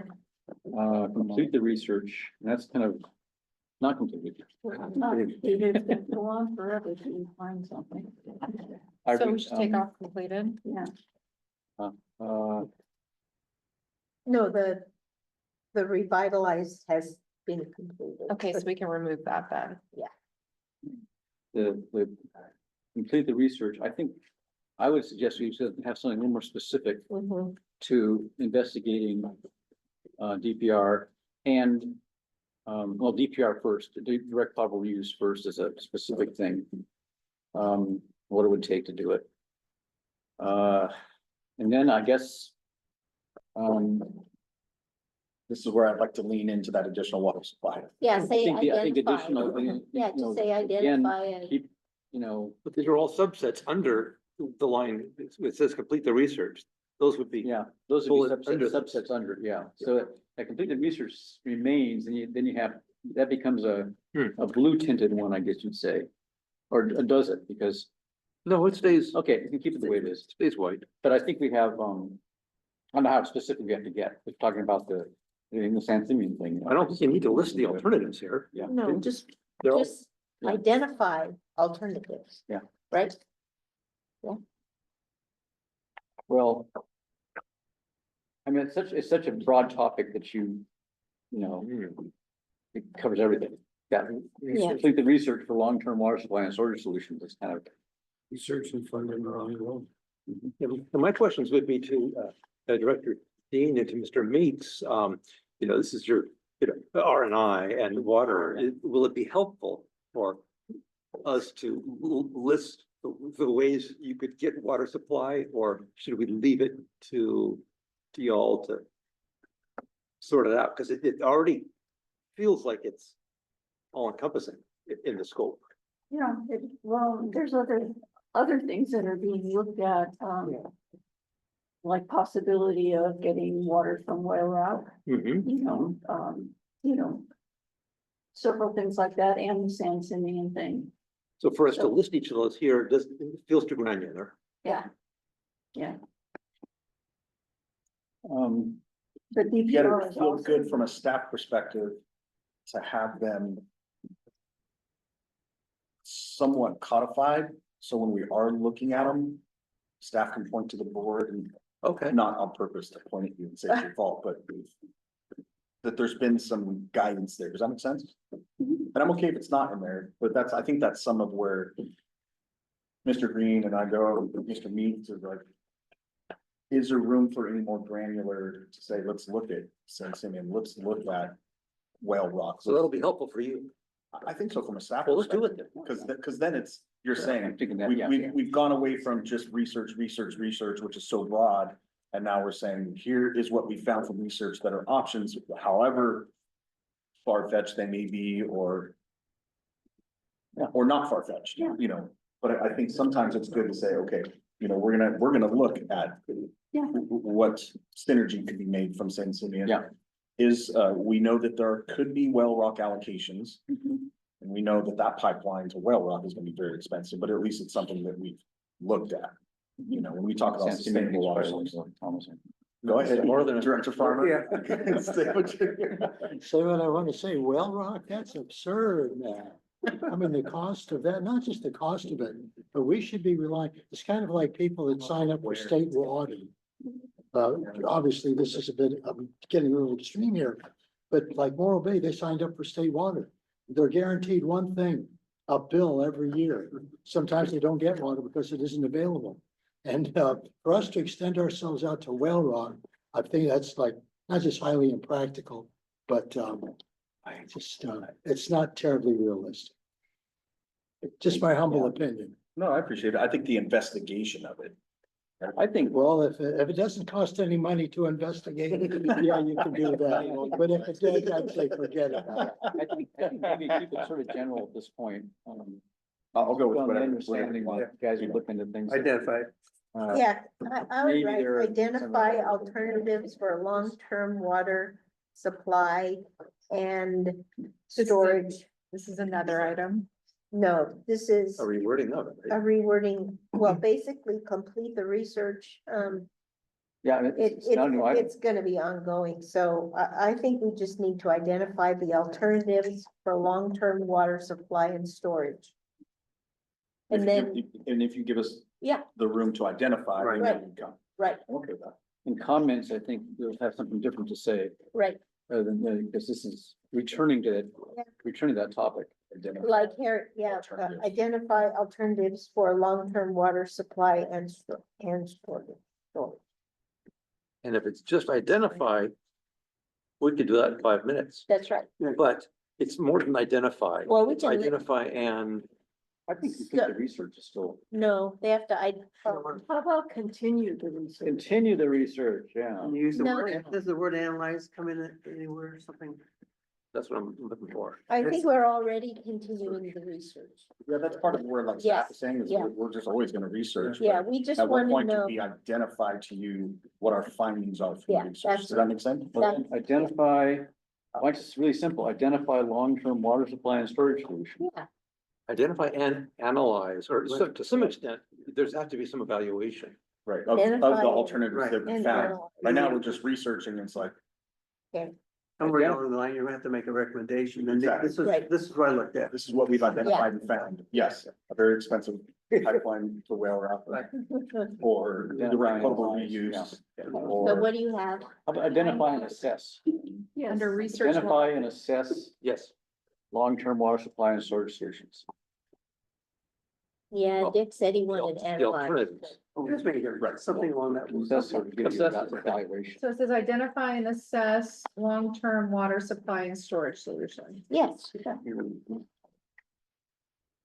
And then if we want to, when we want to get more granular, we can put in specific if Yes. you want, but not today.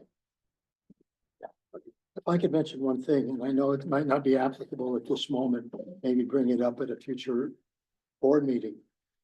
But I think one of the things that we can implement immediately is more conservation measures being taken place at the home and business level in this community with regard to water availability or lack of it. And I think that's something that we should definitely be addressing in the very near future, because it's pretty obvious that we're gonna have a serious drought this year. No matter how much water, unless there's another March miracle like they had in 91. We're in pretty difficult shape right now. And the more we can encourage less water use, like I say, at the residential and business level, that's one thing that we can do right now. And like I said, it's probably not time to discuss that here, but I think we need to address that in the very near future. Do you want to put it as another objective? Just say, put together a plan or develop a plan for addressing further. Like water. Oh, yeah, Water water conservation, community water conservation. Yeah. I'd have to go back and look. I feel like that's already there, like Right. it has been there and You that's, got the packets, the stuff's made up. Okay. yeah, we have it already there, which is what has brought us to sub 500 acre feet a year. When we were using 90. Well, I'm not going to disagree with that. I'm sorry to interrupt, Matt. Yeah, you know, you're absolutely correct. We cut back on like 250 acre feet back in 2014 in one of the most efficient communities in the state. But it probably just maybe needs to be a reminder, people have moved here Okay. that aren't aware of that type of thing. Anything that we can do in that area. And I think our AMI will start to support this, and I think. Mr. Green and I have been looking, and Mr. Reaper have been looking at municipal code changes. To give us some more teeth in terms of inspection of properties. We already have the mandatory retrofit, but extending that into commercial. And I have to get the details of it, but they're looking at some municipal code changes that. You know, every time a minor use permit comes through on a commercial, we're actually going in there and starting to look at, are they conforming to what they should be? Are they conforming to their usage, and AMI is gonna kick in? So it'll be residential and Business. not business, commercial, residential Commercial. and commercial, yeah. You want to add that to it? To identify and assess. Yes. Oh, not there. I know you're talking about the, identify and assess, that's the long-term storage, right? Long-term, I mean, No, oh, just, This would be a new blue. What's What's the new one? Protective. new one, yeah. Water conservation. Yeah, They're going into the water conservation. Just say water conservation. develop a water conservation plan, develop a residential and commercial water conservation plan. We already have one. Yeah. the better It term, like- update, Update. as needed. residential and commercial conservation plans. Okay, now.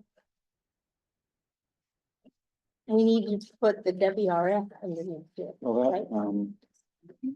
Is this utilities manager with R and I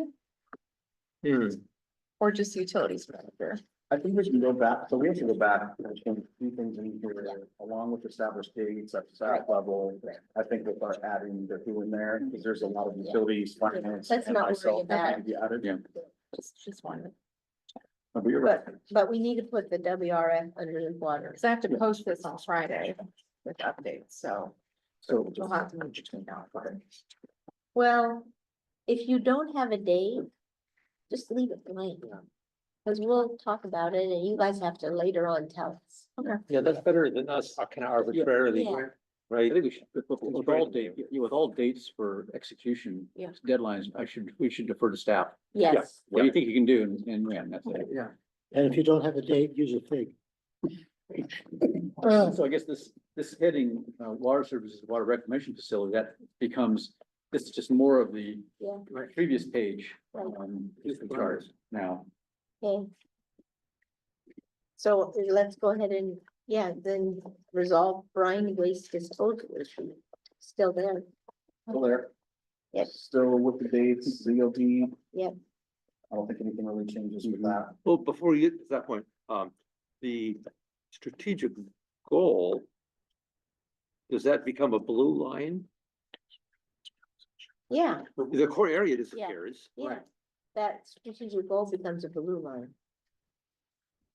That's good. Yeah, right. Would the WRF now become the blue line with this a subset of the WRF, because the brine is a But the Sub- object, but the- objective of the clean, getting the WRF permit. well, the objective needs to be an action word So the objective, I think, becomes advance the CDP. or complete. Well, just the wording is under the strategic goal there. Yeah. Can be a objective. Blue box, And you're right, they're complete. and then everything else was one of those, Yeah, just completed. yeah. Okay, so I need to add a blue box that says complete the CDP, and then underneath that is the result of brine waste. Yes, That's the way I Yeah. read it. yes. Yeah, of course, we don't complete a CDP, we Advance, it says advance. So I'm gonna use the same wording, Yeah. gain advance. approval of, what we want is a CDP that has been approved. Yeah. And we are, and we're, you know, we can operate it. Right. So, yeah, exactly. Because we've completed the application, Right. now it's mostly out of our hands, but we have to keep, working with county and coastal commission to get it done. So, Glad this is recorded, that you said we completed it. so, That terminology. yes, it's been completed many times. So gain approval of Well, would be the first three words. That's fine. Yeah. So, so. Brine waste. hold on. Gain approval of coastal development permit. To achieve county coastal commission, it's just getting approval of coastal development permit, which will. Yeah.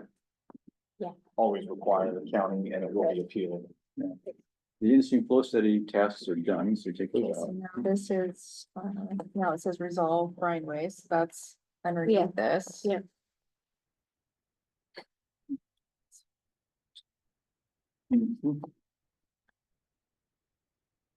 Submitted CPP application and all the other documents.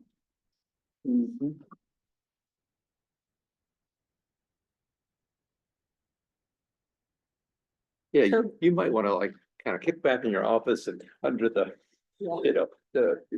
a more relaxing environment, figure out how to sort out under that first line. Yeah, we can do that.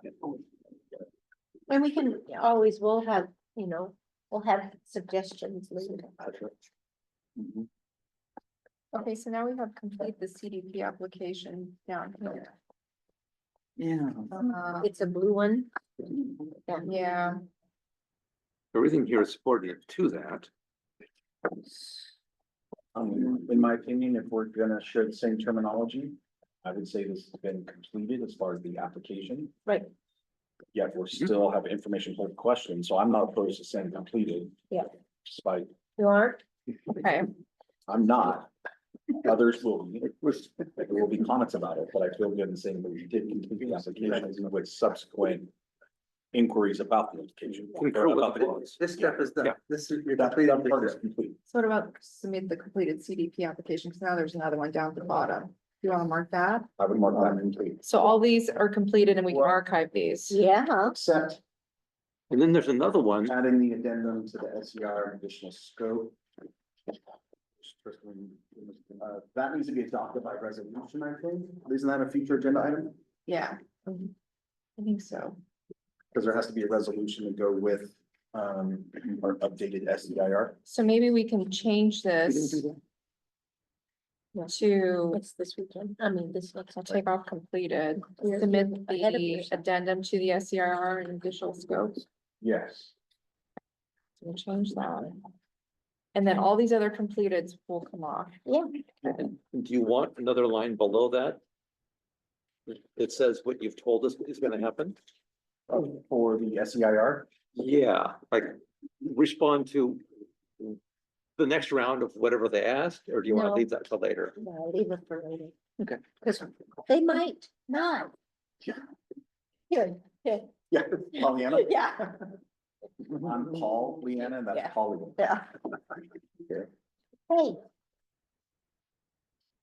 Wastewater, right? hey, Oh, wastewater. are you ready? Yep. We're ready. So you have the new strategic goal. What does it say? Ensure reliable performance of the wastewater treatment system for decades to come. Okay. Construction phase. Ongoing. Yeah, those, we don't need to put those ongoing things in there. Do we? You mean just the term ongoing under target completion date? No, to monitor the project expense. Oh, that's already being formally done, right? Yeah, I mean, it's a part of the project and itself is basically monitoring. We don't have to have it as a strategic goal because that's implied, I would imagine, You mean an objective? an objective, excuse me. Yeah, no, I think it's implied.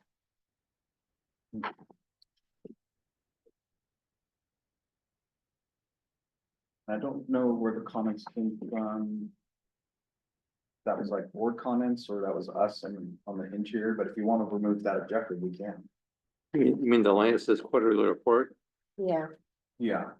It just, you're just making clear, it's not monthly. I think that gives you a definitive level. Close the but participant panel, so you're a little more full screen and shift around.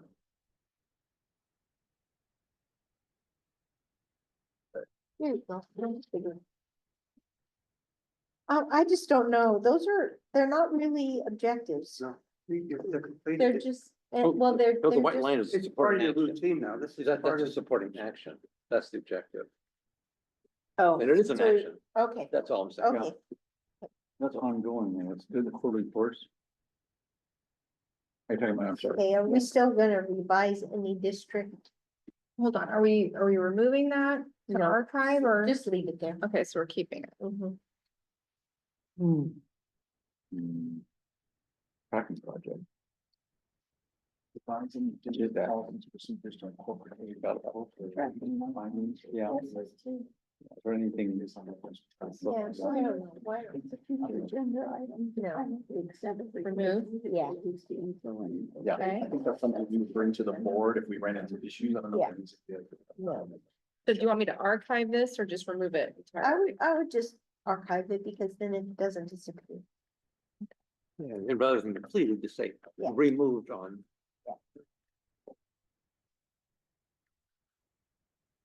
But the next one is weird too. That's been completed, the priority. Yeah, so, okay, so it's That's gone. Oh, establish priorities and. implementation. And isn't the last one part of it already? Or The did- I and I.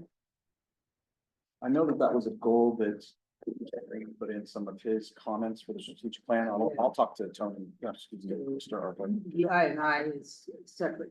Yeah, It's the collection system, so it's something that's ongoing and still many issues need to be resolved.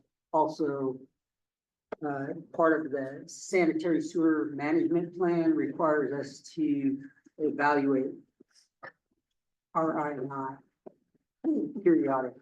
And Mr. Green has put that as a future agenda item for R and I committee. okay. Yeah, that last line, I think that's very important. Yeah. Fire protection. Every time we have a big rain, boy, we hear about that. Yeah. Can you leave the goal on the next one? I'm gonna touch your computer, Haley. Oh, Anything added? do we want to add anything underwater, wastewater? Mr. Arthur. There's Prevent- plenty to add on the wastewater. So the SST is not gonna make our plant, our wastewater plant full. There's items that we have to pull out to meet the budget after the first few bids. So some of the things that will be coming up is we'll need a secondary blower. Because right now, it only provides for one blower, and then we're using the two existing in a backup capacity, but they're oversized for what the system needs now. So we actually now, if we have to run one of those blowers in the new configuration, you will have to figure a place to bleed air so that you don't blow up our system. So we've got ideas and SOPs that we are developing towards that, but we will need a new blower. It'll just bring back the redundancy and safety that we need with the new system. This sounds like CIP list. Yeah, I don't think It's it not really, needs to be it's here. not, yeah, not a strategic.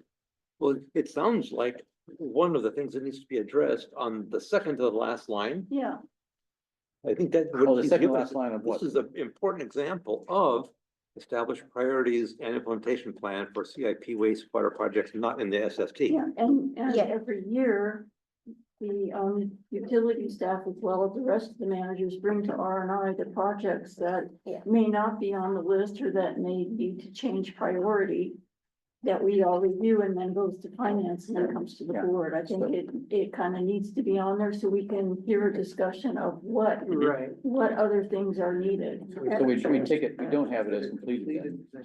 You keep it alive, keep it alive, I think it Right. should be ongoing. ongoing, yeah. Ongoing repairs to facilities.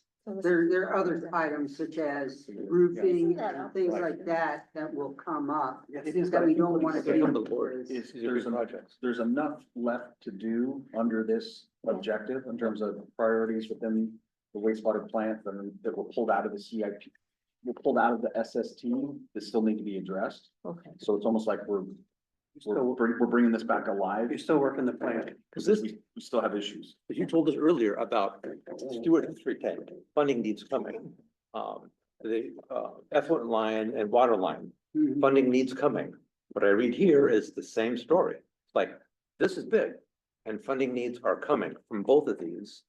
So that's, So both the established priorities and define the extent of repairs, those both need to be there. it seems to me, because they're different areas that Okay, bottom line is for the collection system, as we're hearing, and the line above that is in the plant. Okay. And what we're hearing is there's a lot there. Yeah. There is still a lot Yeah. in both, and some of it is that you don't want to repair something that you're gonna be ripping apart during the SST. Yeah. And if we're gonna be looking at a long-term funding plan, let's look at those too. okay. Yeah. For 2025. Because our funding needs that stuff. Yeah. And we need that stuff. Okay. Next four areas. Oh, anything else that we need to add? Not, no, Not now? not for me, no. Wait, clarification. So now it's fire. Great. About fire again. Yes, I'm excited. This is perfect. Report on. Yeah. More than that. So, I don't know, I don't know where to start, I guess. My suggestions were to, so it says update the CCSD board to all changes in evacuation planning within the district. A lot of those have been, a lot of those supporting actions have been completed with the exception of, the third and fourth one, which are ongoing. And the ad hoc committee of Director Dean and Director Gray, is no longer in existence because now you have a fire protection ad hoc committee, so that needs to change in there. So my suggestion was to take, the supporting action number 4 underneath that, objective and create that as the new objective, if that makes any sense. So the Engage County CAL FIRE and Cal OES or County OES, excuse me, to update Cambria fire pre-planning and evacuation plannings, I would change that to engage all county agencies to include CAL FIRE, County OES, Sheriff, CHP, and state parks to update Cambria Fire's evacuation, emergency operations, and pre-plans. You want to just take that? Or you could do that? Yeah. Oh, Makes sense. yeah, that's the higher level. That becomes the objective. Right. And who are you gonna put as the who? Are you gonna put the general manager, fire chief, fire state focus group, I and don't think the general manager is gonna want anything to do with that. After. I think the standing committee. Yes, Yeah. yeah, We're absolutely. tie in now, fire state focus group to David, so. Yeah. I think the primary committee would be the standing committee. They're the CCSD entity. So that becomes the blue square? Yep. Yeah, and the ones above it disappear. And then what did I put in here for the, Okay, let's not go too fast, guys. I can only type so fast and I want to make sure I'm not messing this up. I've done everything else. yeah. Okay, there you go. So you might as well keep it, there's a lot more. Then you can't talk about it. Okay, so this becomes a blue box. And then your, Supporting action. all the 3 above that is. Are those completed? Is the report on progress of safe? Well, those are Reports and then Yeah. Okay, so progress we're of safe archiving refuge those. areas and locations would be under, in my opinion, would be covered by what Chief just put in. Yeah. Right, exactly, that was, yeah.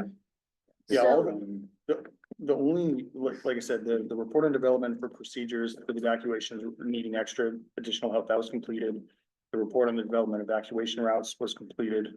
And then we also have the report on the safe refuge locations. The comments are that those are ongoing and those are under the purview now of the new objective, which would engage CAL FIRE and Cambria or County Fire or County OES, all that. As well as the the 4th. We need, we basically have reports that have been completed. Now we have to have some execution Yeah, on those things, on the evacuation route, safe refuge locations. yeah. Procedures of, all those 3 things have to go into the execution phase. And those are all, Yeah. that should be encompassed by that new objective. Mhm.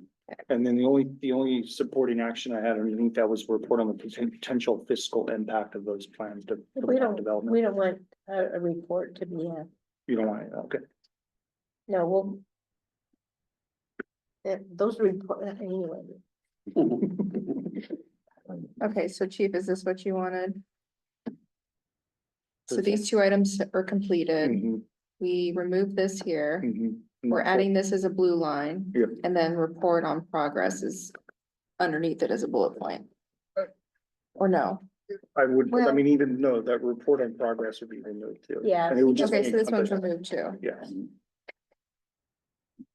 But to Director Gray's point, you wanted some execution as a. Right. objective. Not just come back with a report. Yeah. So Yes, I don't know how we want to word that, but there's an engage part to our fire evacuation operations and pre-plans, and then some sort of execution of what we find. Mhm. that, yeah. Which would be let me see the objective of sub-objective, I should say, or supporting action, Yeah. supporting. because now that's blue. So I'm gonna ask, we have 20 minutes and I don't think we're gonna finish in 20 minutes and we don't wanna hurry. So 4:30? do you wanna do 4:30 or do you wanna come back tomorrow? David's been waiting very patiently for the FNR. Well, no, we'll definitely do that. So- We're almost there. Okay, so let's say 4:30 then. We're close. Okay. So to continue the conversation about the actionable, results, so the only, with those plans, the only thing I would be, I mean, other than create those plans and get them put in place, that would be the only actionable items from that. Yeah. You know, so the only thing I could do is report on, because there is gonna be a fiscal impact for those, like creating the emergency operations plan, pre-plans and the fire and evacuation plans. There's a fiscal impact to that, so I can report back on that. No, just create them. And to do that, you're gonna have to get funding. Right? So the strategic I'm just trying to come up with The a objective. supporting action. and a supporting action, somewhere in there's some execution, which will come back to the board for approval on how we're gonna execute it. Right. Much like the Stewart Street tanks. Yeah. Or any SST project or the WRF permitting requires funding, so we're saying this is what the board wants us to do, which you've highlighted well. Now they need to tell us to execute it. So my reportable actions on that, or supporting actions would be what? That's Just execute the plans. and yeah, I'll figure out how to wordsmith that, but that's what I would think we want to say. Placeholder for now, that says Yeah. execute the plan. Yeah. Okay, That- plans plural, okay. Yeah, yeah.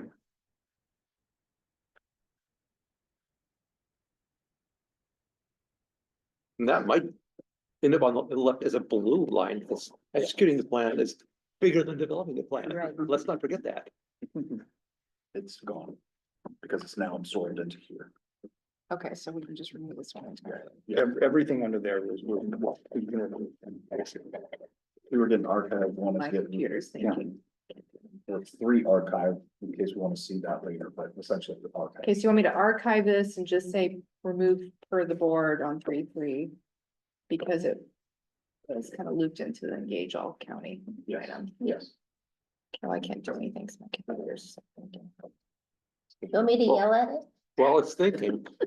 Yeah. You have this ordinance in here, do we have it in there? Yeah, there's that ordinance, the odds are really good, we're gonna have an approved ordinance pretty soon. Well, And now my question is, do you want to bring something up that goes in here in terms of how on earth you're gonna get it done? You've mentioned the challenge of resources. so this particular, so this provide the defensible space ordinance, this was created prior to me being fire chief.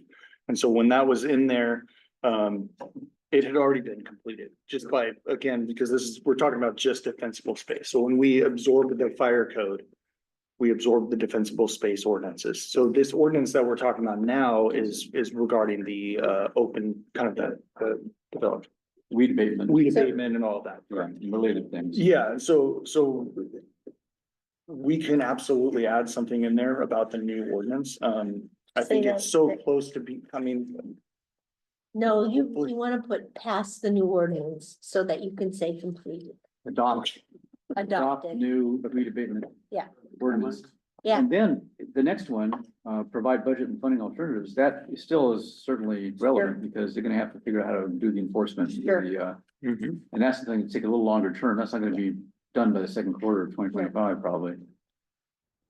Provide budget and funding alternatives, some detail, but I think that if adopt, what is Defensible space. updated weed abatement ordinance, There you go. specific to weed abatement. Do you want to use the same language that you Adopt. called it, weed abatement standards, I think it was? No, ordinance. Well, it still says ordinance. I just like to be consistent with what we're saying. What was the, I don't see any standards. Well, no, I think the weed abatement ordinance was called weed abatement standards. It's an ordinance. Yeah, put ordinance. Yeah, An ordinance whatever. defining standards. this doesn't have to be spot on with Yeah, this is the new one that's gonna be in the municipal code. Yeah. Yeah. It'll be an ordinance. Create standards and also. Yeah, I was just saying, add standards into weed abatement standards ordinance, because that's what they identified it as, but we'll just keep it adopt weed abatement ordinance. Okay.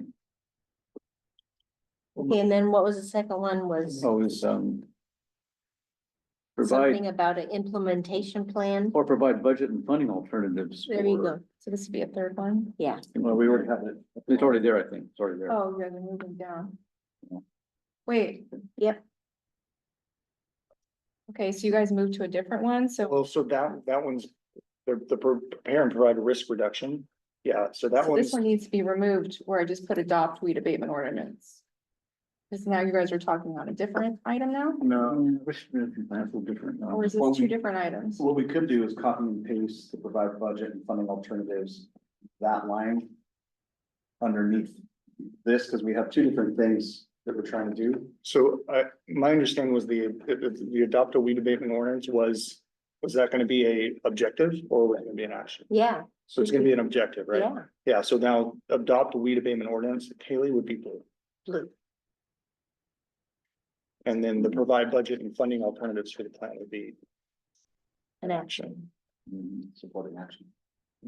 So this would be copied and put here, and this still stays, because we also need budget funding alternatives for this.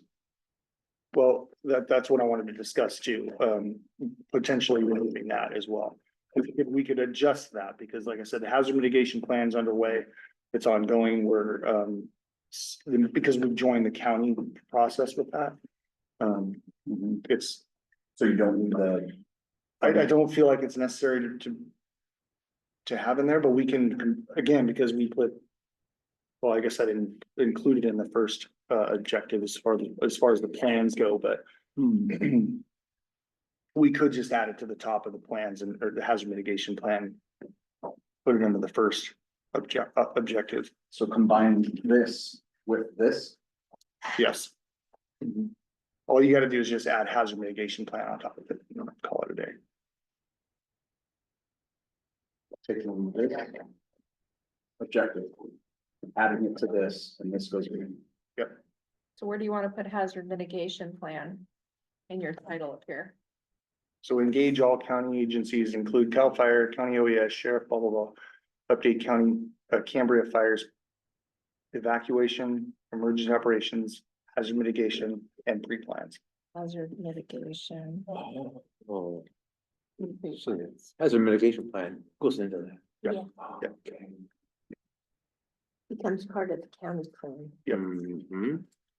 And all those agencies are all involved, every single aspect of all of those plans, all of those agencies are involved, so it's kind of. That's a neat thing for us, because we used to just do it with the CCHD. You're right. As a separate standalone Yeah. thing. Now we're part of the whole process. Right. Yeah.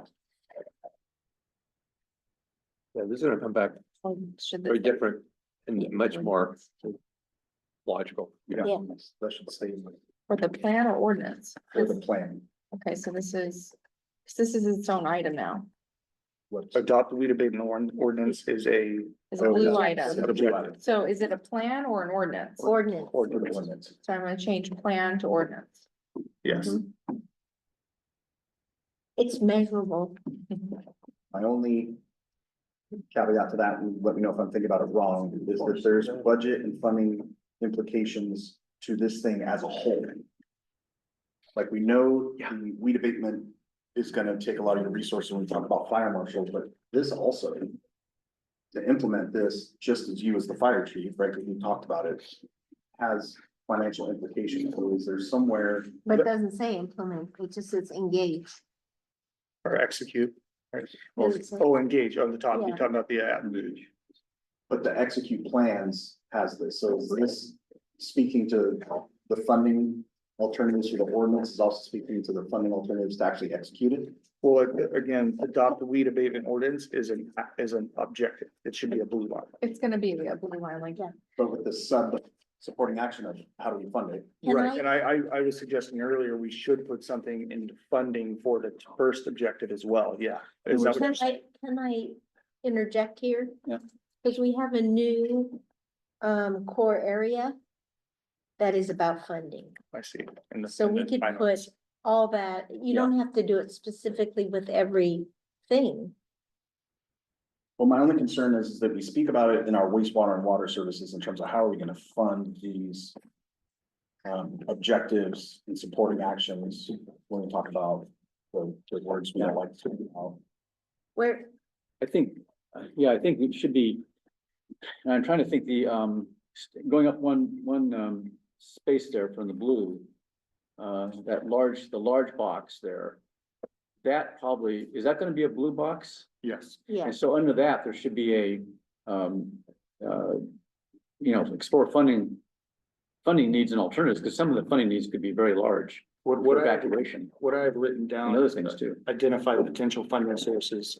and funding needs And too. funding needs, Yeah, yeah. so that should be blue, and under that you should add a objective. Yeah, and that's what I was speaking about in terms of execute the plans. In order to execute the plans, we have the funding. Yeah, have to find funding, yeah. And the same goes for executing the weed abatement Right. ordinance is we have funding issues with how do we do it, Yeah. given our staff. Yeah. So I think So we keep that's that the only thing I was format, yeah. thinking about is we do speak to it in storage feed tanks and the wastewater effluent line, we're explore funding options. We're gonna have to explore funding options for the fire chief to execute this. I Well, but- agree, you're having them in each phase, then in the administration finance, it's, you look at across the whole thing and then you take the big picture there. but you're looking about a process. And the street tanks is a project. Do you see what I'm saying? These are So projects. the, These are kind of Well, projects too, I though. will tell you that, each one of those plans, with the excluding the hazard mitigation plan. The pre-plan as well, but the emergency operations plans, those can, I mean, they can reach, $100,000 to just a fund. And so those are Just what? something, just funding wise, just to create those plans can sometimes reach up to the $100,000 range. Oh. And so those aren't something I can just type away. It takes quite a bit of a group to do that, and sometimes they are very expensive. And that evacuation route that is still in the Yeah. horizon huge is a project. And so Whether we're talking, buying. or- what I've put underneath that for a supporting action would be identify a potential impact, fiscal impact, and funding sources of plan development. I like that. That was very nice. Covers everything. Okay. Yeah. Just repeat it. I think I can Plan talk. project. Identify Hold on. Identify. potential fiscal impact and funding sources of plan development. Or plan, I think plan project. Development kind of implies there's a, Plan development and execution. or plan development. Development of a Yes. plan. Okay, Yeah. Plan development. Isn't that execution where you're gonna bring up the Kind of punchy. FM word again, right? Yeah. You get what I'm saying? Yeah, So I have identify potential fiscal impact and funding sources of plan development. yes. Didn't, plan development, did you want to add, the execution of that, or just leave that for plan development by and itself? Execution. if you have And the execution. execution, then we could take Development out and the first execution. And execution plan. execution, yeah. So Yeah. however you would want to do it, if you think it's redundant, Oh, We because could we take the- have execute the. plan. Oh, I see. You have to execute plan, but then, You but can the funding, we're saying, get I the think- funding for the development plan, Just you to also get want to get funding. funding And for. execution. because I don't think you execute the plans without funding. And No. execution. Right, It's not so gonna happen. Yeah. So, try to keep you it could add the execution in there and when you simple as execute possible. the plans, if you. Assume for the ordinance. No, because Five. when the plan's executed, that's when it's completed. Enforcement. Who's gonna do it? Do you need a fire marshal? We'll put it back. all that stuff or fire marshal. Yeah, leave execute the plan. Yeah.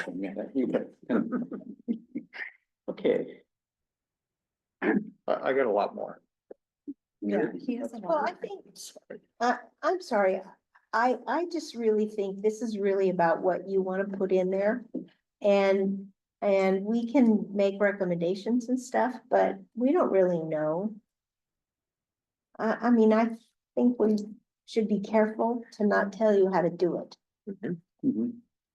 But I also want to make sure that what I'm doing is in line with the board's. Yes, well, we'll tell you at the board meetings. Yeah. I'm So I guess that means keep going, chief, is that what you mean? Well, Because you said you had a I lot can throw more. them out there and Well, you guys what can pick them else? apart if you'd like. Let's hear it.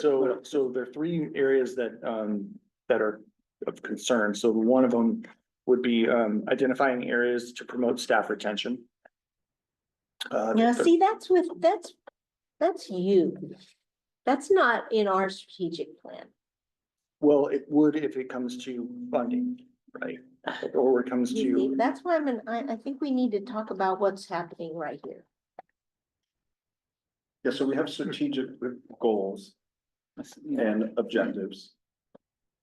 And under the strategic goal for fire, it reads. Provide optimal fire protection, water rescue. the new, emergency medical services. are we going off the new one?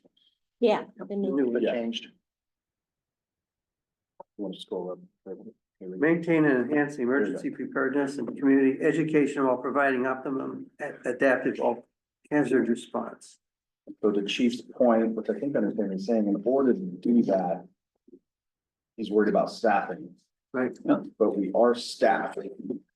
Well, it's more about, and just to kind of build on top of those, the next two I had was identify apparatus replacement needs, identify facility needs, including primary station and training facilities. So those are the three objectives that I identified.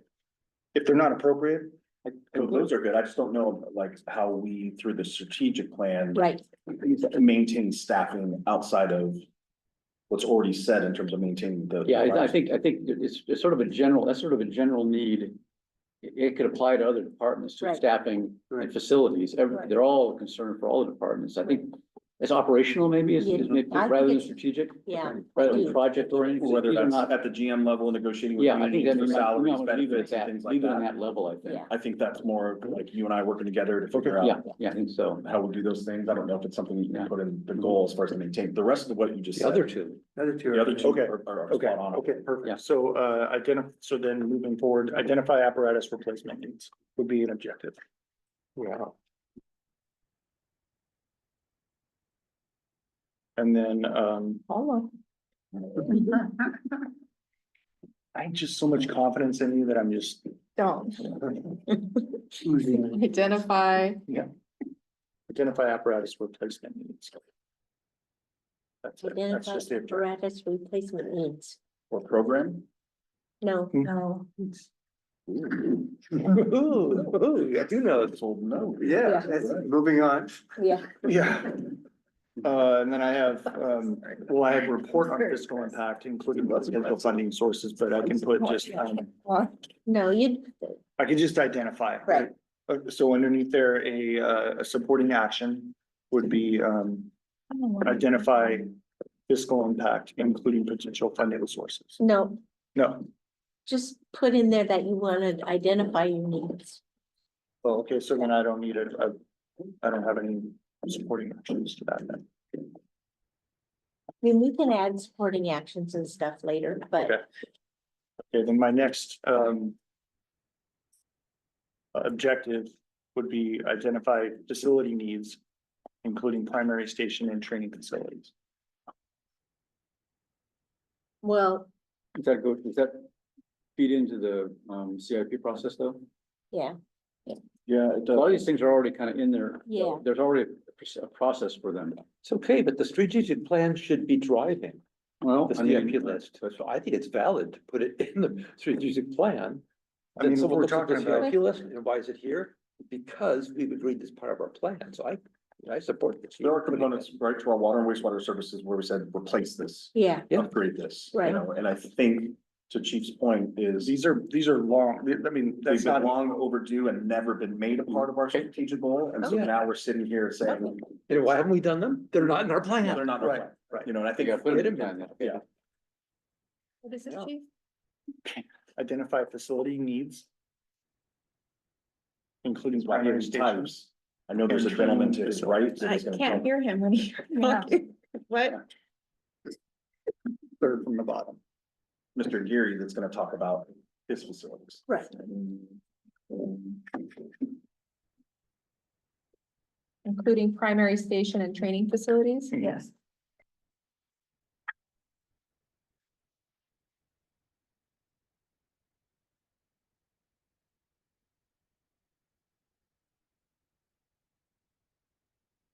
That's it. And then we can talk about.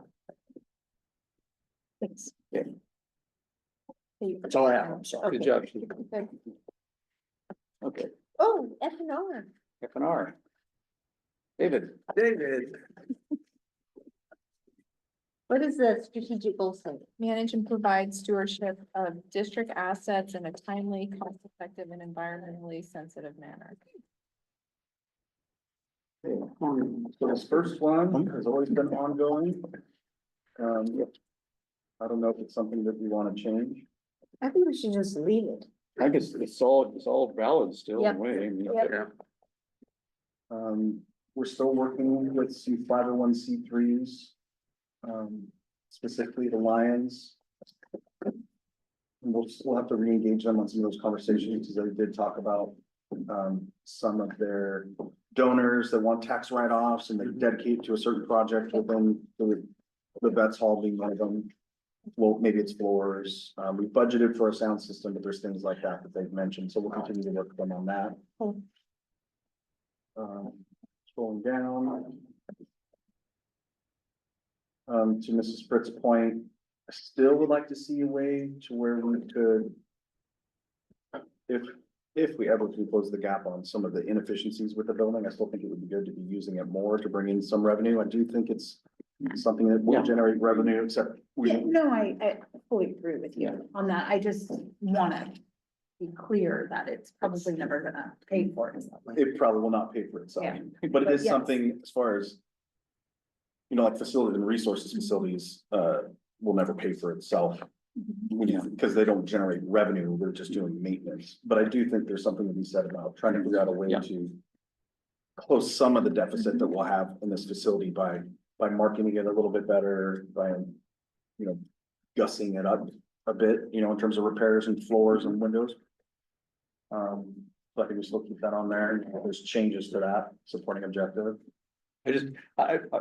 I'm sorry, I shouldn't say this, but I look around, what a beautiful indoor soccer. Yeah. Until it goes up. Yeah. Yeah, I know, yeah. Well, we've heard about the. was it Just strike that from the record. ping pong, Yeah. things like that. yeah. Isn't there any kind of available grant funding for the needs of, I think that's something we talk about. We've talked about that, we talked about. In finance, we've been talking about. Yeah, it's just like the grant funding that they were seeking, we have been seeking is for like, turn this into an emergency. Kind of command center or whatever it is, but there are a lot of issues with that. With Yeah, the existing standards that you have to have. Standards are higher than, Yeah. I mean, it's That's a hard part of thing. what the ad hoc committee from the finance committee is, looking at. Yeah. Is all Yeah, just. so- Review Apologize the for rental interjecting, rates, we're looking at that. Later. Mr. Geary, is there anything else? I mean, these are all the things that have been on here that we just, we can't seem to quite solve. Well, we have that ad hoc one, my God, Good luck. yeah, Maybe a 7 didn't work, but maybe you'll get it. yeah. Has there been any discussion about, and apologize for interjecting, but about using this facility for like multi-purposes, meaning like to convert it, if we're gonna do upgrades or anything to that, using the basically creating it to use the, like the district office would be at this location. Anything like that. We've thought about it. I just don't know how it would, Yeah, just a discussion. I just wanted to bring that up. there's just Really no, nice. we Yeah. use it so much in terms of the dining hall, the main hall. And then you just have the fireside room and then that one little closet area.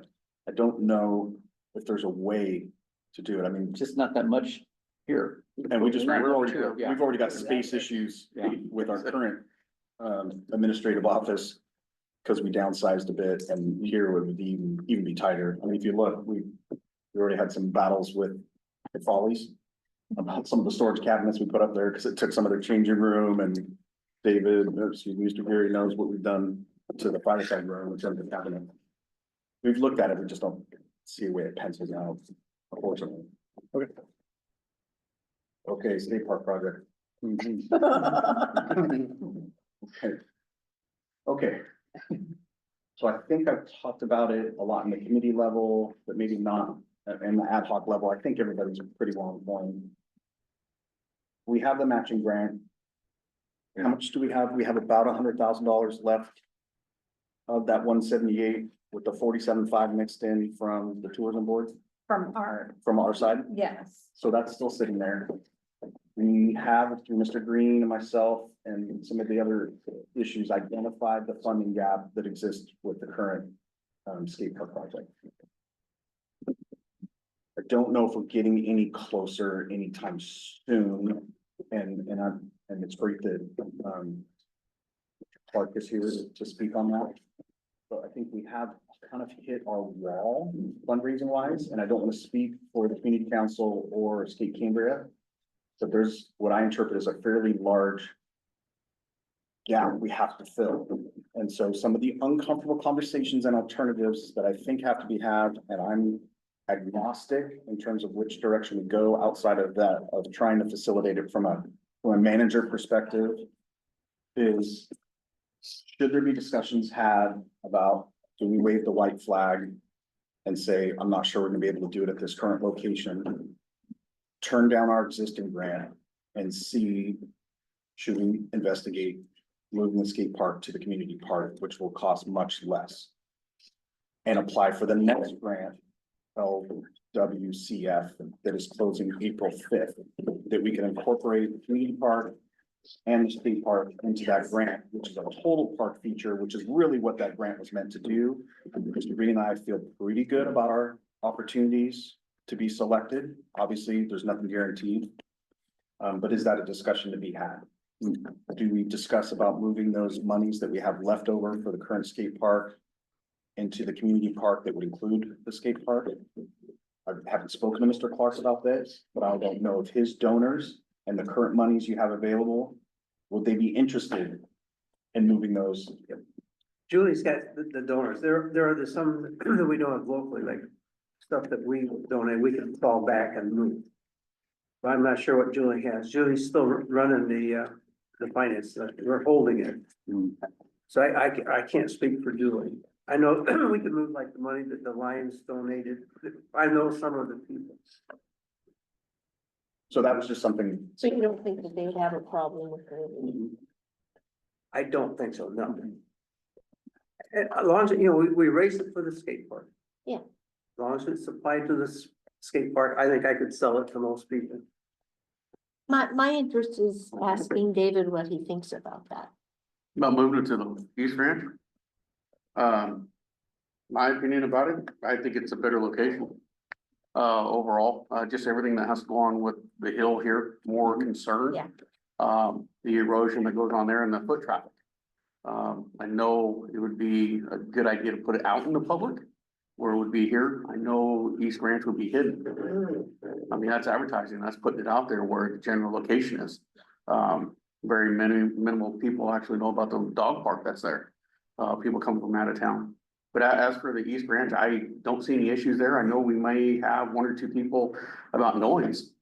But as a community park, you're gonna have noise, and it's at a certain limited amount of time and hours and stuff of that nature.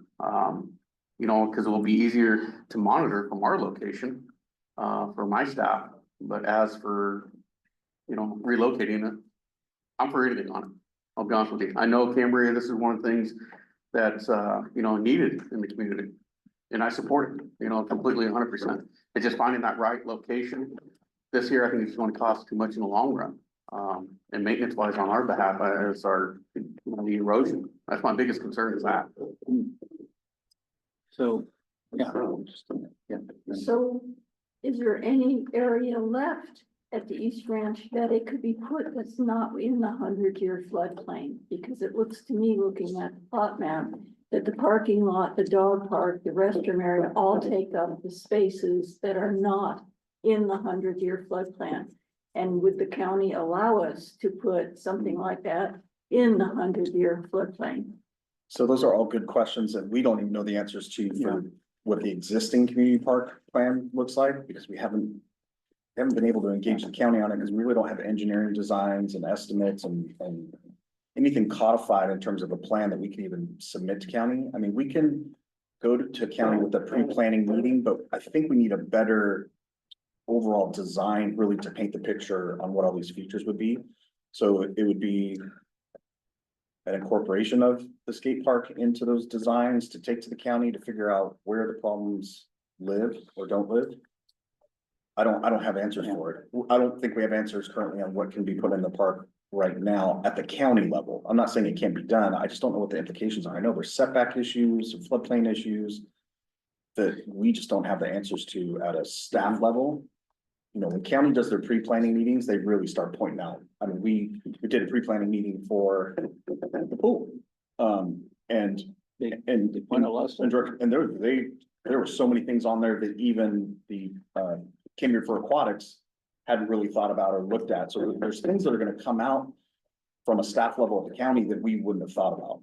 I'm trying to figure out how to make this into this discussion into an objective, because I think it's a good, I mean, we're basically in the process now of reconsidering or examining alternatives. Not just, getting the grant status, but also alternatives to location.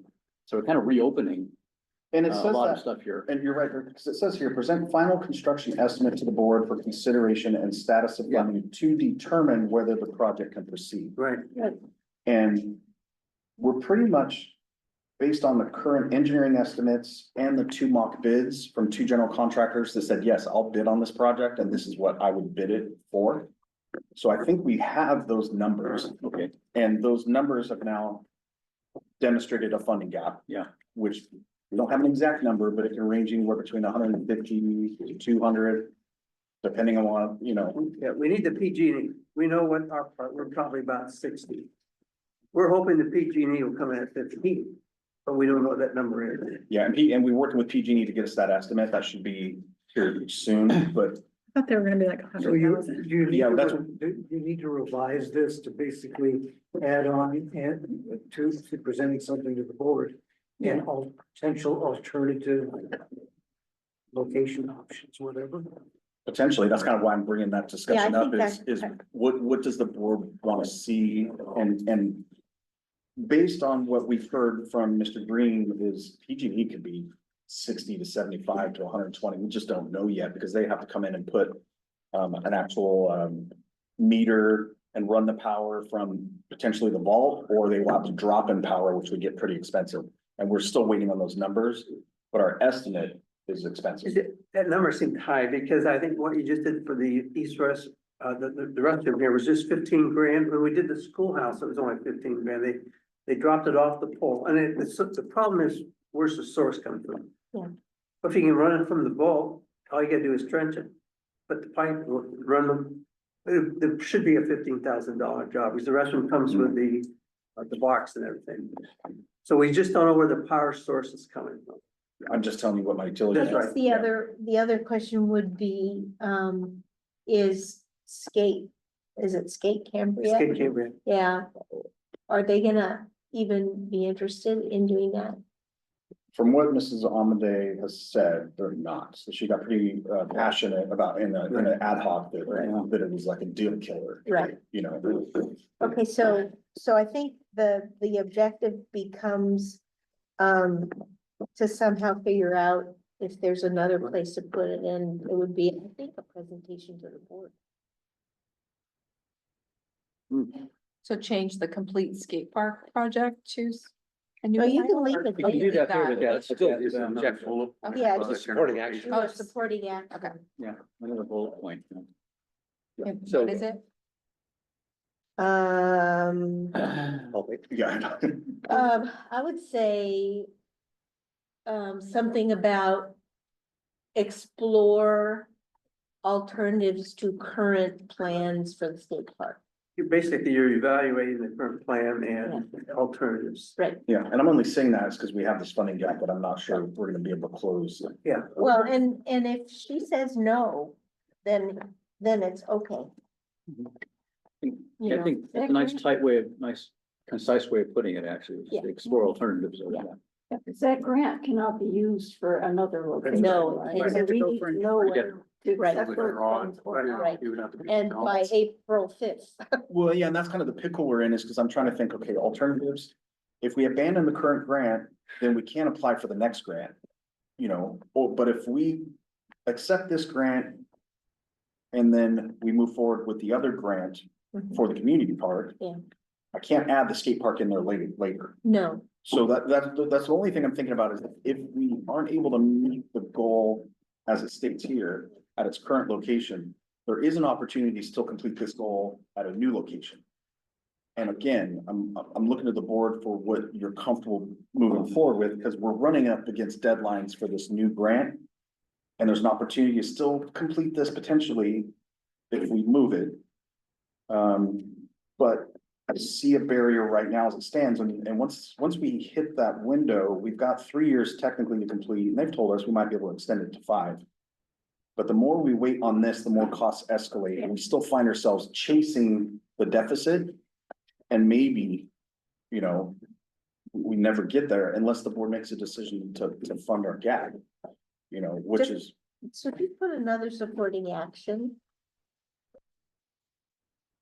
because I want to, you know, and I would say explore alternatives to the current plan with the board.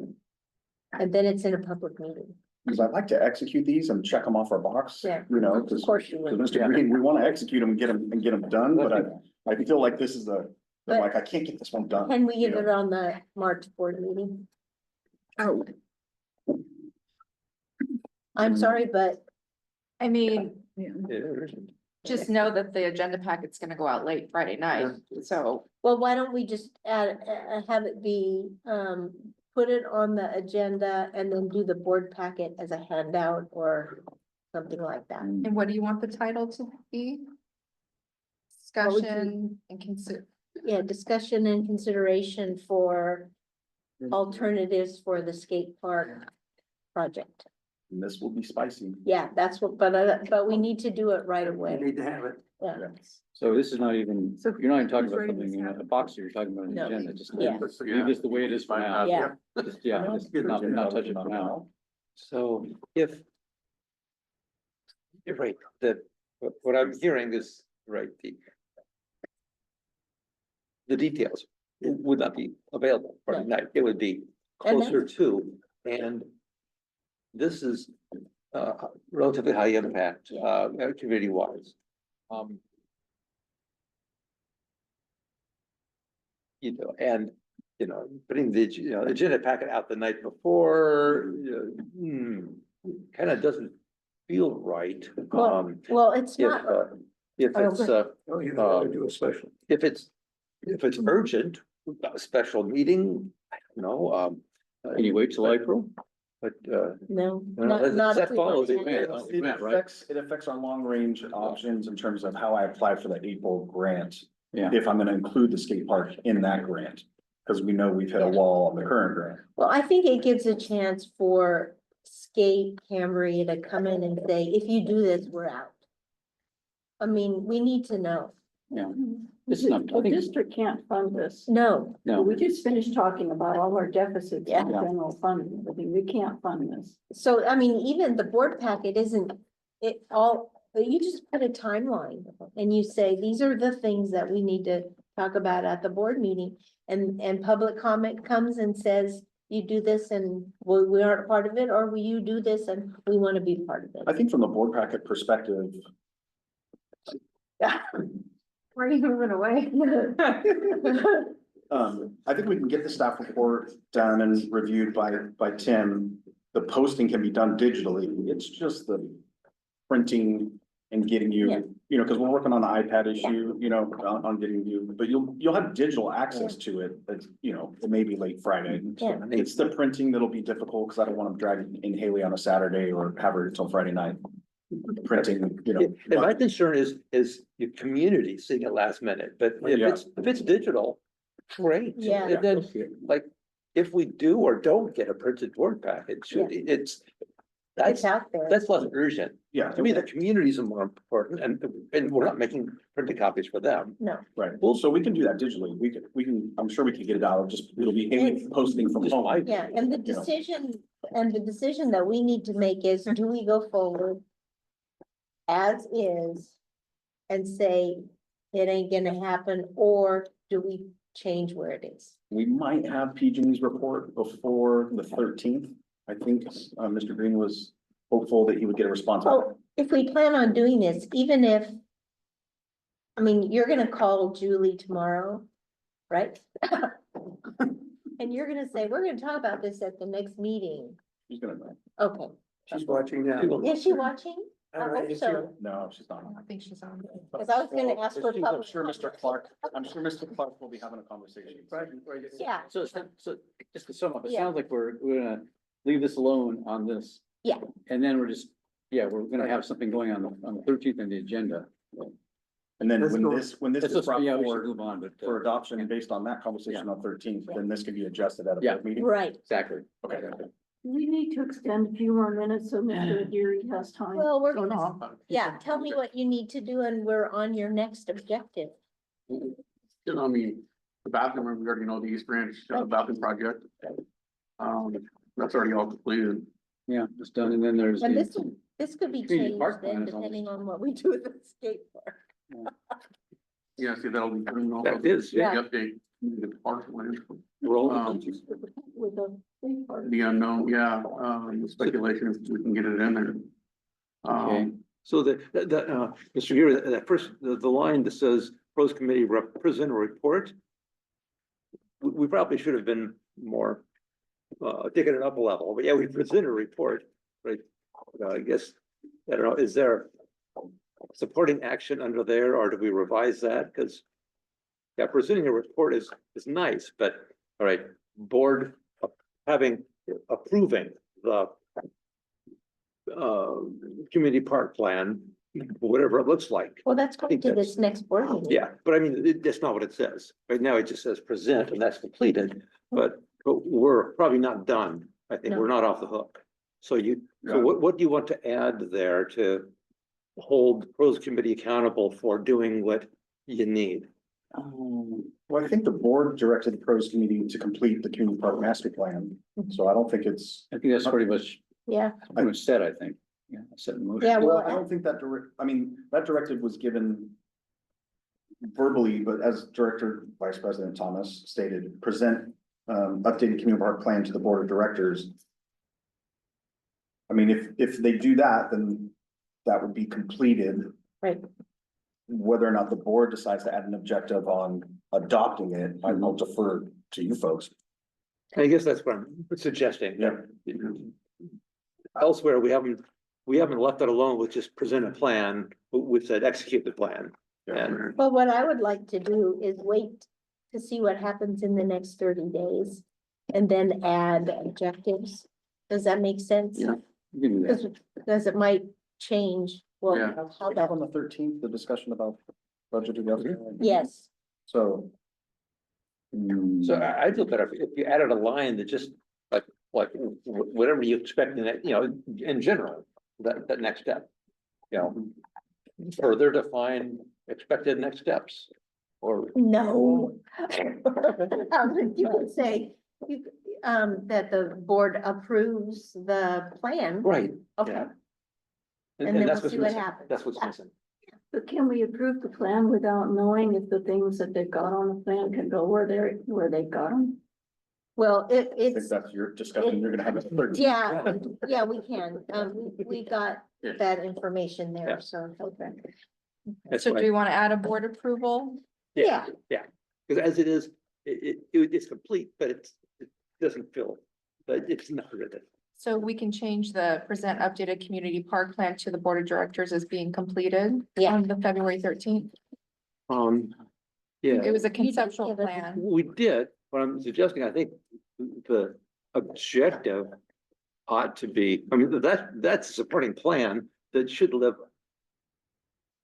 So board approval of community park plan would be Well- supporting objective. Okay, it is also the other way around. It's like we made a presentation, but the higher level Oh, you want objective. that to be the blue box and then the presentation, the supportive action? Doesn't that seem right? Sure.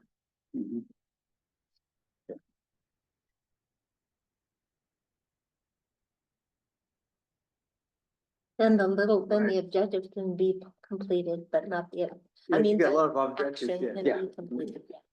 Yeah. It just don't all this off the hook yet. We're not done. No, you got a long ways to go. Yeah. You just started. I know. And it might change.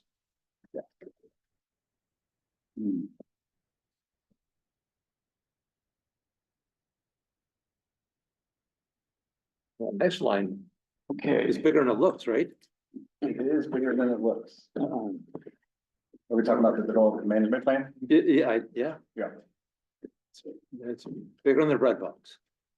So when you're talking about a management plan for CCSD and undeveloped parcels, you're talking about all these little lots here and there that you have to redebate. Mm-hmm.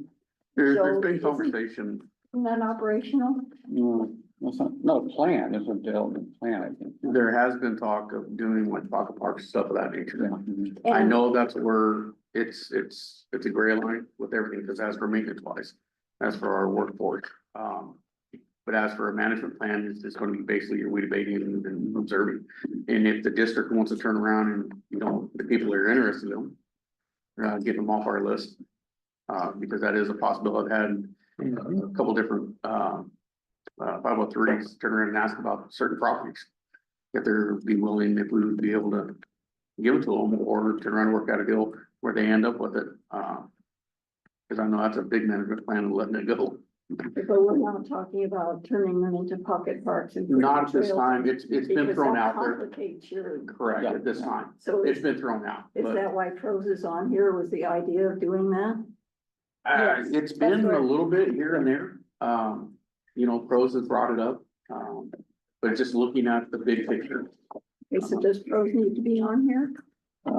So can I give a staff perspective, and I respect Yeah. whatever you decide. From a staff perspective, I'm concerned. And Director Thomas and I had a good conversation about this. From a staff perspective, in terms of staff time and resources, it is already very difficult to make sure that those are weed abated and meet the same standards that we're holding the rest of the public to. And that's been falling on Mr. Aguirre and his team to do it. Now, fortunate enough, we do have a grant for this year that's hopefully gonna alleviate some of that stress, but I think they've talked about 2 years worth of funding. From a staff perspective, and when we talked about priorities, like what are we really gonna focus on moving forward in terms of all the things that we have on our plate? I'm concerned about considering those open space and considering about pocket parks and things of that nature, not because it's not something that could be a good idea, is that even with 501c3s and things like that, my gut tells me that Mr. Aguirre will be on the hook for the phone calls on something that doesn't go right, or if there's a tree down or whatever it is, it's gonna be a draw on his staff and his staff time outside of just the weed abatement part. We'll get done with the weed abatement part, and then there's gonna be this park component to it that I don't think, because we've already identified that we're not funded in that area, that I believe that would be a drain on staff time and resources. However, that could be something that we address in 5 years, once we fix this facilities and resources funding issue. My preference, and I don't know, I'm not on speaking for you. I do need to interrupt you real quick. So we have one more, core area. Yeah, I don't know, I'm So, kind of inclined, maybe we should, this is adjourn until tomorrow, yeah, that's what I'm till thinking. 10 o'clock. Yeah, Oh, Hmm? oh. Oh, yeah, but I mean, I think the new core area. we're taking on too And much. that's a really important core area. Yeah. And I don't, That we should the think new on. one, The new one. that we should Administrative think on. Good We idea. finish this one?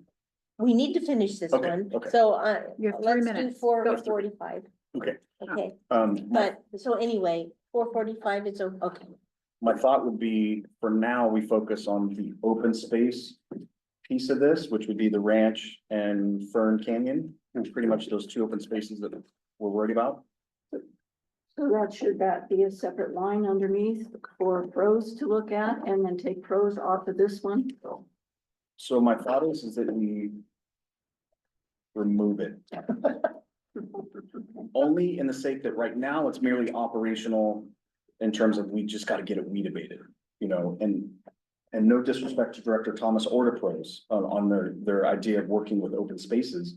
But when we go back to that funding, what we're not funded for, we can barely manage making sure it's weed abated from the fire threat standpoint. And developing a management plan for it seems operational, because our management plan is get it weed abated. What I interpret, and I'll let Vice President Thomas, sorry, jump in terms of what pros has been looking at is what can we do with those open spaces for recreation and public enjoyment? And we have a hard enough time maintaining the ranch, you know? And so some of my thoughts is that can we just we're starting to get a handle on the weed abatement process for our lots, and I don't think this helps us in terms of staying focused there and all the other facilities and resources, responsibilities to include this vets hall. When we add this piece in there that adds management and pros to talk about how we're gonna manage our open space, it's right now our only hope is just to manage it from a fire threat perspective. Does that make sense? Yeah, well, I brought it up because, and no disrespect or trying to take anything away from pros or Vice President Thomas, but I know they have their hands full with the ranch. But there's a set of lots up on Stewart that extend down to Pine Ridge that someone took it upon themselves to plant trees and put on benches and chairs and things. And first of all, and a trail across all the way from it. Now, well, it complicates their ability to get over there with a tractor and just mow it. Now they have to weed eat around the trees, they have to weed eat around the benches and all the seedlings and maintain that path. And it just really puts a lot more work on FNR. That's an example. And so that was the example I was using to say that knowing the load that FNR has on them, just keeping the maintenance going that they've got to do, I think we need to, look later on, far down the road, if we're considering any other kind of pocket parks until we're caught up. My thought, but I really like it. Thank you. Yeah, I guess my name's been referenced 4 or 5 times. So I had to say something. All right. So yeah, this is a big issue. And yeah, the range of alternatives, right? Yeah, one by one, that's a lot of work, right? I've heard maybe create some plan for Fern Canyon, but that's a big chunk. I mean, that's significant. It's I don't know, what is it, 5% of the space of Visconti Ranch? It's a small trail, but it's a significant contiguous section. Probably deserves some sort of here's what we're gonna do. I don't know what that looks like, but that's your call, how to proceed. And whether you want input from pros, I mean, that's kind of the scope of pros. That's what we're here for, to help, but only if it's helpful, only if it's needed. Individual lots, right? Yeah, the idea within the pros, the eagerness, the concept of pocket parks, fabulous idea until rubber meets the road, boots on the ground, the reality check from Mr. Geary, right? And the implications, it's still on you, still on us. So, and you talk about possibility of, well, if there is a parcel that some neighborhood wants as a pocket park, well, what I think I heard you considering is, why don't we sell some of these parcels? Well, shucks, and it doesn't sound like you're trying to get premium. It sounds like you're trying to get it off the books. I would give it for $1. Give them away. And if there were a community group willing to sign a whatever OU for here's what we'll do for this pocket park. Correct. We have. I'll bet my bottom dollar they'd spend it on. Conservation ease Yeah. that, you can't build on. Yeah, but they take that conservation easement.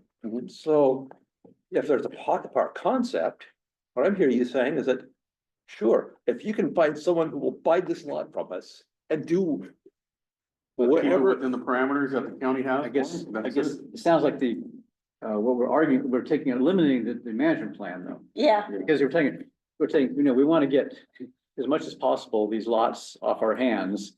And somebody wants to make a pocket park out of them, that's not our No. That's not our No deal longer be anymore. a That's not our management job effort. anymore, yeah. It's, So I guess it the simple is, answer- it is a plan, but it's not a, It's not a management management plan plan per per se. managing, yeah, we aren't managing. and. Yeah. And Develop a plan to sell them. Yeah. Well, I'm selling them. but I've always Would be had to try to something sell good, them. you know? David, just how do we do that? Do we upload it. surplus them through board resolution because we We have acquired to- them through board resolution? Have to ex- So, the Surplus Lands Act Yeah, would apply Well, to these lots, which requires that surplus property be made available for affordable housing. I assume these are relatively small, they can be developed, there's exceptions, mhm. there's a whole process you have to go through. And the exceptions are very narrow, there's a state agency involved.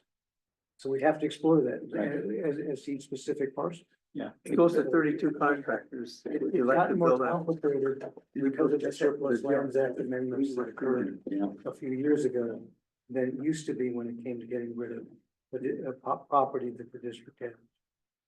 So, Yeah, but they so- carry with them whatever constraints. There, We Development went constraints. through that with the Pocket Park. the pocket park over We here. sold to the historical Yeah, society. sorry, the, We had to go through that entire exercise, also go through the state, get them to buy off the particular exception applied. We went through the county and the county gave us their determination that it couldn't be developed, and why, which we then submitted to the state. It was a big process. Yeah, And in addition to that, we were still required by the state to offer that pocket park to other agencies that did parks and so on in the region. You had to go through that exercise to satisfy the state. So it's So very- not a it's a dollar. very Yes. So is It's it worth doing that? there's a Get rid of them. threshold, For size long-term? threshold Yeah. though, which could be in our favor. I think it was 5,000 square feet. Yeah, I don't know if that's still that way. Yeah, and then I don't know what Yeah. the specifics are as to some of these properties. Okay, so You have let's to talk, evaluate that in relation to the exceptions that are in the act. Harry wants to. Yeah, I just So- wanna, if I could just intrude here for a moment with regard to pocket parks.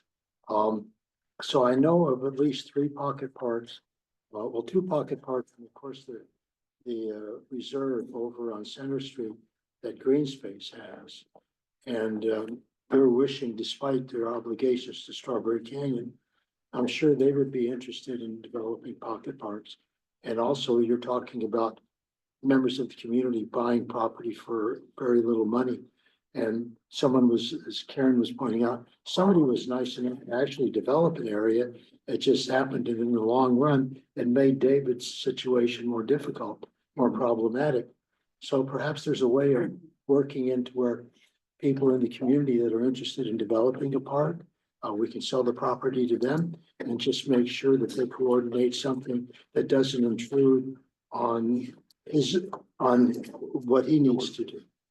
Exactly. Okay, what I so- said. so I'm gonna interrupt. So I think we should stop. Go ahead. And adjourn. No, do 2B. I think it's, item 2B. Yes. To be is a yes. Yes, to be, Good idea. Or not. yeah. So just to confirm, are we removing development and management plan? We're gonna talk about it Okay. tomorrow. Got it. Yeah. So we are adjourning to Haley. tomorrow at This, 10 a.m. we're gonna do, I gotta introduce. regular business to be, yes, please introduce to be. Haley, I'm just curious, who is still watching at the end? They probably left by now, right? Aram B, Christine Heinrichs, Dennis Duchek, Eric Johnson, and Michael Collarwood. Thank you. Thank you. Agenda item 2E, discussion and consideration to adjourn the March 3rd, 2025 special board meeting regarding the strategic planning workshop to March 4th, 2025, if necessary, no fiscal impact. I'll turn it over to you, President Scott. Yes, and so I think we need a motion. Should also specify the location. Okay. Yeah. Haley is gonna have to post the notice. Yeah. I'll post some We need public meeting. comment. Okay, so that'll be, no, we already asked you about the comment. I so moved. Second.